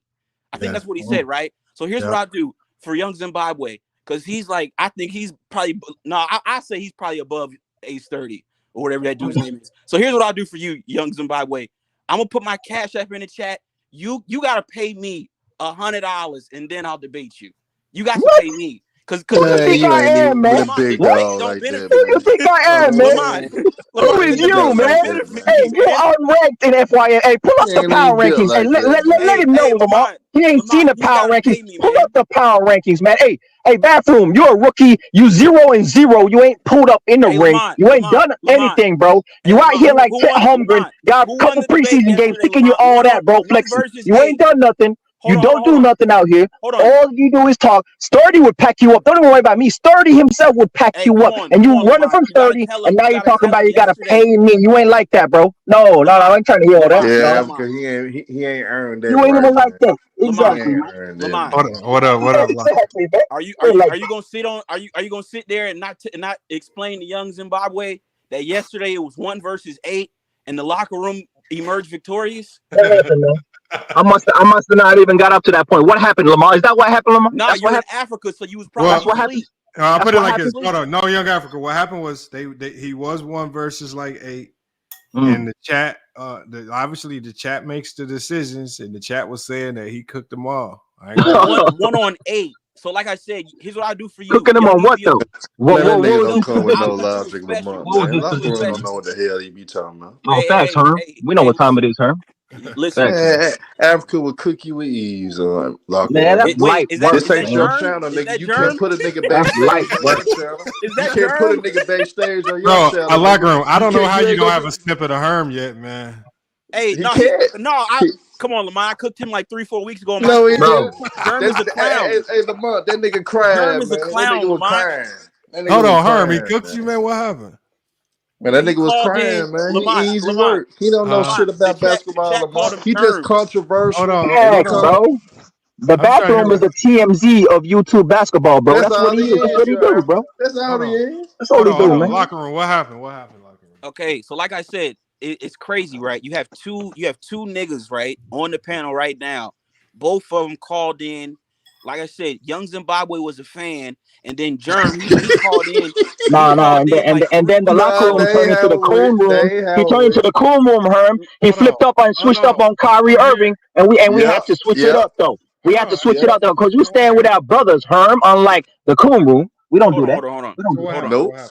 How you gonna be back in organization and ownership over your own brother, bro? What's up, cool room? Thanks, How you man. gonna do that, man? Thanks. Hold on. I'm trying to hear what happened, y'all. Hold on. You can't trust that nigga Lamont. So like I said, Hey, Lamont. Herm, man, he was back in the Dallas Cowboys owner after that picture that came out. That's kind of crazy, Herm. What's going on, man? You did. Come on, man. I have to unsubscribe after that, bro. Come on, man. Hold on, young Africa. Hold on. Okay, go ahead, locker room. Nah, it's nothing. It's nothing much to it, Lamont. Like I said, Germ called in maybe about a month and a half ago, and it was pretty much a consensus in my chat. Man, they wanted him off the show. Like, Nigga, it's your channel. Nigga, they listen, gonna Lamont, support you. he couldn't That even don't count, listen, nigga. Lamont. That don't count. Lamont, you know how you call in and you're like a contributor to the show. They wanted Germ going, man. They he can't even contribute on the show, Lamont. Nah, he had to go, man. Like I said, you're doing the Lord's work out here. Man, I cooked the shit at that nigga Lamont. Hey, Lamont, this you're all doing he the Lord's did. work, Lamont. That's why I respect you, man. Because a lot of these dudes, they can't come on my show, man. Hey, Lamont, this all this nigga killed him. You said, man, you ain't letting me talk, man. I said, shit, I did let you talk. And when you did talk, nigga, you ain't make sense. I cooked your silly ass, your dumb ass. And shit, and you got mad and kicked me off. The nigga kicked me off, man. He easy work. Your Africa know who that nigga is. Your Africa know who that nigga is, man. He easy work. He And wants you know you to what, kiss Herm? He's his talking ass. about And when you everything don't that. kiss his ass, he kick you off. That's how it is. You gotta kiss his ass. Hey, Lamont, And hey, do you not come on the show and disagree with me all the time? What is he talking about? Yeah, I kick Hey, you off. Lamont be respectful though. I don't know why he kind of lock you for whatever reason. I don't know why, man. Maybe you got some shit on the side that y'all cooking up. I don't know. But what I'm trying to say is, Herm, the bathroom want to talk about everything that did happen, used to happen, but he don't want to talk about what can happen and what's about to happen. He don't want to talk about that. We can get into the ring. We put in work over here. He We don't actually get want into the no ring smoke. in front of the He people, said but he he want to don't talk like about debates. what He happened don't like doing exactly. debates. Young Exactly. Africa, can I just ask He you be running. one quick question? He be running. Just one He be question, running. Young Africa. He be running, man. What currency do you use in your country? What's the Bro, currency? gold, nigga. Gold. Okay, gold. Bricks. So Yeah. do the conversion, Bitcoin, right? if you feel like. You can send a Bitcoin if you feel like. Whatever you feel like. So I'm gonna put my Cash App, right? Because Cash App you can buy Bitcoin. Like I said, Nigga, Cash App's only in America, nigga. See, and that's how I know you don't know the world. You ain't been traveling around the world. Cash App's only in America, bro. Don't talk to me about no Cash App, man. Hit the PayPal, nigga. Yeah, you gotta do PayPal with niggas like that. Yeah, man. He ain't been around the world, You Herm. He don't bad know for about him, that. man. You don't know You about bad that. for him, But man. hey, at the end of the day, bro, we need to get it cooking, man. And I ain't gonna hit no Cash App for you, bro. You gotta better hit my Cash App when you gotta pay me for cooking you. Is what about to happen. What you talking about? What you talking about, man? Come on, man. Yo, You out here a rookie with 60 overall in 2K, bro. You ain't put in no work, man. Stop it, man. Stop it, man. You ain't put in no work.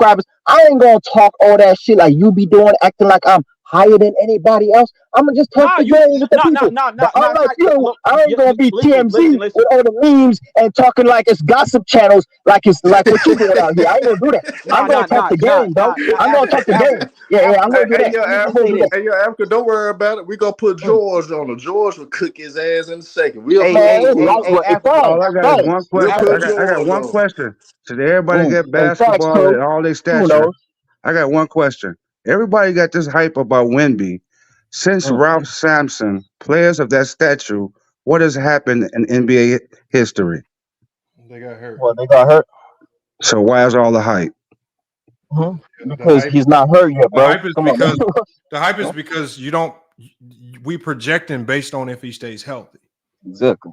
Like this is why Greg Oden still got drafted #1 overall because they Blazers are projecting if he stays healthy, we're gonna have a really good player. But I'm saying Brandon Roy even said if he stays healthy, I believe we're NBA champions. We were history unguardable. always repeats itself. So no, but the thing is, with the advancements in technology, like you guys always say, these players' ability Who to play say? longer. Look, these are obviously LeBron and Steph Curry and KD. These guys are playing well into their mid-30s and probably gonna play into their late 30s. I didn't and bring not up their 40s. LeBron. I didn't bring So- up them. I said No, people of his stature. George, I'm just giving you an example of how players now are able to sustain, even through injury, still have long careers. And so the thing is, I'm not projecting based on if he gets injured. We'll have to wait and see. But if he stays healthy, and that's what I even said when I did the video, I said, if he stays healthy, this is what I expect of him. Will he live up to them expectations? It's extremely difficult to live up to GOAT expectations. He has a No, long way to go. Lamar. That's not the question. I said the players of his stature. That means Sam Bowie, Ralph Sampson, who else? Well, I got a Yao Ming. comeback. I got a Thing comeback for players that, of his George. stature. I got a comeback for that, How though, George. many of those players Porzingis. were as talented as him coming into the NBA? All of them The was, only guy all of closer them was was Yao talented. Ming. How many of those Only guy players that was were closer as to Yao talented Ming. as Wembanyama coming into the league? All of them was talented at their time in that era. Now, Yao has some successful years though, George. So I wouldn't just say Yeah. necessarily put Yao in there. But you had guys like he wasn't talented, but you had a guy like George Marathon played a good amount of time in the league, as big as he was. Rick Smits, he was like over 7'2". He played for a long time in Indiana. So don't act like it's been But guys George, that's the question would be, barring injury, what's his ceiling for you? Because you're looking at injuries. I'm just saying I can't try to project, because the thing is, even if you're guessing or hoping that he gets injured, I'm not hoping anything. I'm saying that the guy hasn't even started to play, and I feel that he's a little bit, to me, underweight for all this hype because of a couple of preseason games. You know he don't play low post banging down low. You know that, right? But you know that's he plays perimeter. that's what they're going to do. No, it's not. I mean, the other teams. That's what they're going to do. How? On picks and back screens. Okay, so what is he going to do? So the thing is, what is Greg Popovich going to tell him to do when he gets screened? Is he going to tell him to fight through? Probably not. They probably just put him in drop or ice because of his size and speed. So he probably or just a full switch and create a nasty mismatch. So at the end of the day, you can scheme that out as a coach. George, that nigga go average 25 this season, George. I'm not saying not. I'm not saying he's not. I'm saying on the other teams playing against him, what they're going to do to get him out the game. It's gonna be hard to, George, because he blocked shots at a high volume. His length and his size, he'll be able to recover in some instances because of how long he is. So I don't think he's gonna have a major problem as you think he is. It's not that many talented big man in the league. It's not that many. He's not overly aggressive on defense too. He actually lets players blow by him sometimes, and then he recovers amazingly and is still able to block the shot. Like he can play vertical defense as well, and really you can't even shoot over that. And so, if you're talking about foul trouble, George, I don't think that's going to be a big issue. And back screens. Picks and back screens. What kind of players you think he's going to guard? He ain't going to guard. He ain't guarding guys that are running off picks and back screens. He ain't gonna do that. He not. It's on the 2 or 3 guys What you kind of got to power worry forwards and about. centers are running off screens like that, George? Hey, George, it's on the 3 You guys ever you got heard? to You worry ever heard a about. coach designing plays just for him? Man, it's on the 3 guys you got to Oh, worry you about. talking about on offense? He's gonna run off picks and back screens. He hasn't really been doing that in the preseason.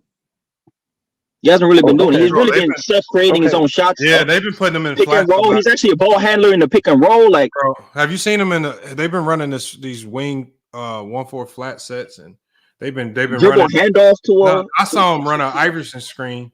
They put him into an Iverson screen, send him out into the flats on the wing, and he's just going ISO. And he just get to his spot 1-2 dribbles. And we seen what happens when he goes 1-2 dribble. Oh my God. I mean, there ain't no stopping him. Like, it's money. It's money. Y'all talking about him on who's offense, really talking setting about him off on defense. like big screens off ball on defense? No one's really doing it like the that. last thing I'm worried about right now is Wembanyama on defense. That might be his best skill set. Yeah. That nigga gonna average about defense. 4 blocks this year. He gonna average 4 blocks. That motherfucker's natural. He's a natural at defense. I saw that in summer league. 4 And blocks. he has a high IQ, Lamont. He has a high defensive IQ, actually. He don't foul a lot either. Yeah, you're right. So he'll be good defensively. I'm not worried about him. And he has Greg Popovich coaching him up. The only thing you can pick on him about is his rebound, but that's gonna get better. No, but the rebounding is by design almost. Greg Popovich is sending him out in transition, leaking them out. Yep. So you really did can't you see get a on him euro about from the that. 3-point line? He did a euro from the 3-point line, man. This the level of shit we're talking clean about. euro too. Clean euro. That's ridiculous, man. You see him nutmeg old boy yesterday? Yeah. Yeah. We saw the up and under. We saw the up and under over the drop step up and under over Chet against OKC. Like, come on, man. Come on. I'm not about to keep. He's gonna have to just prove me wrong.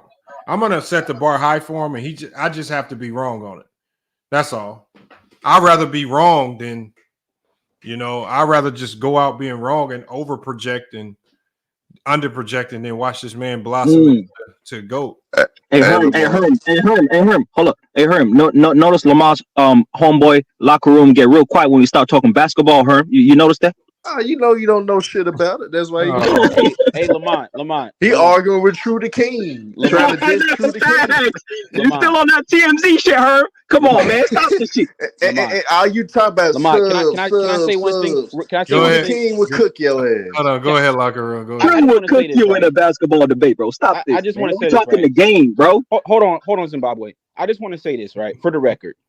When you get on Lamont's show and then you try to like come for me about my takes, like I said, if you got no takes, you ain't said nothing about basketball yet. Go ahead. If you had better takes, you would have more than 40 subs. Yo, hey, Lamont, I got 40 subs and I ain't even got live yet, bro. Hey, ain't know about me. I'm coming though. I'm coming though. Don't worry about me. I'm coming though. I'm about to innovate. I'm about to innovate the game. Don't worry about me though. No, you're right about me though. I'm about to have a whole experience, bro. We about to have an interactive experience. We blending cultures. We blending different themes. Hey, one at a time. Hold on. We're about to blend a lot of different mediums. We're about to do a shout out to FYF community at Young Africa. About to go live very soon. Probably when the Browns first game of the season and the championship game. We're about to be ready. Yeah. Lamont, you heard the shameless plug? He can't build subscribers on his own. He got to come plug his shit on your channel. But listen, we got to be ready. The reason why hold on, Zimbabwe. Herm, you say why does that matter? Because if your takes were so great, right? You should have some people vouching for you. No, but you don't. You can be hey, there's a lot of trash YouTube niggas. People vouch for True the King though. People vouch for True the King. The guy that you YouTube people. The nigga that you dissing, they vouch for True the King. Lamont vouched for True the King. So what you got to say about FYF endorsing True the King? Your show got canceled. No, it didn't. I just stopped doing it. Hey, what up, True? What up, True? And Young Africa. Hold on, why y'all always be calling? Hold on. I got a question for y'all. Why? How does the locker room get under y'all skin so much? Because they're my son. They're my children. No. The locker room. The locker room just don't talk basketball, man. I thought we was talking basketball, man. That's what I thought we was doing. He want to talk about popularity like that means something. Like we're in high school and shit. Like we're in high school, huh? Yourself to that shit locker room. Don't you dedicate yourself to your channel? Didn't you have a show? Didn't you have a show on Ticket TV channel? Exactly, man. I wasn't dedicated to it, bro. I did it because Ticket wanted me to do it, nigga. I wasn't doing it Exactly. because I wanted to do Did it. it Because for I the knew I culture. didn't have the So time. hold on. Did it I for the knew I culture. didn't Now, have the time, see, brother. hold on, Herm. Let me just I'm ask not you this. dedicated to that shit. I don't live for that shit every day. I don't need motherfuckers to validate me, nigga. Yeah, nigga. Hey, man. Hold on, somebody got Hey, some look. background noise. Somebody got background noise. And Ken, your mic is crazy. What that me? Yeah, that's true. You got a little background noise, but I know you good though. Go ahead, True. Hey, man. Listen, man. All I said was I'm just watching the show, enjoying myself. I didn't hear a good take yet. That's all. That's my opinion. I never now. Have you had good takes? I don't know. I'm not familiar with you like that. So since you've been on here, you know what I mean. In the last stream, in the last stream, I haven't heard any good takes. I don't. I mean, you call yourself the locker room. I mean, I don't. Why you is called the locker room? Like, I want to know why. Like, you just out here just you just left. Yeah, he got Why? That's what you know. He got no jersey on. He got no jersey on. He about to go to the bathroom. That's why he go, hey, Lamar, you can't keep giving this bro a pass. Yeah, his phone got too hot because it got too hot in here. That's what happens on FYF Sports. Shit get too hot and that shit overheat when you get cooked in FYF Sports, bro. That's what happens, Hey, true. Lamar. And so, Hey, Lamar. Lamar You gotta stop running the sending fast niggas break. out, man. Lamar running the fast break with the bathroom. Right. That shit is a bunch of turnovers and low efficiency offense, bro. Stop doing that shit, Lamar. You giving this man too much passes. Here's the Too thing, many right? passes, Here's bro. the thing. Stop it, man. And then he talking about, Stop it. okay, my 822 subscribers. I mean, hey, listen, man. I mean, what that supposed to mean? Hey, What I that told supposed to you mean? So keep we going, going, little homie. I told you keep going. we going. Well, first of all, I'm older than you. I'm a grown ass man. All that little homie shit. I mean, it sounds cool, but I mean, listen. At the end of the day, like you said, the locker room. I mean, I don't know why. That's an interesting name, the locker room. Even though your takes is ish water. Your takes is ish water. You know what I mean? Right. Yeah, I don't care. Listen. I don't even My care if mic people good check out now? your Should be takes. called Like, the kitchen You good room. now, Ken? You good? The I don't kitchen care that room. people listen to your This takes. nigga But locker room a fraud, man. Yo, Africa, her, keep cooking for me, man. Lamont, You this a is fucking crazy. fraud, nigga. Hold on. Shut your ass up, nigga. You a Hold on, fraud, Lamont. nigga. Hold You on. can't go Hey, nowhere without your panel, nigga. Can I we please gonna say this let to King Lamont? hear that work, man. You need your panel locker room. Fuck out of here, man. You be putting niggas backstage and shit, nigga. Without your backstage, you ain't shit, nigga. You not Lamont, can shit I without your please say this, backstage, Lamont? nigga. Okay, hold You on, not shit Ken. without your backstage. You will get Okay, cooked hold for on. anything, Ken, nigga. Ken, hold on 1 second. So hold on, Ken. I want you to get your rocks off, but hold on. I'm gonna let locker room respond, and Lamont. I'm gonna come right back to you, Ken. All right, Lamont, I'm literally setting records, man. Right now, yesterday it was 1 versus 8. Now today I set another fucking record here at FYF. I got 3 of my children on the panel hating on their father. Man, Ken we ain't was the talking same. about Lamont, basketball, this is nigga, so it crazy. ain't no one versus shit. Ken Herm in Africa, Exactly what you all There's a 3 whole called ass into my nigga. show. This hold is on. crazy. Hold on. You're trying to run the point out here, trying to control the pace and tempo because you don't want us to press full court press this nigga. I see you, Lamar. I see how you doing, man. See how you doing. Hold Crazy, on, Ken. Hold on, Ken. Unmute yourself, Ken. yeah, get your shit off, Brooklyn, Yeah, Ken. Get your shit off. King can handle him, Yeah, Hold Lamar. on, We know Ken. him in get your King shit can off, handle Brooklyn, Ken. locker room. Hold on, y'all. Hold on. Ken. What was Yo, y'all when yo, when you said he put you in the backstage? What was y'all talking about? We was talking about the Lakers, bro. He was being a fangirl for the Lakers, nigga. And I was cooking his ass. As soon as I started cooking, he put me backstage, bro. Oh, hold on. What was you cooking on? What was you saying? We was talking about AD, and I was saying how the Lakers, they just not a contender because AD's not consistent, bro. You said the Lakers are not a contender this year? No, I'm saying the Lakers they're not a contender because AD is not consistent and they don't have a closer. That's what I said, man. I was cooking a nigga, man. Hold on. LeBron not a closer? Nah, I don't think we seen it last year, Lamont. And Lamont, and now you Wait, see why hold on, bro. Hold on, bro. He and now asked you me. see why he got kicked off the Bro. He fucking asked. show, Lamont. Hold on, bro. Now He you see Hold why. on. So we He did asked get me, kicked out. bro. Oh, that's what we do. Lamont. I That's mean, what we Ken, do. the Lakers are a contender, though, Ken. The Lakers And are a that's why he got contender, kicked though. off the I fucking can't show. even I can't even front on that. The Lakers That's are a why he got contender. kicked off the fucking show. No, I'm talking. I'm talking about a championship contender. They're not a championship contender, Hearn. I mean, they was See one of the what I'm last saying, 4 Lamont? teams.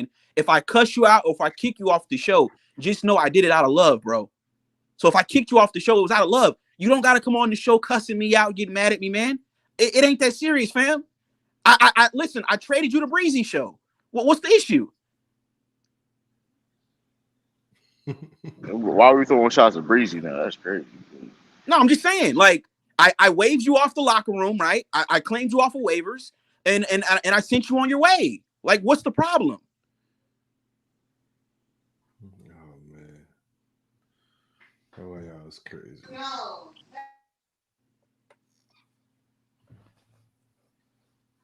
What makes the Lakers contenders? Because they were somewhere where they shouldn't have been.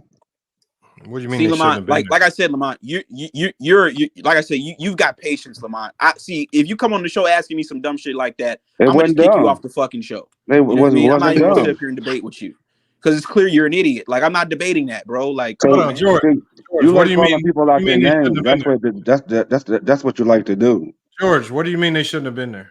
They shouldn't have been there. What do Quiet you as mean? kept. I mean, look at their matchups though, Lamont. They had favorable matchups. Yeah, but so did but that don't mean nothing. You can That only was too beat the many teams in butts. front of you. You can That only was beat too the many teams in butts. front of you. It's not like they could hand select the teams they played and said, no, we don't want to play them because George thinks they're too weak. No, anyway, George thinks.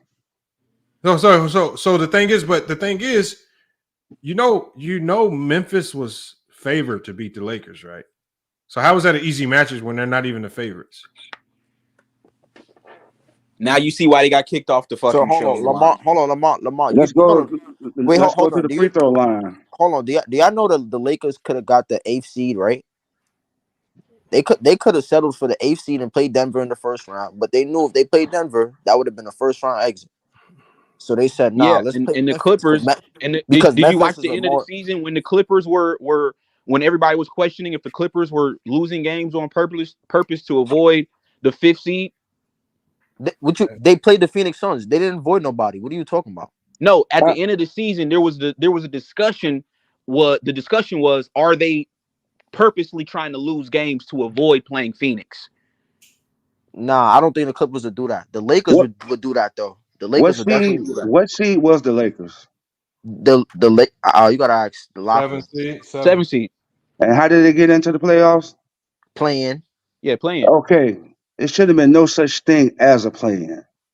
Well, even if there was no such thing as a play-in, they'd Yeah, they still be still a make the 7 playoffs. seed, and they still play the same team.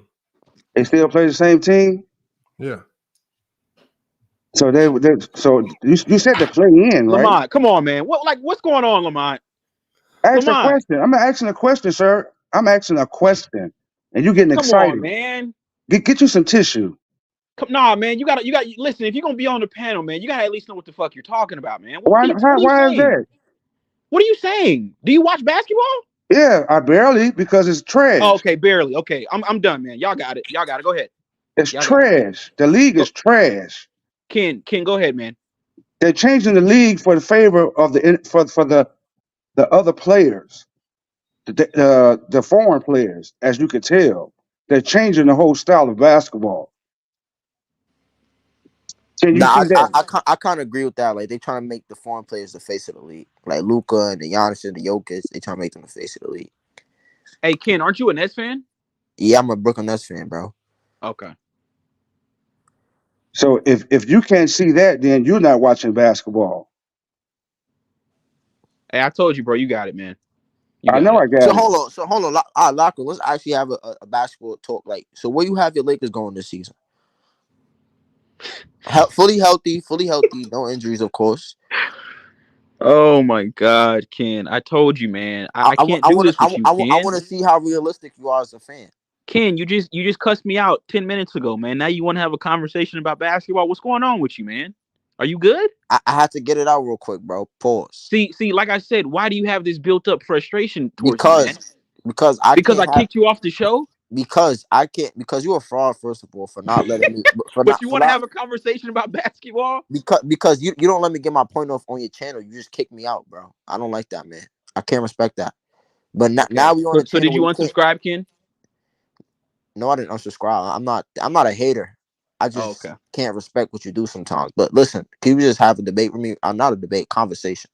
Because I'll cook you. It's not really a debate. But yeah, where you have your Lakers going this season? Fully healthy. Ken, why do you before I answer that, why do you niggas get on the internet and is that a New York thing? Like what's up with this cook? I'll cook you, I'm cooking you. Like, what are you niggas cooking, man? It seems like y'all are boiling water. Like y'all aren't cooking anything. There's nothing being made. Is dinner ready? Like what are you cooking? Y'all been cooking for the longest. Y'all always say this shit, but like, is it just like a saying? Is it like saying like dead ass? Is like some New York shit? Like saying dead ass B? Cause y'all be saying this shit, and I'm Nah, like, I you be sitting corny. thinking, I Lamont. no, no, I'm no, out of here, man. I'm You being for corny, man. real because y'all always saying, yo, I'll cook you, I'm gonna cook you, but what are y'all cooking?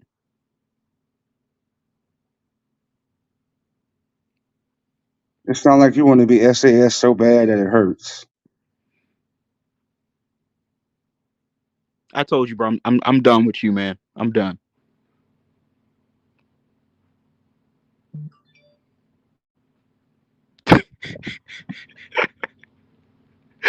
Hey, yo, Lamont, man. Niggas just hit me saying you got short bus niggas on the panel, Lamont. They laughing, Lamont. I told y'all, man. Lamont's a good dude, man. Support his channel. He'll let anybody call in, man. That's why I find it very entertaining over here, man. Hey, buddy with the G. What's your name? George. George. Where you from, George? Does it matter? You gonna come visit? All right, George. Listen, man. You say I'm a Stephen A. Smith wannabe? Yeah. Right. Right. Hey, Lamont, man. I held you down, man, for a good 5 minutes, man. That was brutal, man. Where'd they go, man? That was brutal. So, man, that's funny, man. But yeah, Lamont, I don't know why these dudes like have this, you know what I'm saying, like anger. Like I don't understand it. You know what I mean? They want to debate you, man, for some reason, man. They want the head to head. I mean, set it up, man. You know, like I said, Young Zimbabwe, I don't know where he went. He ran. You know what I mean? You know, nigga. You know what they were saying at first, Lamont? They said I was scared to pull up over here. That's what they were saying. They were saying I was scared. I think you need to set that up, Lamont, man. Young Africa versus the locker room. Nah, man. Nah. That's gonna bring my brand down. I'm not gonna lie. That's gonna bring my brand down. It actually won't though. Nah, that's gonna bring my brand down, man. I Y'all can't have be. to. No, I got to have to debate with respect it somebody. on YouTube. No. Herm, I got to debate with somebody that didn't get their show canceled, man. I can't debate with Africa, man. That's a bad look. That's a bad look. So when y'all get listen, Lamont, I'm gonna do you a solid, bro. When you find me a formidable opponent, let me know. I will pull up. And like I said, I'm 1-0 here so What far. about Ace 30? Ace 30, Lamont. I don't know, man. After that conversation the other day, man, I don't know, man. I don't know. Well, I where don't back go know about Mike that dude. then? Where back go Mike? Who's that? Bro, don't do that. Don't do that. He's not gonna... yeah, it'll be entertaining. He said, "Go, Mike's the guy at the beginning of the song whose bars was removed." Yeah. Oh, I'll give the, I'll do, I'll do some charity, Lamont. You hit up the casual, Lamont. Yeah, hit up the casual. I'll do some charity and I'll get him up out the way because I can just tell, man, he's light work. He's light work for real. I know I can easily go 2-0 with him easily. So yeah, if y'all want to set that up, man, I'm cool with that. You know what I mean? I'm gonna hit him up as soon as the stream over. All right, man. Everybody's saying you won again. They saying you get a triple murder. I'm telling you, man. That's like I said, man. We got a lot of haters out here, but I'm gonna talk about it, a little bit later on my show tonight, Lamont. There's a lot of clown content creators out here, Lamont. From I ain't gonna say no names on your show, but I will get into it on my show later, man. But yeah, it's a lot of, like I said, Lamont. A lot of these dudes they want to have channels, man. They want to have platforms, but for whatever reason, man, they're just not entertaining enough. Their shows get canceled. Ticket TV don't want them no more. So, they mad. You know what I mean? Is that what happened to her? Nah, with me, bro, I just ain't got the time. And I understand. That's why I respect the content creators, because I understand that you got to put time in, you got to put the work in. Just ain't no easy shit that you just wake up and do. So I understand that. If I ain't gonna give it 100%, if I'm not gonna be dedicated to it, I might as well not do it at all. So that's why I stopped for real. You know what I'm saying? Ticket, he didn't want me to stop, but I stopped because I told him I can't give my all. I got a lot going on, so I can't give my all. to it. And that's why I respect even cats I don't agree with. I respect them all because it take a lot of time. You got to be creative, all that. You know what I'm saying? So I understand what it takes, and I ain't got the time to do it, honestly. Man, all right, man. Well, hopefully we can get you back on for some debates. I'm running the debates this weekend, so hopefully we can get the casual in the Well, locker. get him to go against SB. He said the casual. Nah, SB's light work, man. SB's my guy, but he's light work, man. I'm not gonna lie. That's too easy, Lamont. And then they gotta have something to even to debate. We gotta come up with topics to even debate. But I mean, listen, I like the top 10 conversation we was having, the other day, Lamont. about the top 10. I felt like I was really in my bag, on some of the points I was bringing up. I felt like I brought up points niggas didn't even really consider. You know what I mean? Because I be hearing these niggas on the panel, Lamont, and it seems like I said, a lot of these dudes they seem to mainly focus on the regular season, and that's cool. But me personally, I've been watching NBA a long time. I know just by watching certain players, like guys like Paul George, James Harden, Joel Embiid is in that conversation now. Guys will play; they'll look like superstars in the regular season. Donovan Mitchell. And then as soon as the playoffs come, Lamont, as soon as April hit, you know what I mean? It's a completely different story. So, niggas, like I said, niggas laughed at my Jamal Murray take, but they'll sit up here and they'll fucking, vouch for Kobe all fucking night. I don't understand it. You know what I mean? That was a good one right there when you hit that one. I can't lie. That was a good point. But hold on, what time are you going live tonight? Shit, it's 8:16 Eastern Standard Time, so probably like 10:30, 11. All right, y'all, man. Here, I think I still got your link right here. I'll make sure people pull up because I'm gonna pull up. Let me see. I thought I had it written down right here. So Reggie, you think Jamal Murray top 10? Bro, he was the second best player on the team that won the title this year, bro. So going into this year, yes, for me personally, I would say he's top 10, bro. Wait a minute. What do you mean by that? But look though, Reggie, I argue. Well, I had a debate on FYL show about Jamal Murray being better than John Morant. So I agree with you. What do you mean by vouch for Kobe all I night? agree with Jamal Murray, actually. Are you putting Murray numbers up against Kobe's? No, bro. No. Like, come on, man. You got to use critical thinking skills, man. I am.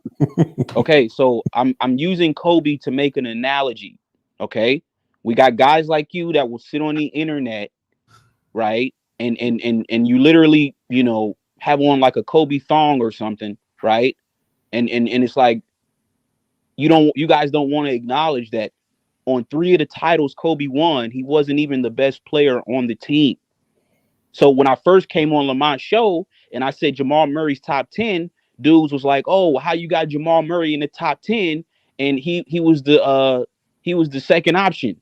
Nikola Jokic was the one, getting all the attention. Blah blah blah. I'm like, okay, well, y'all don't say that about Kobe though. Y'all say Kobe the GOAT.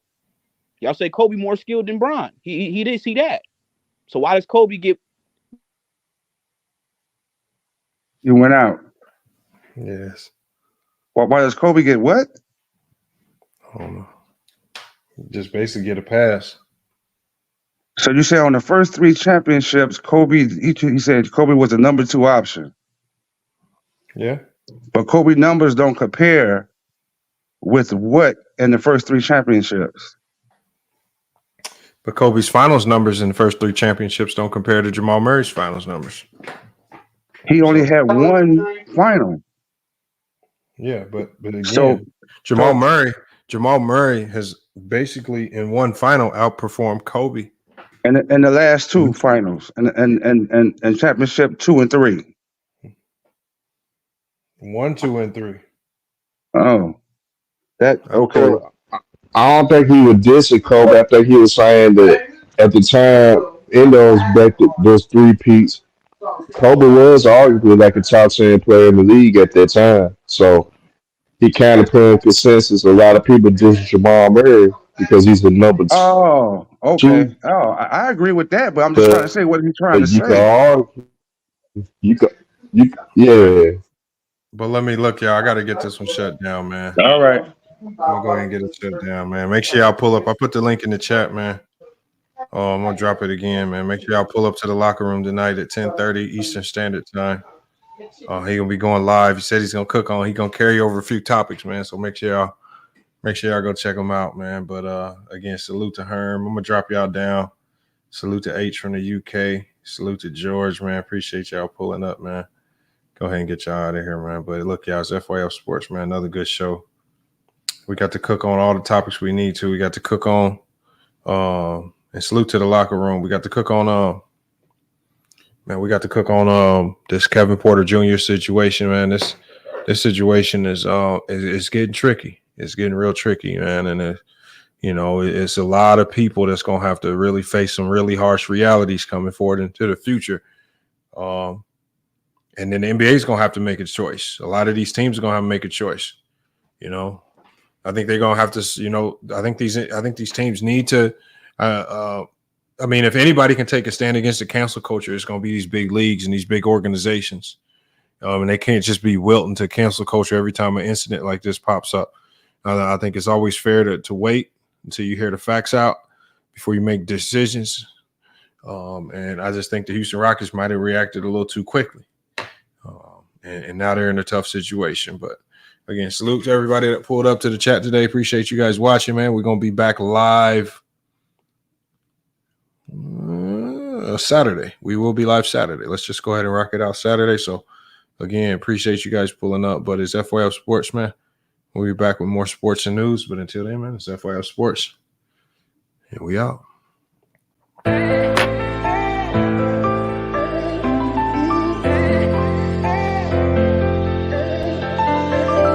Yeah, we done came from the bottom, mad that we up, but I don't hear him talking. Started with knowledge inside of my noggin. We took a dream and then we started blogging. Put my city on the map now. I'ma say how it is and I don't back down. On the road to 100K, we finna act out. We gon' show them that we not just in the background.